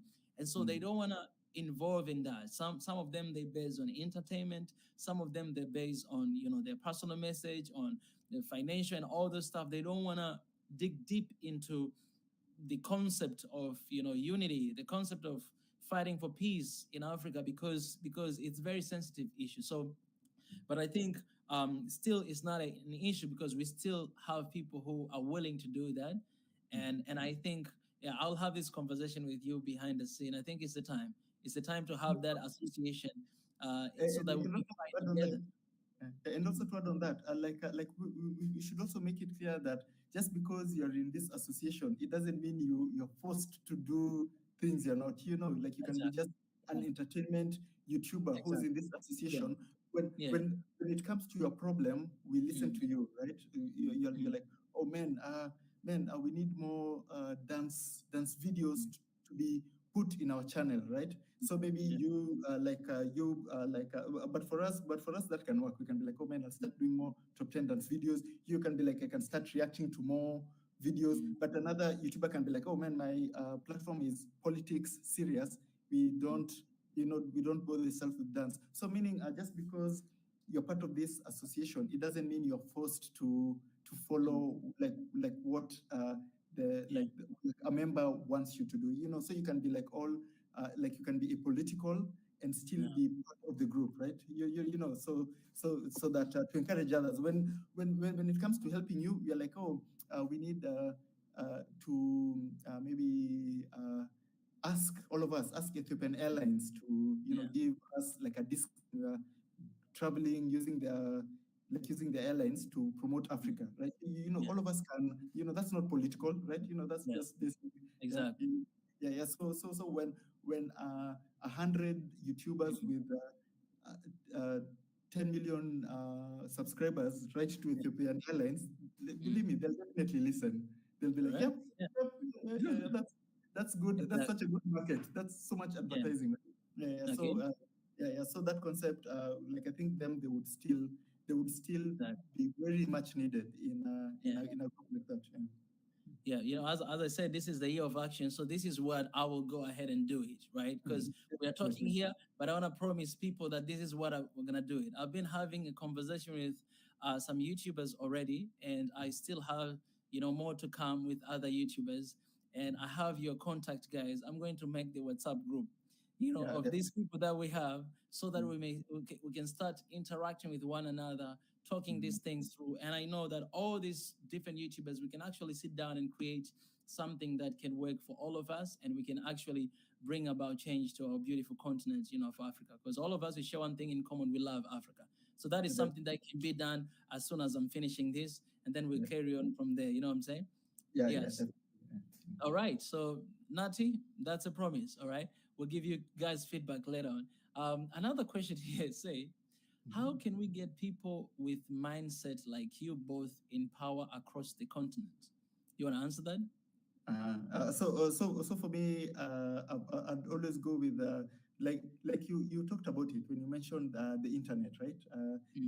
Like we're using this internet to So I always call the internet the great equalizer, right? In history, it's happened so many times that like a group has this technology, right?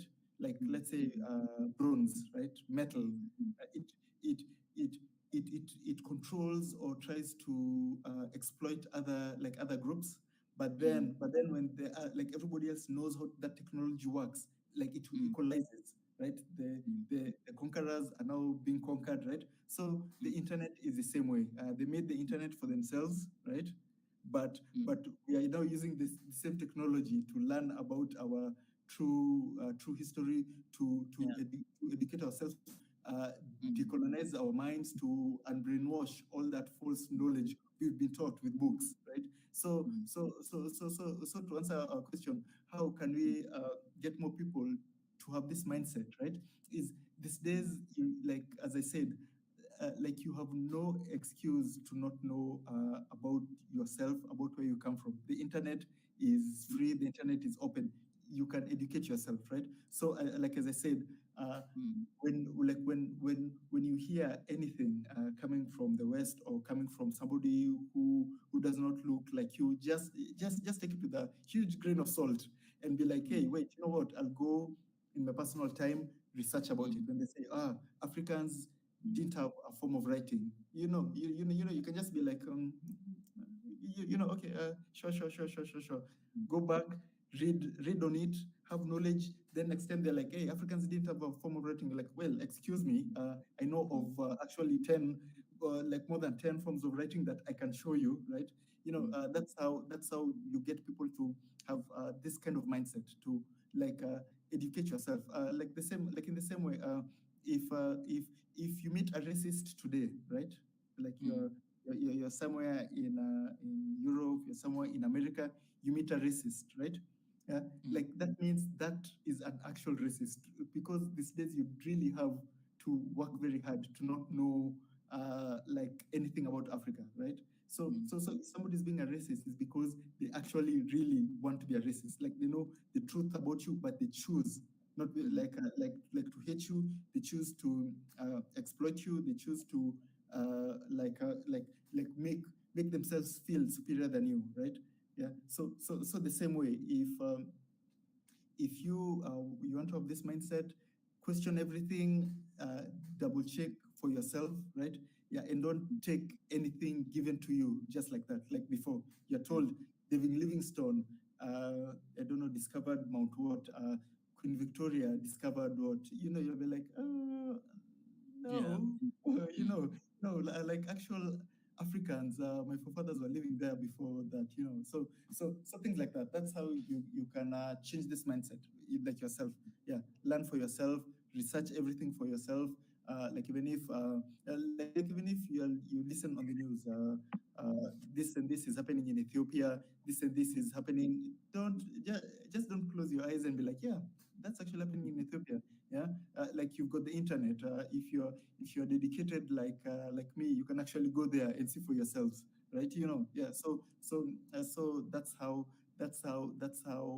this mindset, like you can change from the people who currently like they're not so much Pan-Africanists, but they've got that interest, because most of our watchers, most of our people who comment, it's a spark, right?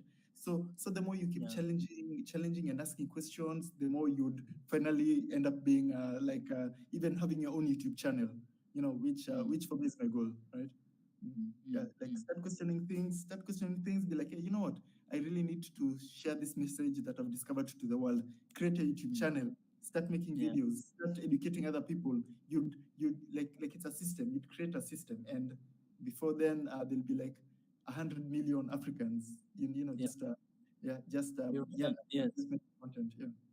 Man, we are going to change this continent. I'm telling you, and it will start with us. Us YouTubers and everybody there, because we are, we are talking to people direct, straight. Imagine your videos that has, more than 10 million viewers, and you have hundreds of millions of viewers in your channel. I was checking out. That is strong. That is powerful message. Like you can reach to people just in a moment like that. More than, president can be addressing to the nation and nobody's watching. No one is listening. But you can see the impact of what we are doing, and I'm very excited already. Like right now, I've been, messaging some YouTubers. I'm really excited because this is gonna be great. We have another question here. What do you think of creative thinking in Africa, financial literacy, and how can YouTubers help to increase the awareness? So this is another thing that it's by design that our education system is lacking these things, right? So think about it. Why are you taught other useless things and they don't teach you how to do taxes, right? Think about it. Like when you finish high school, you're left with this so much useless knowledge, but the things that would help you become a responsible adult are not taught to you. You learn the hard way. Like, what if we start teaching children maybe about filing taxes, about the stock exchange, about entrepreneurship when they were starting from 5 years old and going, what kind of Africans will we have, rather than you going through useless education system. Then when you reach 18, that's when you start learning these things. When people like in China, people like in India have been learning these things since they were kids, right? Yeah. So this creative thinking, this concept of and this, your parents and my parents had it, that you go to school, you get good grades, you get a good job, you get this line that's made for us, right? That's such a colonial concept that was ingrained. Be a good subject to the queen. Get a job, get a good education, get a job. Pay your taxes, right? But this new concept of creative thinking, where you can even start your business while in school, right? There's no reason why you can't be a 5-year-old entrepreneur. There's no reason why you can't be a 10-year-old entrepreneur, right? Like when you finish school, you've already made your money, right? So we need to change this concept that has been ingrained to us, and it was ingrained to our parents by the grandparents, and it was ingrained by the colonizers to those grandparents, right? So and that I'm a huge fan of critical thinking, and also there's also one called lateral thinking, right? Lateral thinking is more of a problem-solving kind of thinking, right? Where just by if you're in a situation, you just don't think, hey, how would I fix this? No. Think, how will I fix this? How can I make this problem into a solution? How can I use this solution to make money? Now that's lateral thinking, thinking not even outside the box, thinking outside the box, around the box, on top of the box, just inside everywhere. So that's how.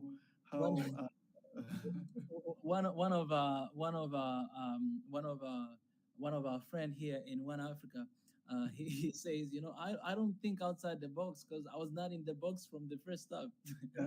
Exactly. Not in the box at all. Shout out to Biggie. Shout out to Biggie. There's an amazing question here that I think is necessary to address. You say, how do we all enjoy this conversation together as Africans when the French-speaking Africans can't partake in these discussions? How do we reach more Africans who don't speak or understand English? So for us, we've taken this very expensive and painstaking activity on our channel, where we translate all our videos, and we know we've got like 1,700 videos to like English, French, Portuguese, Amharic, Zulu, Swahili, right? Like Chinese, Russian, and which other, like we translate all our videos into all 10 languages. Like we put captions over there. And the reason for this is we realize Africa as a huge diaspora. The Africans in China, the Africans in Korea, the Africans in France, the Africans everywhere.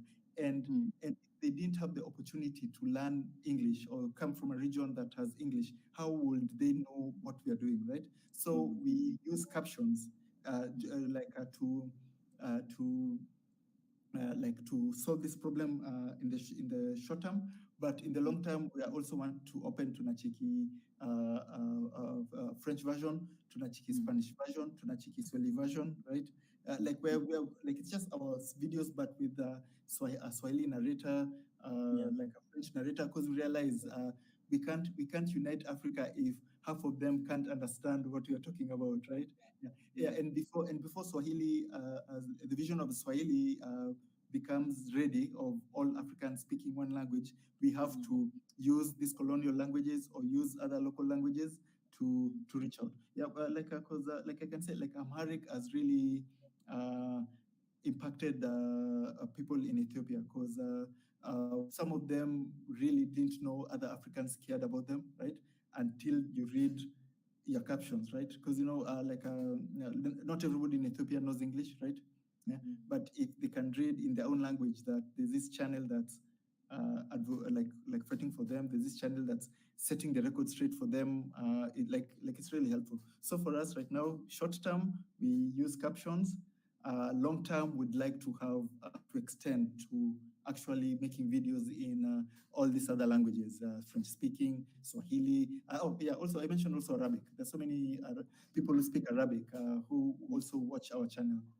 Yeah, that's amazing. That's amazing. It's something that I think we've started here in Swahili Nation, just because our content is different right now. We do live stream, so if we do live stream, and you have all these translators, you'll be doing like 10 hours.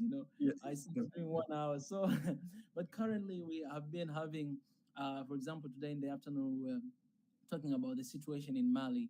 And in our family here, we actually, in the organization, we actually have someone who speaks like fluent French. So in that case, it can be like easy to speak and to translate, to make sure that, hey, you guys, if you're coming here and you want to share something in French, please don't feel like, I don't need to share this, but there can be someone who can help you, translate and to, pass that message across, somewhere. But I think in the long term, this is something that we need to consider, because if you're doing live stream and then you want to reach out to everybody out there, then there has to be some sort of translation for people to understand. But also in the long term, one thing that we're working on is to have, like, we want this channel to be live 24/7 to be live.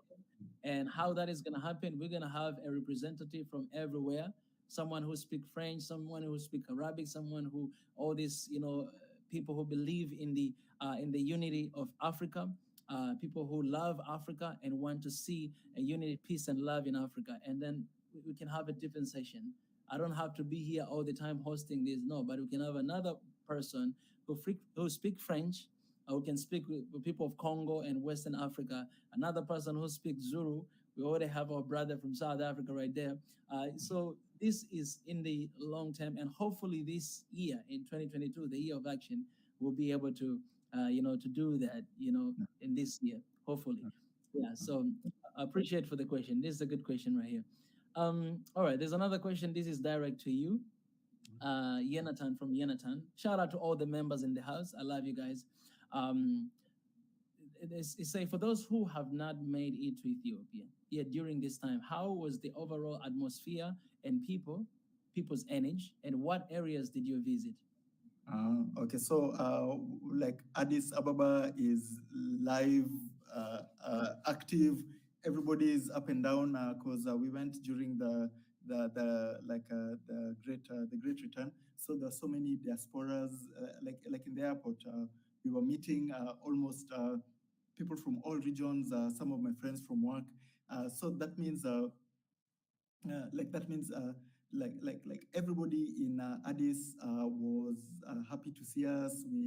We received a warm welcome, and we started from Addis. We went till the Oromia region and till the southern regions of Ethiopia in Hawassa, and throughout all we had a good time. No problem security-wise. Everybody welcomed us nicely. People were so intrigued with people from Kenya, people from Tanzania, people from South Sudan. So like in the tour, like in the tour bus where we were so diverse. There were so many Africans. Like I think we were from maybe 5 to 6 different African countries. So yeah, that was an amazing trip, and I would suggest you people who are still interested in going to Ethiopia to do so. The return is not over, right? I know the president just called out to visit during Christmas, but like I believe Africans should start visiting other African countries to support, first of all, the tourism, to support the economy, to stop depending on Westerners like as tourists and start visiting our own countries. So I suggest everybody, if you have the opportunity, if you've got the time, if you the finances, take a trip to Ethiopia, see what the country is like. Let an Ethiopian tell you what's going on in Ethiopia. Don't let CNN, don't let BBC, don't let Reuters, don't let Al Jazeera tell you what's going on in Ethiopia. You can easily ask an Ethiopian what's going on, and they'll clearly tell you the current situation. Okay, so Swahili Nation, I think, seems to have gone down a bit, but let's carry on with the questions. Let's see. Let me see which other questions can I get.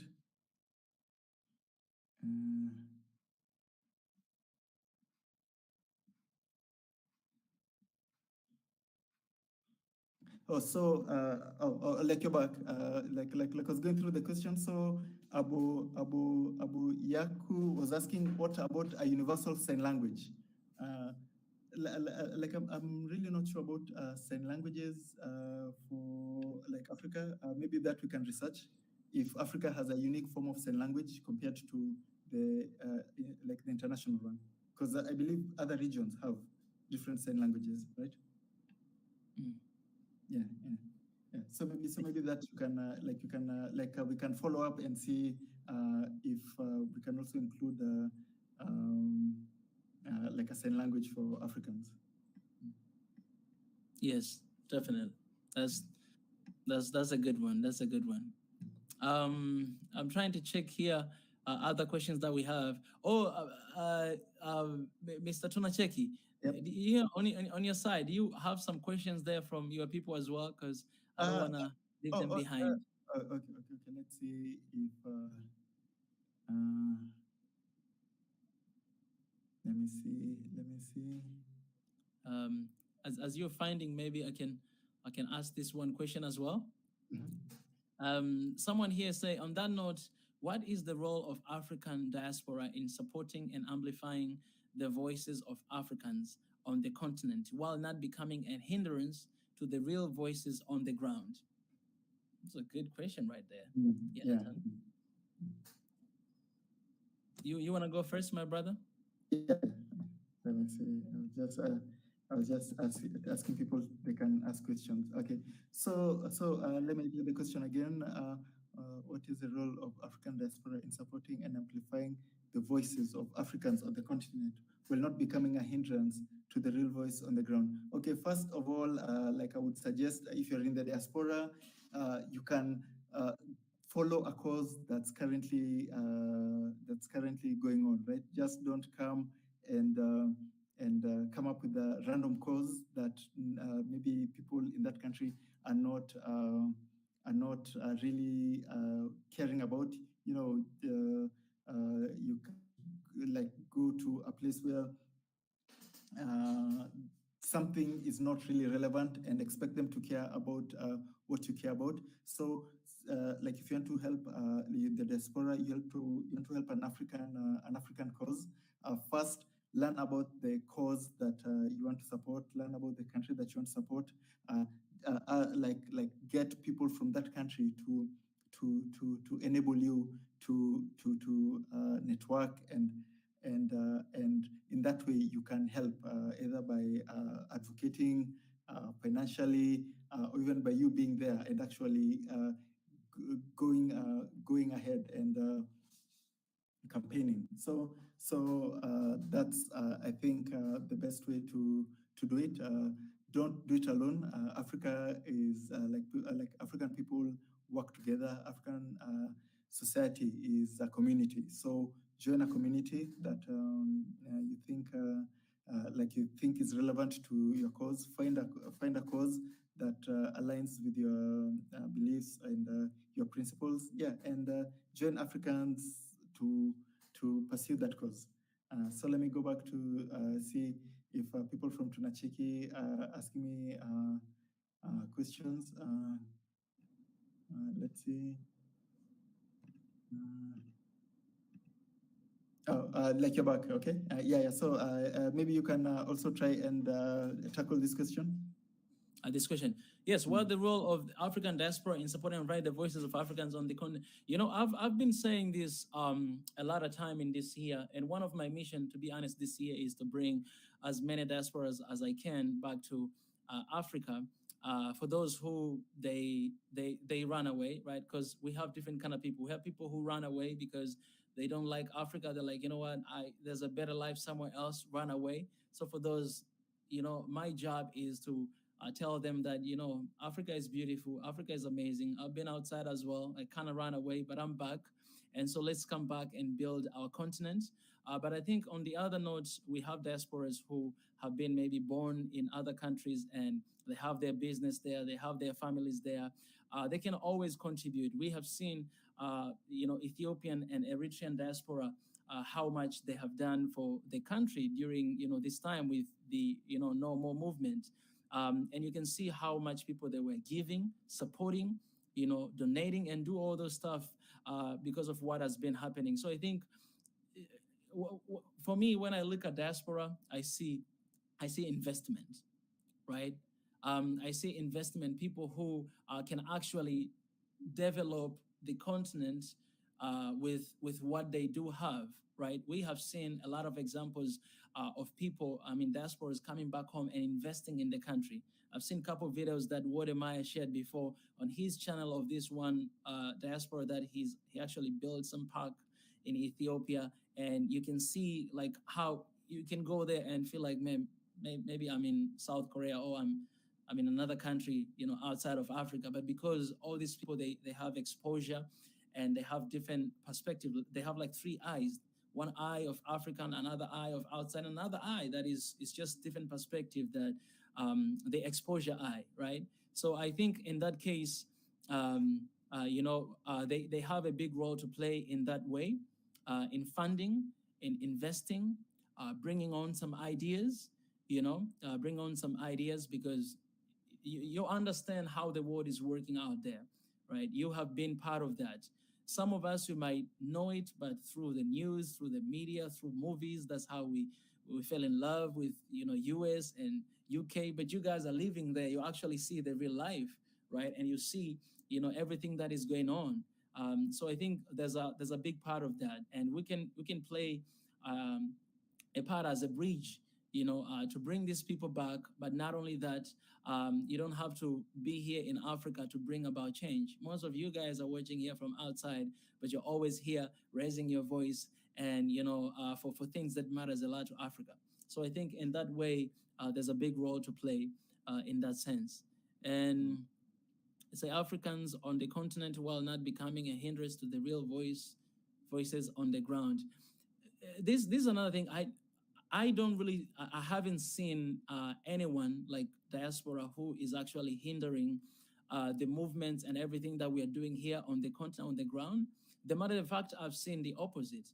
I've seen a lot of diasporas actually bringing that eagerness for change in the continent, like bringing a new perspective that, guys, I can talk about myself, right? When I was living here, I thought I'm going there to pursue a better life, but I lived there for 9 years, and then coming back, I realized that, dang, man, home is home, and here is beautiful than any other place I would ever go, right? And so my job is to remind people that, guys, don't go out there to pursue a good life or to run away from your issues, because there are issues everywhere.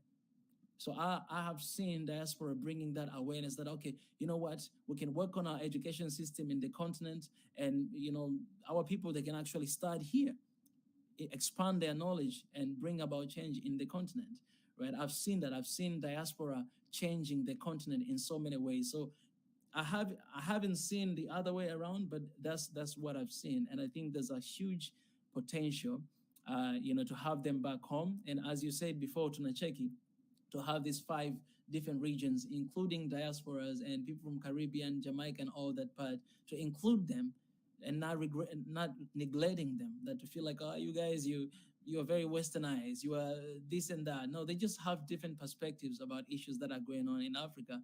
And the best thing we can do is embracing them and realizing that these are our people. And we need to welcome them, because in this fight, we need them as much as we need people here in the continent. That's what I was saying. Did you get any question there that you want to raise? No, but there's this question by Theo that's very interesting. Yeah. What is it? Is it this? Yeah, by is Theo. It this one? But yeah, that one. Yeah. Oh, Theo. Okay. Do you think it's possible to mobilize 500 million Africans to participate in Umuganda on a month, example Rwanda? If not, what does that say about everything else? Yeah, so like as of now, just for background, Umangala is where every month Rwandans across the country, they go outside and clean the environments, they prune, remove trash, make sure they live in like they beautify where they live. Everybody is included, the president, all the ministers, everybody. Like, it's not like the rich people don't do it, or it's only for the poor people. Everybody does it, right? So like for me, I always love this concept because it's such an African, like it's just such an African concept. Back like during our history, our African history, we didn't have like trash collectors, or we didn't have like people who dug trenches. It was all done with the community, right? Yeah? It was all a community. It was all a community based activity where people go like, hey guys, we had floods over here. We need a trench dug across the village to help us not get this problem next time. Everybody does it together, like not for payment, not to get a contract, right? Not to like let's call it get favors. Everybody did it because they lived in that community, and that was their responsibility, right? Even when I talk about leadership and like being a leader for being a leader, not for democracy. So this is the concept of doing something for your community, not because you'll get anything beneficial. Yeah, like you're doing it for the community because you live in that community. So the question is like, how can we get 500 million Africans to mobilize? That right now is impossible because of the artificial borders that have been created for us, right? For countries to coordinate in such a big in such a big way, we'd have to get rid of our borders. So this concept is, when we have Africa, like in the future, this should be a staple of our culture. We should not let this concept go away. And rather than 500 million Africans, I would suggest by then maybe we might be 2 billion Africans. Everybody in Africa, all 2 billion of us, every month, we go to where we live, we go to our community, we take care of our community, right? And this also goes to the concept of how Africans are the ones who are suffering the most from climate change and are the ones who contribute like 2% of the climate change itself. Other countries are destroying the planet, we are suffering. So this concept of us taking care of our planet, right, is such an African concept, and this concept that Rwanda is doing would really work well with our united Africa. Yeah. All right. I think you answered that very well. Brother tunacheki, are you there? Yeah. Well, we have. Can you hear me? Yeah. Like yes, we have I can hear you now. So somebody's asking, what would be the role of the African Union? I'm assuming in the future, in a united Africa. Yeah. So so for me, like in a united Africa, the African Union would be maybe our United Nations, right? Because I would still advocate for Africa to leave the United Nations right now as it is, because we are not being respected. We are not being given Security Council seats.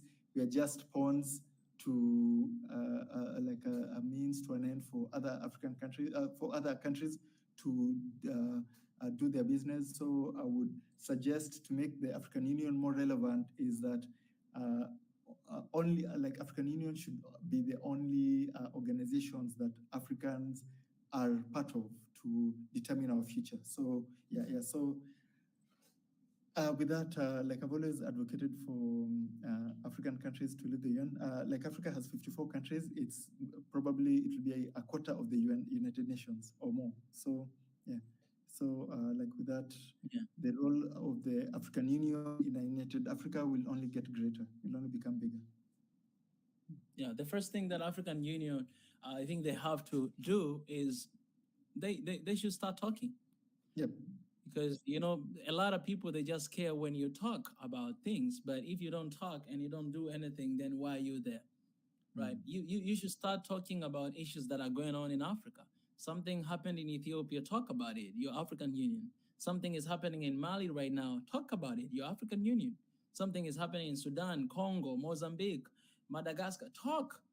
Because that should be the first step, for African Union in all this stuff, because there's a need of dialogue. The reason why I had to start with this, One Africa, and the tagline is a conversation for a better Africa, for a better tomorrow, is that because there's a need of conversation. Every time when I sit with my friends, right, we'll always talk about politics. We'll always talk about all these issues that are going on in Africa, and we'll just talk, and then we'll be tired, we'll go to sleep, right? Why don't we, people that want to talk about this issue, people that want to know, they want to have a better Africa for their kids and for the future generation, that should be the first point to address, to let people know that we're here, we're seeing what is happening, we care, and we're working on it.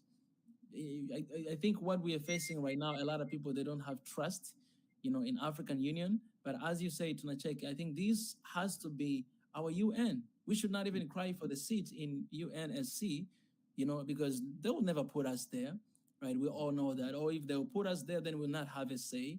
They'll always have a way to undermine, Africa. But we should have, there's no need for us to go there. We should have our own strong community that we can actually address things. When it comes to climate change, I saw the comment about initiative that Ethiopia took to plant 1 million trees. We had the same initiative here in Tanzania, back in the days, and so many African countries.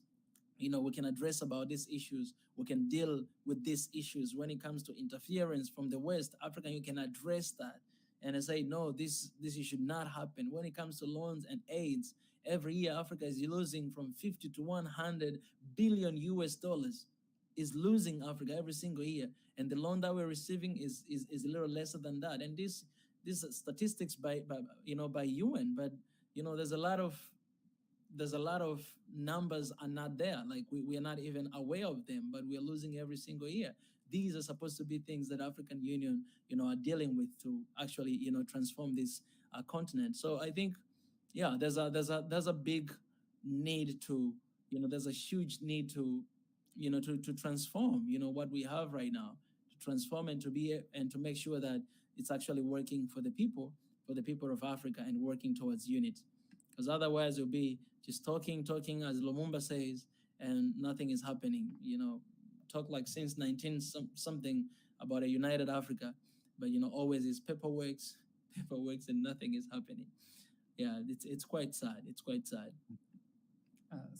Tracy is asking why Israel is part of the African Union.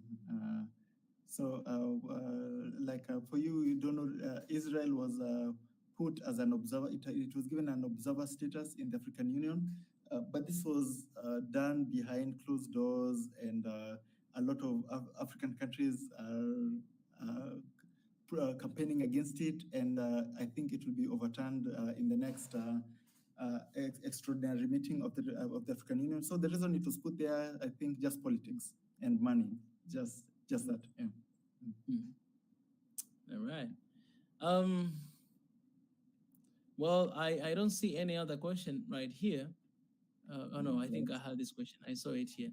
It's a tunacheki. This is to you, tunacheki. Tunacheki. You had a video on P. Kagame sending troops to fight jihadists, but were the rebels really jihadists or simply local folks defending their resources? Shouldn't we be aware of religious division? For me, I think they were neither. They were not jihadists and they were not local folks defending their resources. For me, I would think they were foreign mercenaries sent there by a foreign power to cause problems so that the actual people who are there for their resources will not get any. So this is how it works. A country they discover something, gold, diamonds, oil. Then suddenly there's jihad, like an uprising, or like this, like Mozambique has, like, through Mozambique's history, I don't think it's even had jihadists all of a sudden. They find natural gas more than any other region in the world. They've got jihadists, so they're using the Iraq template. Create a problem, send your troops there to that problem. There's actually no problem. Your troops are used to take money. They're doing that to DR Congo right now. They are really taking so much resources from DR Congo. So for your question, that's actually what's happening. They're not jihadists. They're not local folks. They're paid mercenaries because they're sent there to send trouble. And Kagame knows well who those people are causing trouble in Mozambique. All right, we have a really good question right here. I want to appreciate Theo as well for the super chat. Appreciate my brother. Thank you for your constant and unwavering support. This is a very interesting question. He say, I want to extend it. He says, should Ethiopia invest in Egypt to strengthen its influence? Let me say a little bit about this. There's as you know, there's a huge tension between these two great nations right here. We need all of these two nations in the table. The peace between these two countries is the peace for Africa. And also, the issue that we have between northern part of Africa and sub-Saharan countries of Africa. There's a huge, honestly speaking, a huge division between these two different parts. So in this question, adding to that, how can we bring back together, bring about unity between sub-Saharan countries and northern part of Africa? I really want to hear your genuine opinion on that, because they are Africans and we need them on the table. Yeah. We have a lot of things that we can share with one another to develop Africa, and Africa to be the greatest continent, the greatest one Africa we have ever seen. Because we used to be back in the days, the Egyptian, kingdom back in the days, right? So what would you say to that question? So for me, I've been asked so many times when it comes to this issue of North Africans and claiming, I don't know, they're not Africans or they're not part of Africa. So for me, I always have retort to people who claim from North Africa, who claim that they're not Africans, or people from other parts of Africa who claim North Africans are not Africans, right? I always ask them these questions, right? like how much money do you think Egypt makes from the rest of Africa to export its goods? Like the economy of Egypt is so intertwined with the rest of Africa that it will be insane for Egypt to like when I say Egypt, I mean the leadership, to claim they're not Africans. Like you know about COMESA, right? COMESA, Yes. it's like the an earlier version of the African Continental Free Trade, right? Like here in Kenya, we eat fruits, like we eat our oranges from Egypt, right? Egypt benefits so much from Tanzania and Kenya. It will be insane, right? Like I'm sure every time maybe like somebody mentions I don't know, from Egypt, like, oh, we're not Africans. We need, like, I'm sure the leadership, the presidents, they cringe. They're like, ooh, you're spoiling it for us. They're really benefiting from Africa, and with this, right? Like, see, divisions are very easy to propagate, especially when you've got external influences like Europe, right? Because even right now, the current problem between Egypt and Ethiopia is linked so much with the United States, right? So like Egypt is scared about the Grand Renaissance Dam, right? They go cry to America that, hey, tell Ethiopia to leave the Nile alone, right? The Nile problem was caused by Britain, right? Yeah. So you see, these are problems not caused by Africans, and then we're pushing another non-African country to solve it. The Americans do what they do to try to topple the Ethiopian government, right? So see, like problems like between Egypt and Ethiopia are not problems between Egypt and Ethiopia. Egypt and Ethiopia have no issues at all, right? It's just other countries interfering with the politics of countries, forcing them to do what they're doing. Like Britain convinced Egypt the Nile belongs to them, right? It it never did, right? There's all Ethiopia,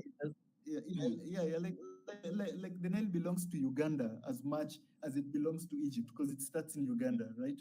Like you know, like if you have a line, it starts here and then ends here. How can you say this? The end is the owner of the whole line, right? It's equally where it starts and equally where it ends, right? But Britain convinced Egypt that this is yours. Take full. The other people below you are subhumans, like that kind of concept. It's stuck in them, and they'll have to unlearn that. So like with that, the economic relationship between countries like Egypt, Ethiopia, Kenya are the ones that will bring them together, right? Because at the end of the day, when everybody is happy, like when everybody has enough to eat, when everybody has nothing to fight about, there'll be less conflicts, right? An Egyptian wouldn't care if they're Martian, or the Ethiopian wouldn't care that this Egyptian is if there's no contention to fight about, this divide wouldn't be there. So the best solution is remove these things that they're fighting about, right? Remove these problems caused by other people, and you'd fix the problem. Yeah. All right. I appreciate for that. And just mind you that there's a lot of countries that are involved in Nile River. There's Egypt, Sudan, South Sudan, Ethiopia, Uganda, Congo, Kenya, Tanzania, Rwanda, Burundi. Those are countries that are out there. Yeah, definitely. And they all deserve an equal share of the Nile. So like Britain can take their laws and where they can put them. Like this, the Nile River, it should be a reason for us to be united. Because look at how many countries are involved there. Like even God, the way He designed all these water channels and everything, He gave us things that we share in common, everybody. But it's crazy that things that are meant to unite us are dividing us. Look at religion, look at languages, look at water. That's what divides us. And all when you look deep inside, it's because of power and because of someone up there who is saying that, oh, this is you deserve more, they deserve less. We cannot deal with this crap all the time. I cannot. It has to be the time for us to say, no to that. No to that. And we share a lot in common. Let's let's be one. Yes.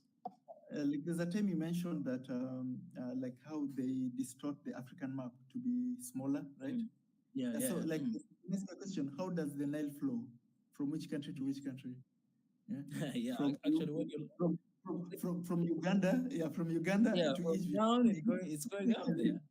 Technically, the world of the map of the world should be the other way around, right? Yes, exactly. That's the right way because how many rivers have you ever seen flow up a hill, right? No. There's no So such as a in, thing.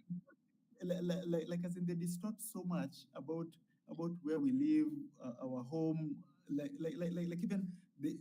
where how we draw where we live, it's been distorted and being falsified and being used as propaganda, right? Making Africa smaller, putting it lower, right? Africa is at the top of the world. Yes. Right? It is. Africa is at the top. They switched it, made it smaller, less significant, so we feel that way. Yeah. So, Yeah. And that's why we've been saying ever since we were a little kid, and we believe it. Right now, a lot of us, we don't know that Africa is actually bigger than the way it looks like. Somebody here, someone here is asking, what resources can we use to learn Swahili? For this one, I'm not going to answer right now, Pai. I'm preparing an amazing conversation with Imani, actually, someone who is an amazing advocate of Swahili in the continent. I'm preparing a session. This guy, he will come here and share everything you have to know and why Swahili should be an African spoken language in the whole continent. I've been talking with him behind the scene, and we're just finding the right time for him to come. We're supposed to have that session actually this week, but maybe we'll have in the weeks to come because it's at night, and 9 p.m. it's kind of like too late for him. But we'll figure out something. Okay, let me see here. There's a lot. I appreciate for everybody who is commenting here. There's so many comments that I might not be able to go through all of them, but I appreciate the conversation that is going on down there, both here and in tunacheki. We love you guys for the whole support that you guys are showing. Yeah, and also to remind tunacheki followers, please make sure to subscribe to Swahili Nation. Like he's got great content, and he's producing the content. Like there's so much content. So believe me, you'll miss new content to watch, right? Yeah. So you just check out like his streams. Like I enjoyed your stream for Wongel. Like we were with that like in Ethiopia, and it was a great experience. So yeah, just keep on coming. Like I can't wait for the Imani one. So just keep them coming. On the same note, let me remind Swahili Nation family as well, guys. Tunacheki, we're one Africa. So go there, support the channel. If you haven't subscribed, do so. If you've already done, that's beautiful. That's amazing. And do that. We have to become one. I would love to see the conversation of Tunacheki and Swahili Nation people from there. I would love to see those conversations going on, and we're mingling. Actually, in that note, this is another thing that I can do. Another thing that I can do. First, creating that WhatsApp group, bringing all of us together, and we can share ideas and talk and discuss and have all this meeting. But another thing, I can prepare the live stream, just like what we're having here with you, with all the YouTubers, and whereby, I know this one is being streamed live in tunacheki, and other YouTubers as well, they can stream in their channels, and we can have something, like this to talk and to just have a moment to chat with one another and receive some questions from our people, allowing like people from Swahili Nation to ask questions to people of tunacheki, or Wodemaya, or Make Africa Great Again, and all these Wangel and another great YouTubers that we have out there. I can have that moment. I think that would be amazing. That would be amazing. You can have online conversation like that with our people from all over the continent, but also we can have face to face one day when we get that chance. That's something that it can be done, and I know a lot of people, they might be open to that, and I know tunacheki already open to that, right? Yeah, definitely. You're my real brother. So there's another question here. Is, hey,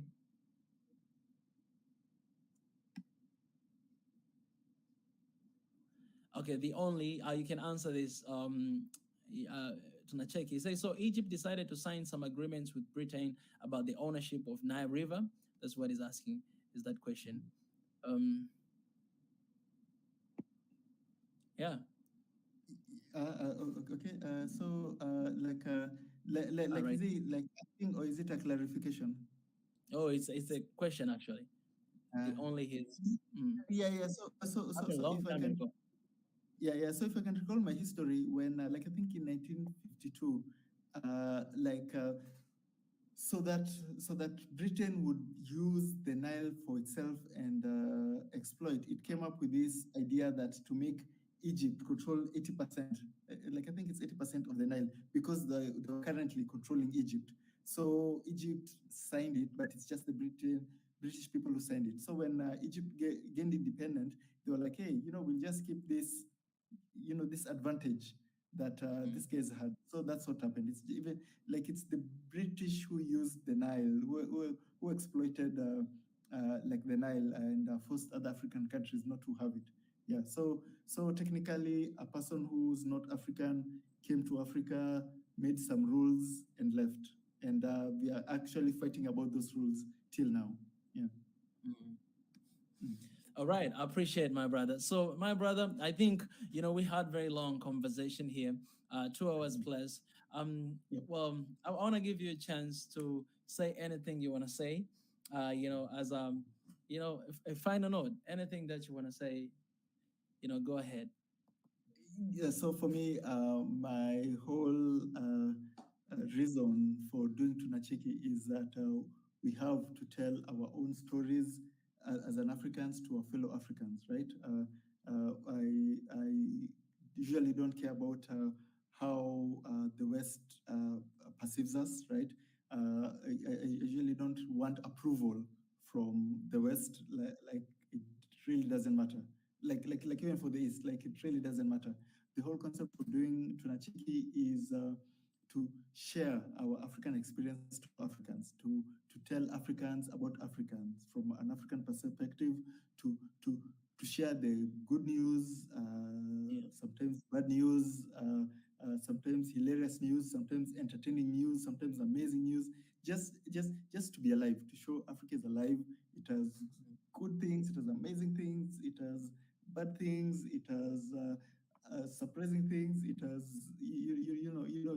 just it's like we're a people, we are here to tell our stories. And I would also encourage, like I always say, Swahili Nation mentioned that we are almost reaching 1 million subscribers. We're close. I think we're like 40,000 away, right? And although having 1 million subscribers is cool and it's a big achievement, right? I've always advocated for having 1 million Pan-African YouTube creators, right? I know what I mean? Pan-African YouTube creators, it don't mean you only have to do politics. You don't have to do news. You can do like dance videos. You can do like skits. You can do comedy. You can do pop culture. Like just anything that promotes Africa, or any concept that enables you to tell your African story, like from an African perspective, right? You can do videos about being a writer. You can do videos about being an actor. You can, somebody asked about financial literacy. You can create videos to teach people about financial literacy, the stock exchange, entrepreneurship, right? Yeah. So as long as you're creating African content for African people, you'll do right to technically nothing stopping you from doing exactly what you're doing, right? And who knows, maybe it's next time we'll be celebrating your 1 million subscriber. So I would encourage everybody, start creating your content, start the story. Yeah. So that's my final message to everybody watching, from Swahili Nation and to tunacheki.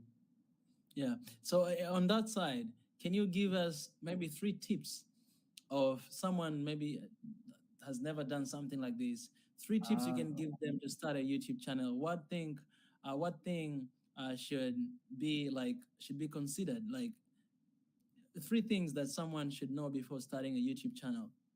Okay. First is the first and the most important one is start creating. Don't go like, hey, next week I'm going to be paid. I'm going to buy that camera, that fancy 4K camera, or I'm going to buy lights, or I'm going to buy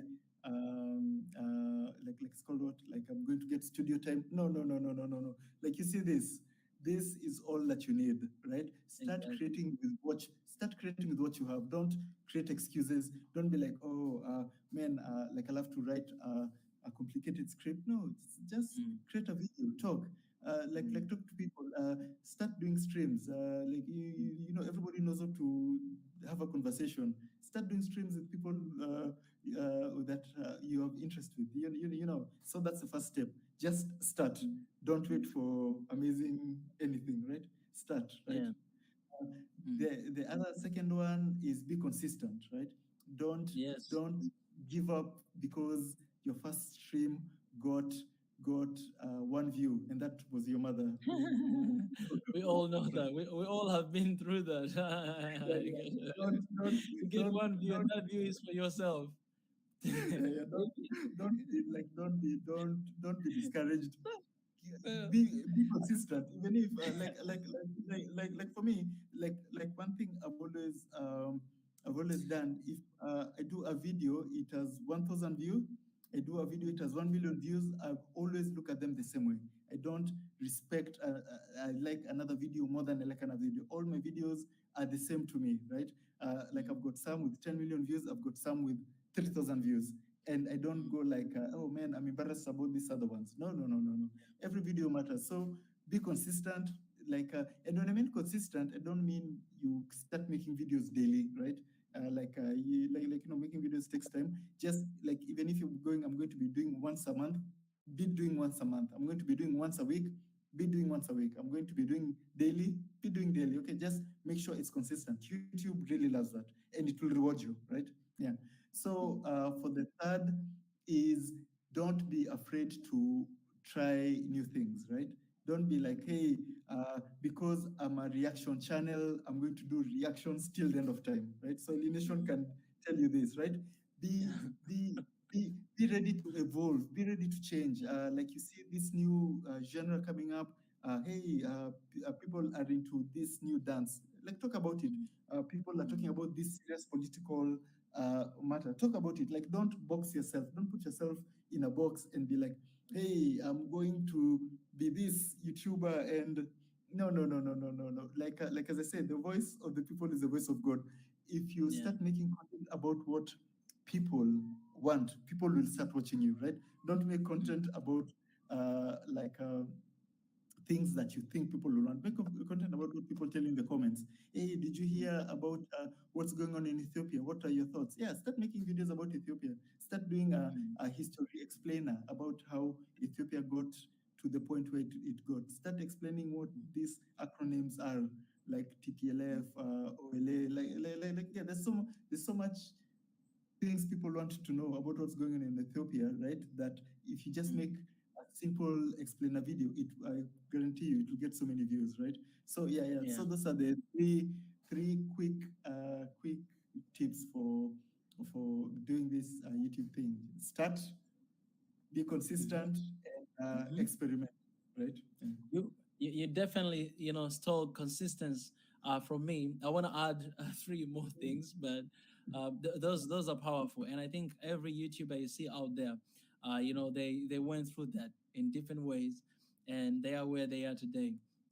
For me, I want to add about be authentic, all right, with your content, what you say, what you do, because usually people are attracted towards that, and as well, be yourself. It's very important to be yourself because we are all created uniquely and different.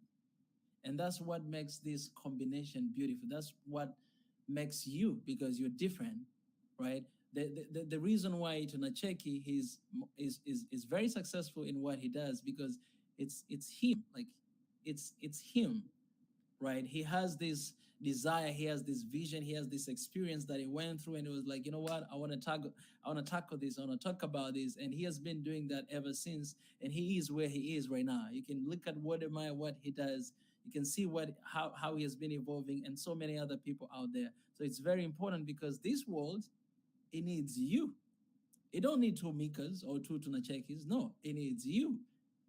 And if you're not out there on the YouTube business, that means we don't have you yet. And so there's some people, they're really good. They have good eyes to see what is missing. They're like, he was supposed to do this. He was supposed to do this. You have those comments all the time, right? Maybe you were supposed to do that. Maybe that is your job. You know what I'm saying? Your job is to see what is missing and to go to try to, to fix that. Some of them, for example, I believe you have these people. Everybody has these people who they always see something like that, and they found themselves somewhere in the movement or in the channel that, I want to contribute in this area. I want to do this and that and that. That as well, it can be one way of being yourself and, join this an amazing and incredible journey that we are on to. Right. And another thing, I listed like 10 of them. I would say target as well. You have your own target. You have a target, you have an idea that, okay, these, a couple audience that I want to reach out to. And, so once you have your target, then you know how you're supposed to address that, what you should say. It all depends on the target and the people that you want to reach out to. And I think one of the strategies that sometimes I do, and it happens, like I see the problem and I'm going to address that issue. Like I'm making a video about this issue that is happening, right? But sometimes, we gotta be honest that we make videos, we don't see issue, but we just make videos, of all these ideas that we have because we want to see something happening, right? Not because we've seen anything, but it's just because, we have this, there's this voice inside of you that, I think, this should be a topic, or this should be something that you can talk about. So you can do however you want to do in that way. And I'm telling you, you'll be successful. Until today, by the way, tunacheki, I'm still using my phone. I still don't have camera. Yes. I'm still using my phone. I still don't have camera, right? Right now I'm using, my notebook camera here. So, that's how I've been doing for all this, for the past 2 years with this particular channel. All right. So I appreciate tunacheki. Thank you so much for allowing me and allowing us to have this conversation with you. It means a lot. You are such a humble person. And I just want to appreciate you for all you do for the continent, for our people. And I think this is just one way to collaborate. I'm going to definitely visit Kenya. And when I come there, I'm going to meet you. You're my brother, and we're going to have, more conversation to come. So I want to appreciate you for all you do and for this conversation of today. Thank you so much, my brother. Thank you for having me. I really enjoyed the conversation. Yeah. Appreciate it. So before I let you leave, we always hear, I don't know if you're open to that. We always pray, at the beginning and at the end. It's kind of like, it's kind of like our taboo that we have we have initiated here in Swahili Nation and One Africa. We acknowledge the difference of religions out there, and that's and we know that this is one of the reasons why why our community and our people are divided sometimes because of that. But we are always addressing that this should be the reason for us to be united. We should be able to talk about things we believe in. We should be able to discuss. We should be able, Muslims should be able to pray for me, and I, as a Christian, should be able to pray for them. We should be able to cooperate in any way possible, to bring our people together and all these different sides together. Because at the end of the day, man, we need God in this fight that we are going through. So if you will allow me, I'll just go to pray to not really closing this session, but postponing this session. Because if I close right now, later on, I'm going to have hard time to open. So we're not closing this. Okay, good. Sure. All right. If you're okay with that, I'll just go ahead and thank God. God, I thank you for the conversation that I had today with tunacheki and all Africans inside the continent and outside the continent. We know that this is the one step towards the change, the people you created us to be, you designed us to be, and everything that you blessed us with. We just pray that everything that we talked about, this will just be the beginning, and you continue to speak to us, give us wisdom, and the content that we produce, and the audience and people that will reach us to. We pray that God, they will be impacted, and influenced in a way that it will bring all of us together, to stand together for our people, and to stand together with our people and for our people. So I thank you so much for what tunacheki is doing. I continue to be with them. I thank you for what we are doing, and all our brothers and sisters around the continent. Keep us safe, give us peace, unity, and loving one another. That's what we are asking from you. Help us in this movement, in this call, in this fight, to keep our heads straight and not to be distracted by anything out there that's going on. Keep our brothers and sisters safe, those who are struggling with, COVID-19, with different crises. We pray for them and remember them. I pray all these things in your name. Amen. Amen. All right. tunacheki, I appreciate my brother. I love you. I'm going to have a lot of calls with you outside of this. Allow me to disturb you, but I appreciate for all that you're doing, and thank you so much for tunacheki family and Swahili Nation family. Let's keep this unit going on. Thank you for watching, and make sure to subscribe to Swahili Nation. Okay. I appreciate my brother. Thank you so much. I'll let you go for now. Appreciate. All right.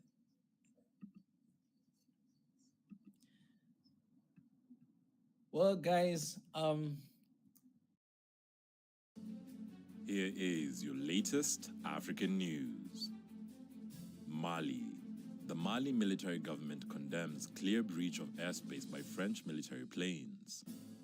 Mali's military government has condemned that it called a clear breach of its airspace by a French military aircraft this week, warning of potential consequences should such practices continue. Malian government spokesperson Colonel Abdoulaye Maïga stated that a complaint had been issued to France after one of its military planes traveled between Ivory Coast's capital Abidjan and the northern Malian city of Gao early this week. The French military plane had also switched off its transponder, preventing it from communicating with Malian aviation authorities, according to the statement. It added that government would refuse all responsibilities for the risks to which the perpetrators of this practice may be exposed in the event of further violation of Malian airspace.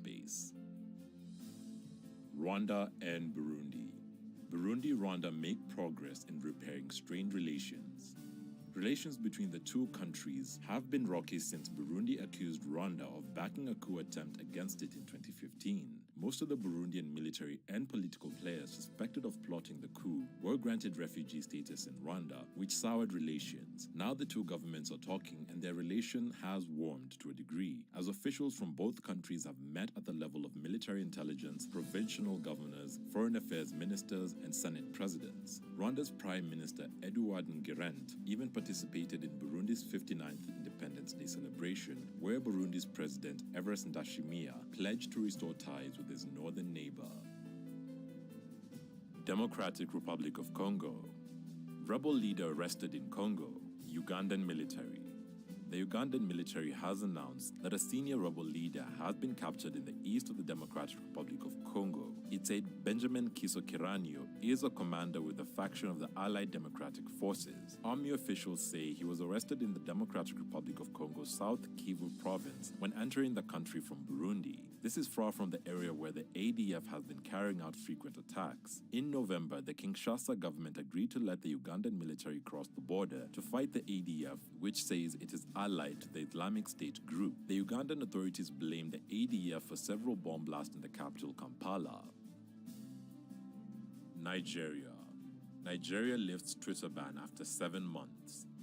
Nigeria has lifted its ban on Twitter 7 months after clamping down on the social networking site. Nigeria's government suspended Twitter last June after the company deleted a tweet by President Muhammadu Buhari about punishing regional secessionists. Authorities accused the social media firm of siding with the secessionists, but the government said it was reversing the ban after Twitter agreed to conditions including opening a local office in Nigeria. It came after Twitter removed President Buhari's post referring to the 1967 to 1970 Nigerian Civil War and to treating, and I quote, those misbehaving today in the language they will understand, end quote. quote, Twitter is popular with many Nigerians and the platform has been used as a mobilizing tool. Activists used it to rally support during protests against police brutality under the hashtag #EndSARS, which gained global attention. South Africa. South Africa minister tells girls to open books and close legs. A regional health minister has come under fire in South Africa for telling schoolgirls to open their books and close their legs. Ms. Ramathuba made the comment during a visit to a secondary school in a bid to encourage abstinence and reduce teenage pregnancy rates. Social media users criticized the remarks and questioned why it was only directed at girls. Ms. Ramathuba defended the message, which she said was aimed at boys too. The comment sparked criticism after a video of the speech was shared on social media. Opposition politician called the remarks deeply disturbing, adding that it was an opportunity to have a meaningful conversation with these learners about consent. Instead, she victim-blamed and placed undue pressure on girls, she wrote on Twitter. Another social media user stated that it was not an appropriate way to talk to kids about abuse, sex, and consent. Tanzania. Bomb-sniffing Tanzanian rat Mangawa dies aged 8. Magawa, the Tanzanian rat who was awarded a gold medal for his heroism in 2020 and retired from his job of detecting landmines in 2021, has died. In a career that spanned over 5 years, the rodent sniffed out 71 landmines and dozens more unexploded items in Cambodia. At the time of his retirement, Magawa had cleared more than 141 square meters of land, the equivalent of 20 football pitches. Thanks for watching. Please subscribe, share, and like this video. It's the best way of supporting us. Also, don't forget to catch the return of our show, Africa in the News, on our channel. You can directly support this new series by becoming our YouTube member or becoming a patron and donating. And remember, Africa is watching. Nigeria. Nigeria lifts Twitter ban after 7 months.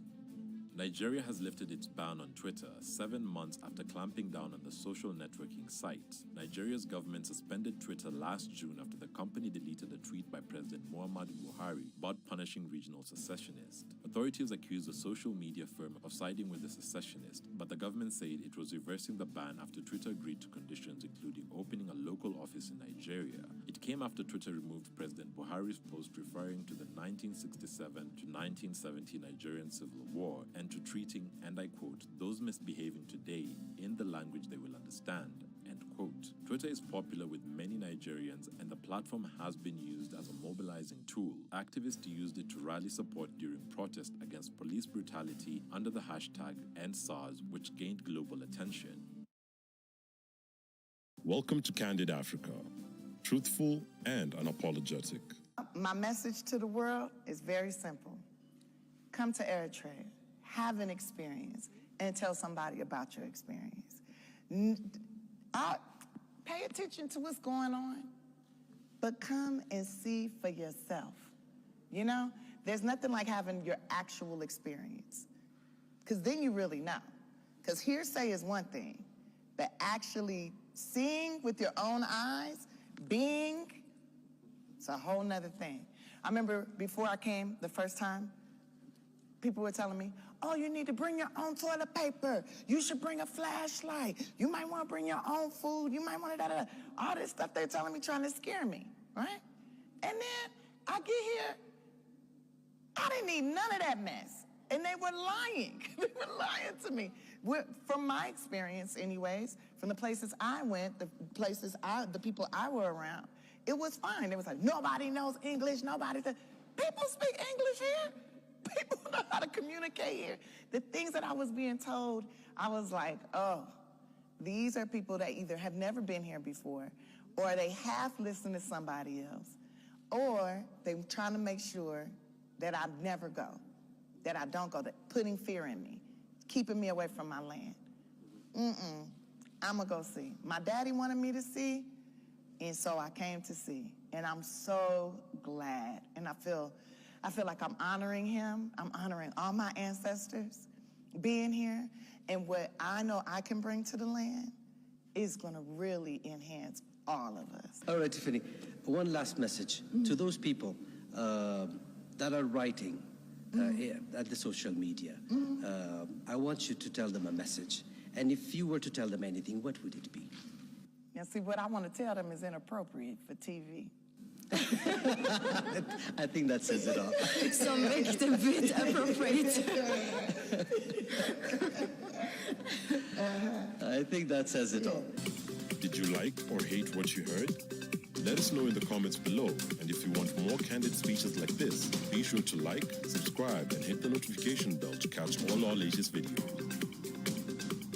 And please feel free to leave your suggestions, news tips, or topics about Africa you'd like us to cover.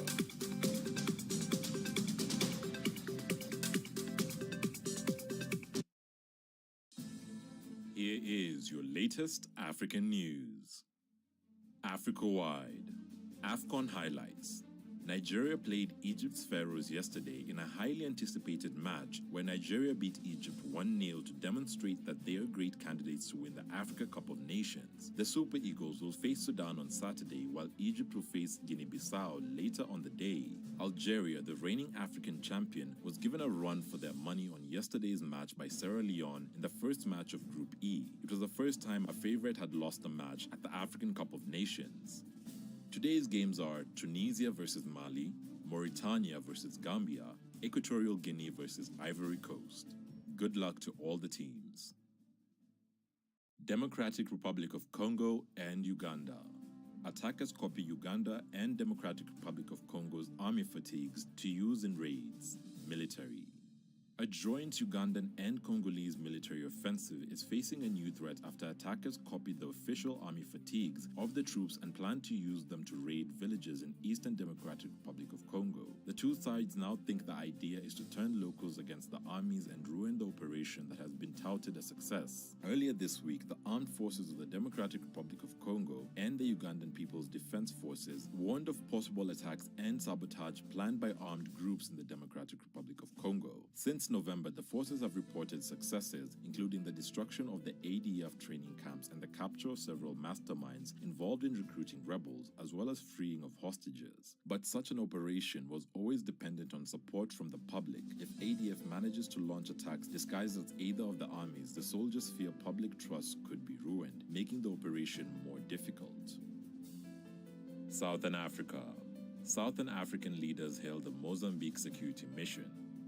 South African President Cyril Ramaphosa has said that there had been significant progress in tackling a militant insurgency in northern Mozambique after a multinational force was deployed there last year. Ramaphosa, who chairs the Defense and Security section of the Southern African Development Bloc, gave the update at a summit called to assess developments in the region. The Southern African Development Bloc members and Rwanda stepped in 6 months ago to assist the beleaguered Mozambique army, bringing in more than 3,000 troops. Since the deployment, significant progress has been made on improving security. The Southern African Development Bloc mission in Mozambique, SAMIM, was initially deployed in July, but its mandate was extended indefinitely in October. Ethiopia. Freed opposition leader ready to take part in national dialogue. The Ethiopian journalist, blogger, and founder of the Baldaris for Genuine Democratic Party, Eskender Nega, has expressed his intention to participate in a national dialogue. After more than a year in prison, the 52-year-old opposition leader, who recovered his freedom last Friday, is ready to take part in a national dialogue process. Following his liberation, he came back to a country hit by a nearly year-long war, opposing the military to the Tigrayan People's Liberation Front, which has forced some estimated 1.7 million people to flee their homes. The Prime Minister Abiy Ahmed had called for national reconciliation in his Orthodox Christmas message. He proceeded to pardon the January 7th numerous prominent opposition figures as he hoped to, and I quote, pave the way to a lasting solution to Ethiopia's problem in a non-violent and peaceful way, end quote. Egypt. Egypt's El-Sisi criticizes the EU on refugees. Egyptian President Abdallah Fattah El-Sisi has criticized European governments handling the migration issue. El-Sisi said Egypt was hosting 6 million people who escaped conflict and poverty in their own countries. El-Sisi made the remarks during the session at the World Youth Forum, which is taking place at the Red Sea resort of Sharm el-Sheikh. The UN's International Organization for Migration says Egypt hosts more than 6 million migrants, more than half of them from Sudan and South Sudan, where simmering conflicts continue to displace tens of thousands of people annually. For some, Egypt is a destination and a heaven, the closest and easiest country for them to enter. center. For others, it is a point of transit before attempting the dangerous Mediterranean crossing to Europe. Uganda. Ugandan author of The Greedy Barbarian charged of almost 70 tweets. Award-winning Ugandan author Kakwenza Rukirabashaija has been charged with 2 counts of offensive communication after making unflattering remarks about the president and his son on Twitter. The prosecution alleged that he had used his Twitter handle to disturb the peace of President Yoweri Museveni and his son, Lieutenant General Muhoozi Kainerugaba. Mr. Rukirabashaija pleaded not guilty to the charges, local media report. He had tweeted that Lieutenant General Muhoozi was obese and a curmudgeon. Kakwenza Rukirabashaija is best known for The Greedy Barbarian, a satirical novel which describes high-level corruption in a fictional country and banana republic, where writing is treasonous, an account of the torture he was subjected to while in detention in 2020. Last year, he won the PEN Pinter Prize for an international writer of courage. Local opposition parties and civil society groups have been calling for the writer's release since his detention on 28th December. West Africa. Guinea keeps border open with Mali hit by ECOWAS sanctions.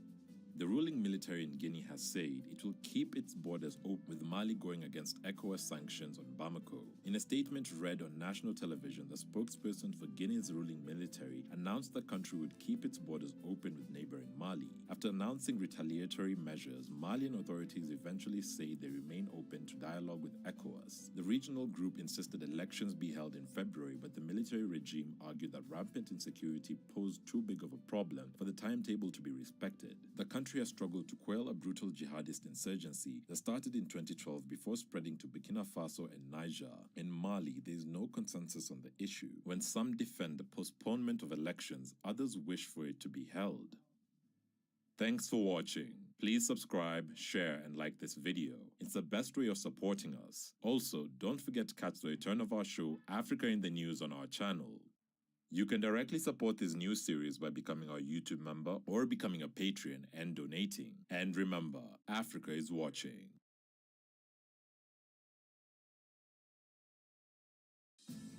Here is your latest African news. The type of policing they give to us for plants. For plants. Just for a plant. For plants. For plants. Huh? For plants. In today's time, we still get arrested for plants. For plants. They can over-police us for plants. They can't over-police. What Jesus put there, they want to be law over Jesus. They can't do anything to criminals. They run rampant. Huh? Daar is die polisie, daar is hulle daar. Daar is die polisie hier reg rondom, hier agter my, langs aan my. Daar is die pere eenheid ook daar, so daar is speerders aan daai kant. Papa, just wait. Don't take us photos, please. So ja, die almal is hier so ek stuur maar net berig. Hulle gaan ons arresteer.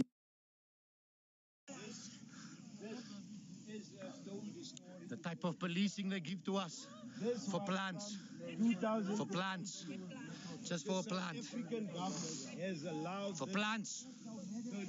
For plants. Huh? For plants. In today's time, we still get arrested for plants. For plants. They can over-police us for plants. They can't over-police. Thanks for watching. Visit our YouTube channel, 2NACHEKI, to watch our daily news reports and our website, tunacheki.tv, for all the latest news updates. Also, don't forget to catch the return of our show, Africa in the News, on our channel. You can directly support this new series by becoming our YouTube member or becoming a Patreon. And remember, Africa is watching.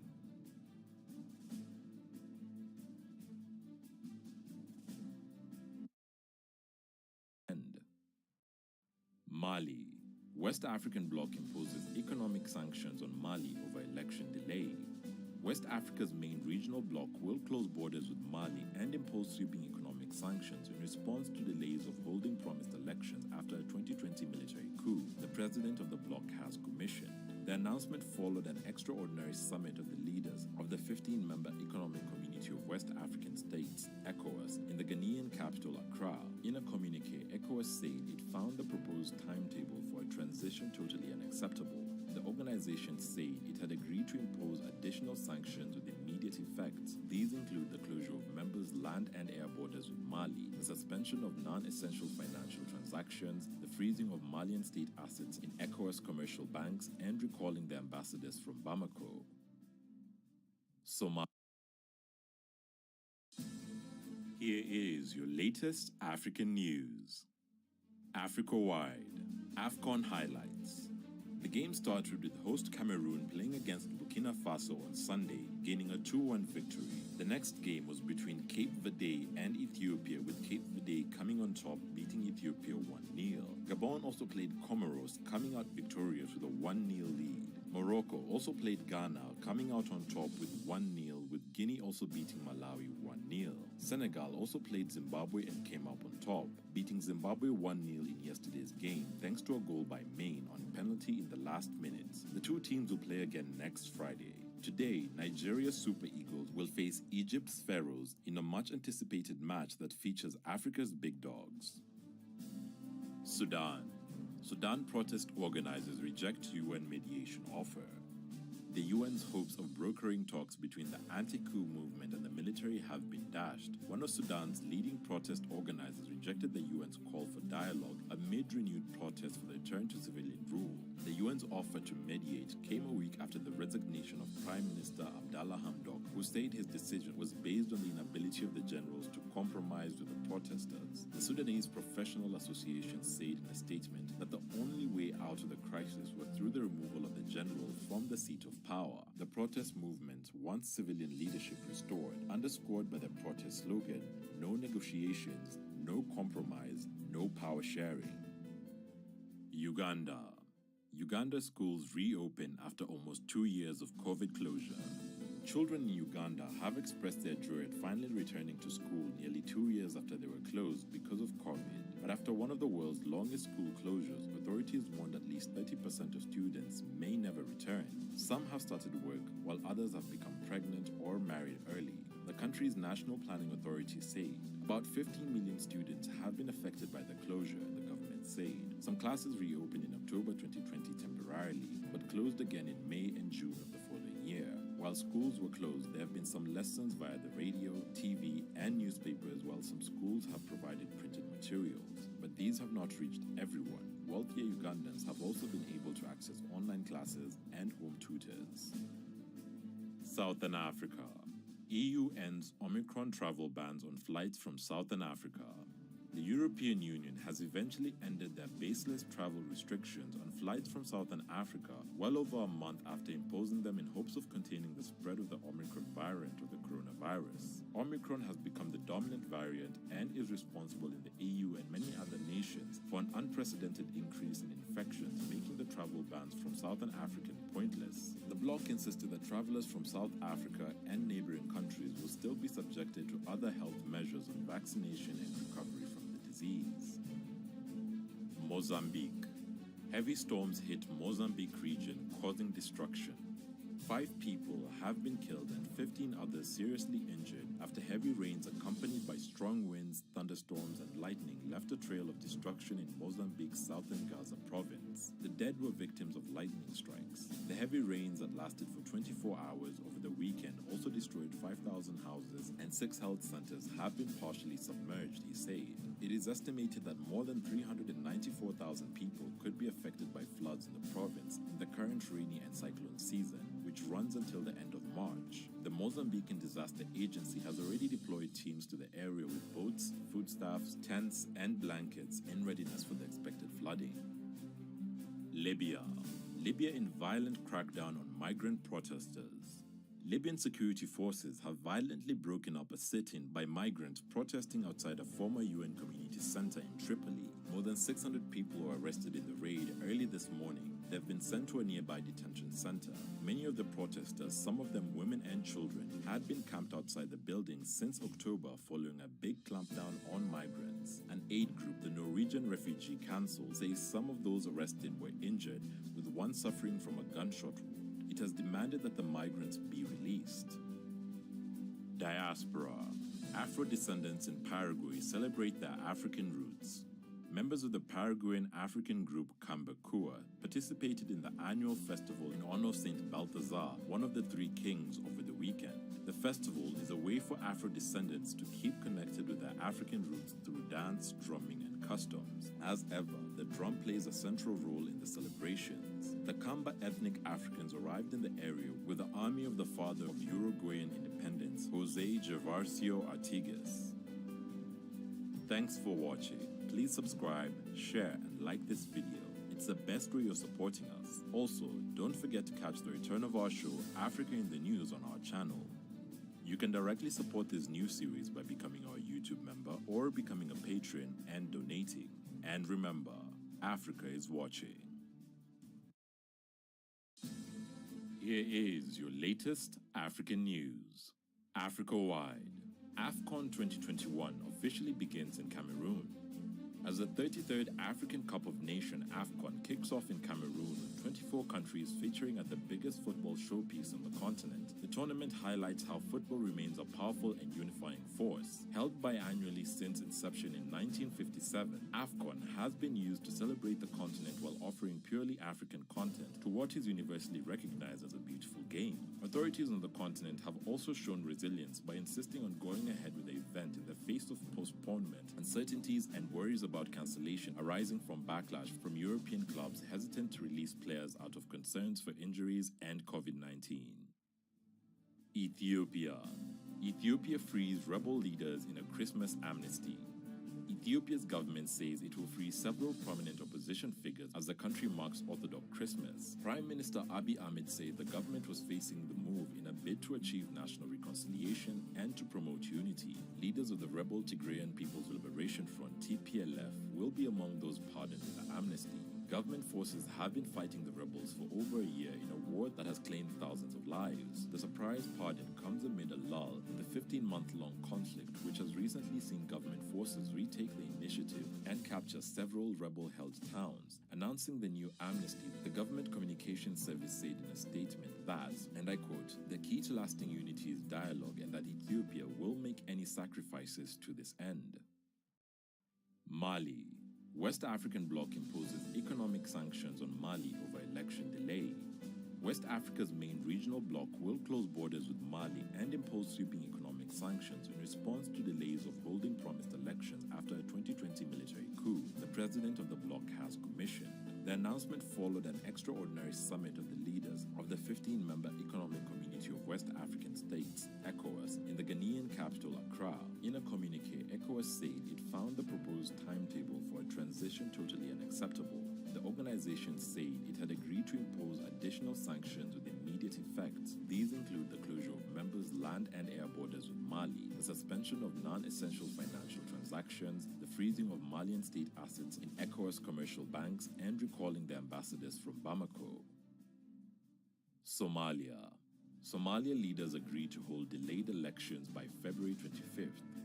Somali leaders have announced they struck a deal to complete parliamentary elections by February 25th after repeated delays that have threatened the stability of the country. The agreement was reached after several days of talks hosted by Prime Minister Mohamed Hussein Robel with state leaders aimed at ending an impasse over the polls. Elections in Somalia follow a complex indirect model whereby state legislatures and clan delegates pick lawmakers from the national parliament who in turn choose the president.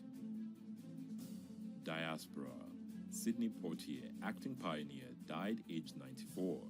Sidney Poitier, whose groundbreaking acting work in the 1950s and 60s paved the way for generations of black film stars, has died aged 94. Poitier, who was born in Miami and raised in the Bahamas, was the first African-American winner of the Best Actor Oscar for The Lilies of the Field, and along with Harry Belafonte, who was a pioneering black presence in mainstream Hollywood cinema. In all, he acted in more than 50 films and directed 9, starting in 1972 with Buck and the Preacher, in which he co-starred with Belafonte. Poitier received the Kennedy Honor Center in 1995 and received the Presidential Medal of Freedom from Barack Obama in 2009.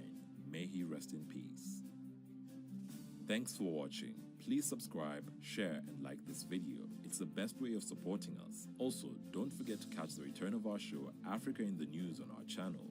You can directly support this new series by becoming our YouTube member or becoming a Patreon and donating. And remember, Africa is watching. So, this is me eating raw meat. What is your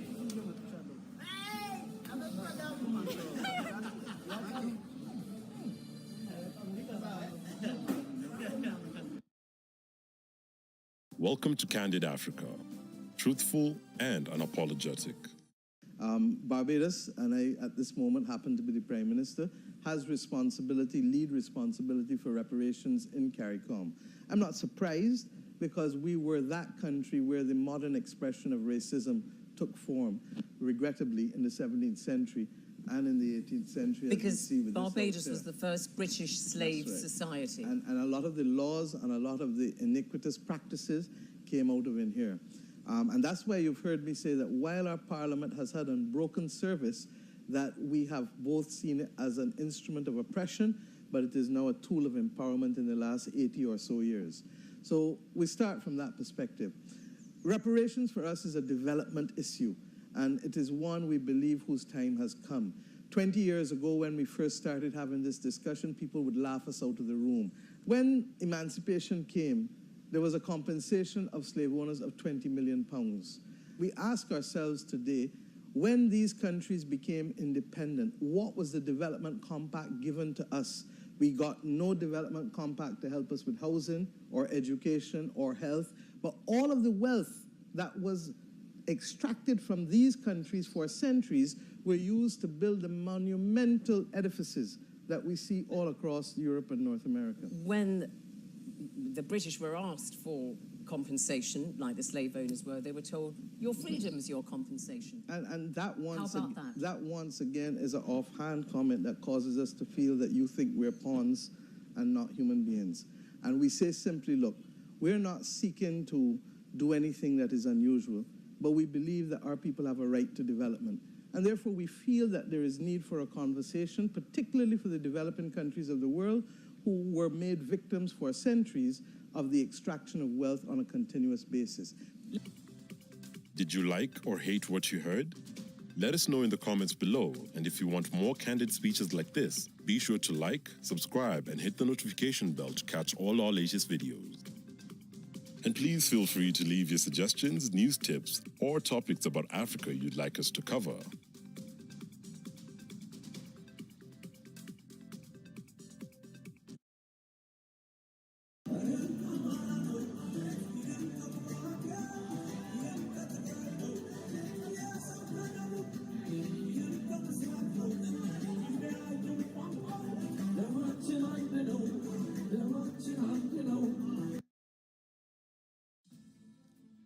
Here is your latest African news. Horn of Africa. China to appoint special envoy to Horn of Africa. China will appoint a special envoy for the Horn of Africa to help tackle security challenges in the region. Chinese Foreign Minister Wang Yi made the announcement this week during a press conference in the Kenyan city of Mombasa. The minister is on a tour of the 3 countries in Eastern Africa, which began in Eritrea and concludes in the Indian Ocean islands of Comoros. He commends sanctions imposed on Eritrea, which has long been regarded as pariah by Western powers. The US imposed sanctions on Eritrea last year over its involvement in the Ethiopian conflict. West Africa. ECOWAS rejects Mali military hopes of 5-year transition to civilian rule. The mediators of West Africa's regional bloc, ECOWAS, has delivered a message to Mali's military leader ahead of a summit on Sunday to address the timetable of its transition to civilian rule. Mali's military takeover the country in August 2020. The message, the details of which have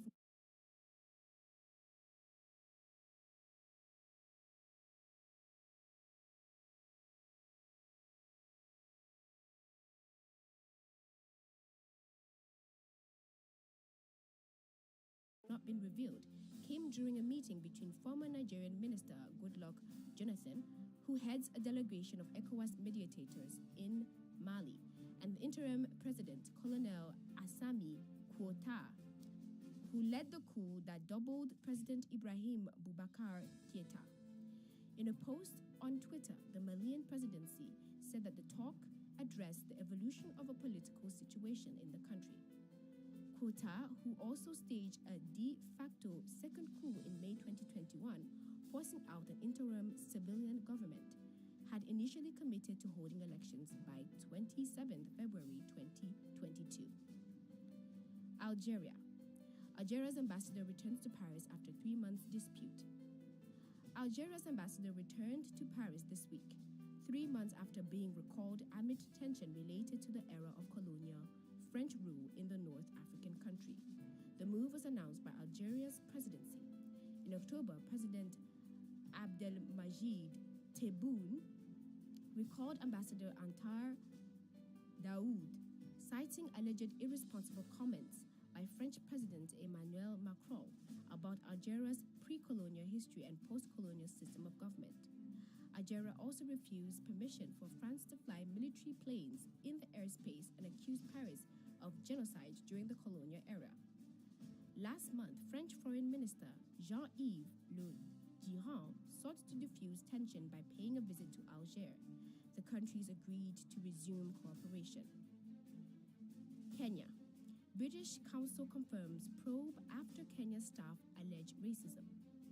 The British Council has confirmed that it was investigating allegations of racism and discrimination against the past and current Kenyan staff at the Cultural Relations Organization.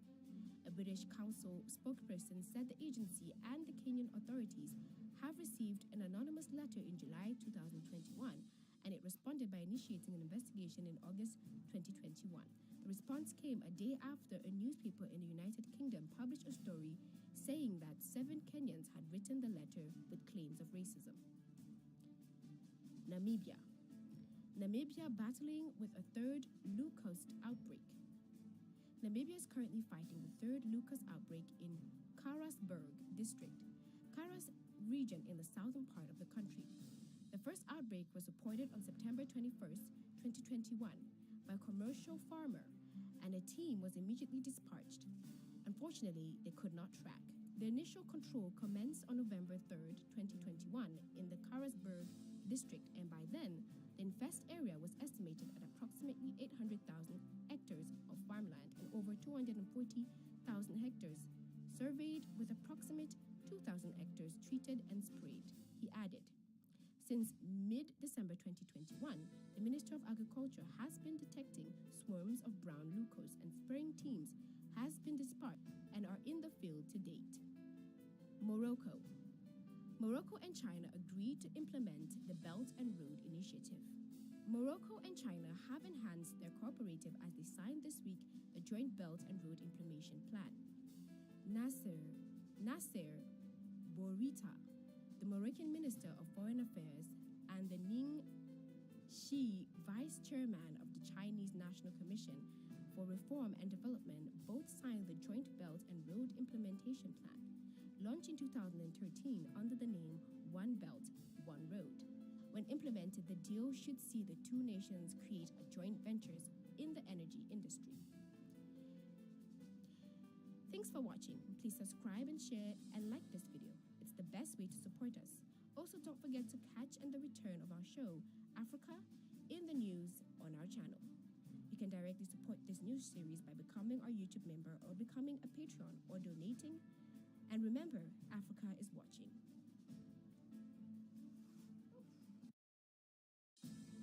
Here is your latest African news. Horn of Africa. U.S. Special Envoy for Horn of Africa to leave post. U.S. Special Envoy for the Horn of Africa, Jeffrey Feltman, will step down from his post this month after a disastrous 9 months in the job, and David Satterfield, the outgoing U.S. ambassador to Turkey, will take up the role, according to media reports. The news of his departure, which was not previously reported, came before he heads to Ethiopia this week to meet with senior government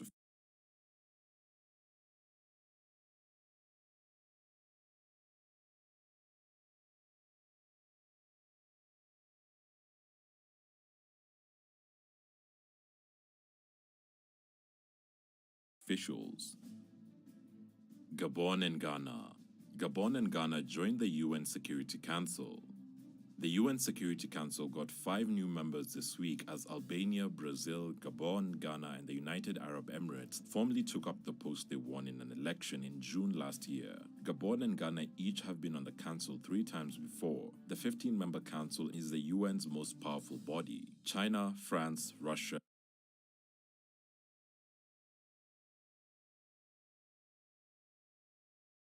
the United Kingdom and the United States are permanent members with veto power. Other members are elected by the 193-member General Assembly for 2-year terms that are allocated by global regions. The African continent non-permanent seats on the Security Council were held by Kenya, Tunisia, and Niger. South Africa and Senegalese president last year called for a permanent representation of the African people in the council. Council members also can convene meetings on security topics of particular interest to them, and smaller countries get to share a prominent platform with world powers. More than 50 of the UN's 193 member countries have never been elected to the council since it formed in 1946. Kenya. KFC promises to buy Kenya potatoes after backlash. The fast food chain KFC has promised Kenyan customers that it will secure local supplies of potatoes following a backlash when it ran out of imports. Its restaurants in Kenya had stopped serving French fries because of disruptions to shipping caused by COVID, but Kenyans pointed out that local farmers had ample stocks of potatoes. Some on social media called for a boycott of KFC, questioning why it needed to bring in vegetables from outside the country. A representative for the chain said suppliers had to go through quality assurance. KFC is reported to have said it had launched a project to source potatoes from Kenyan farmers, saying it was already doing so for other ingredients such as poultry and vegetables, as well as flour and ice cream. South Africa. South Africa report on Zuma-era graft handed over.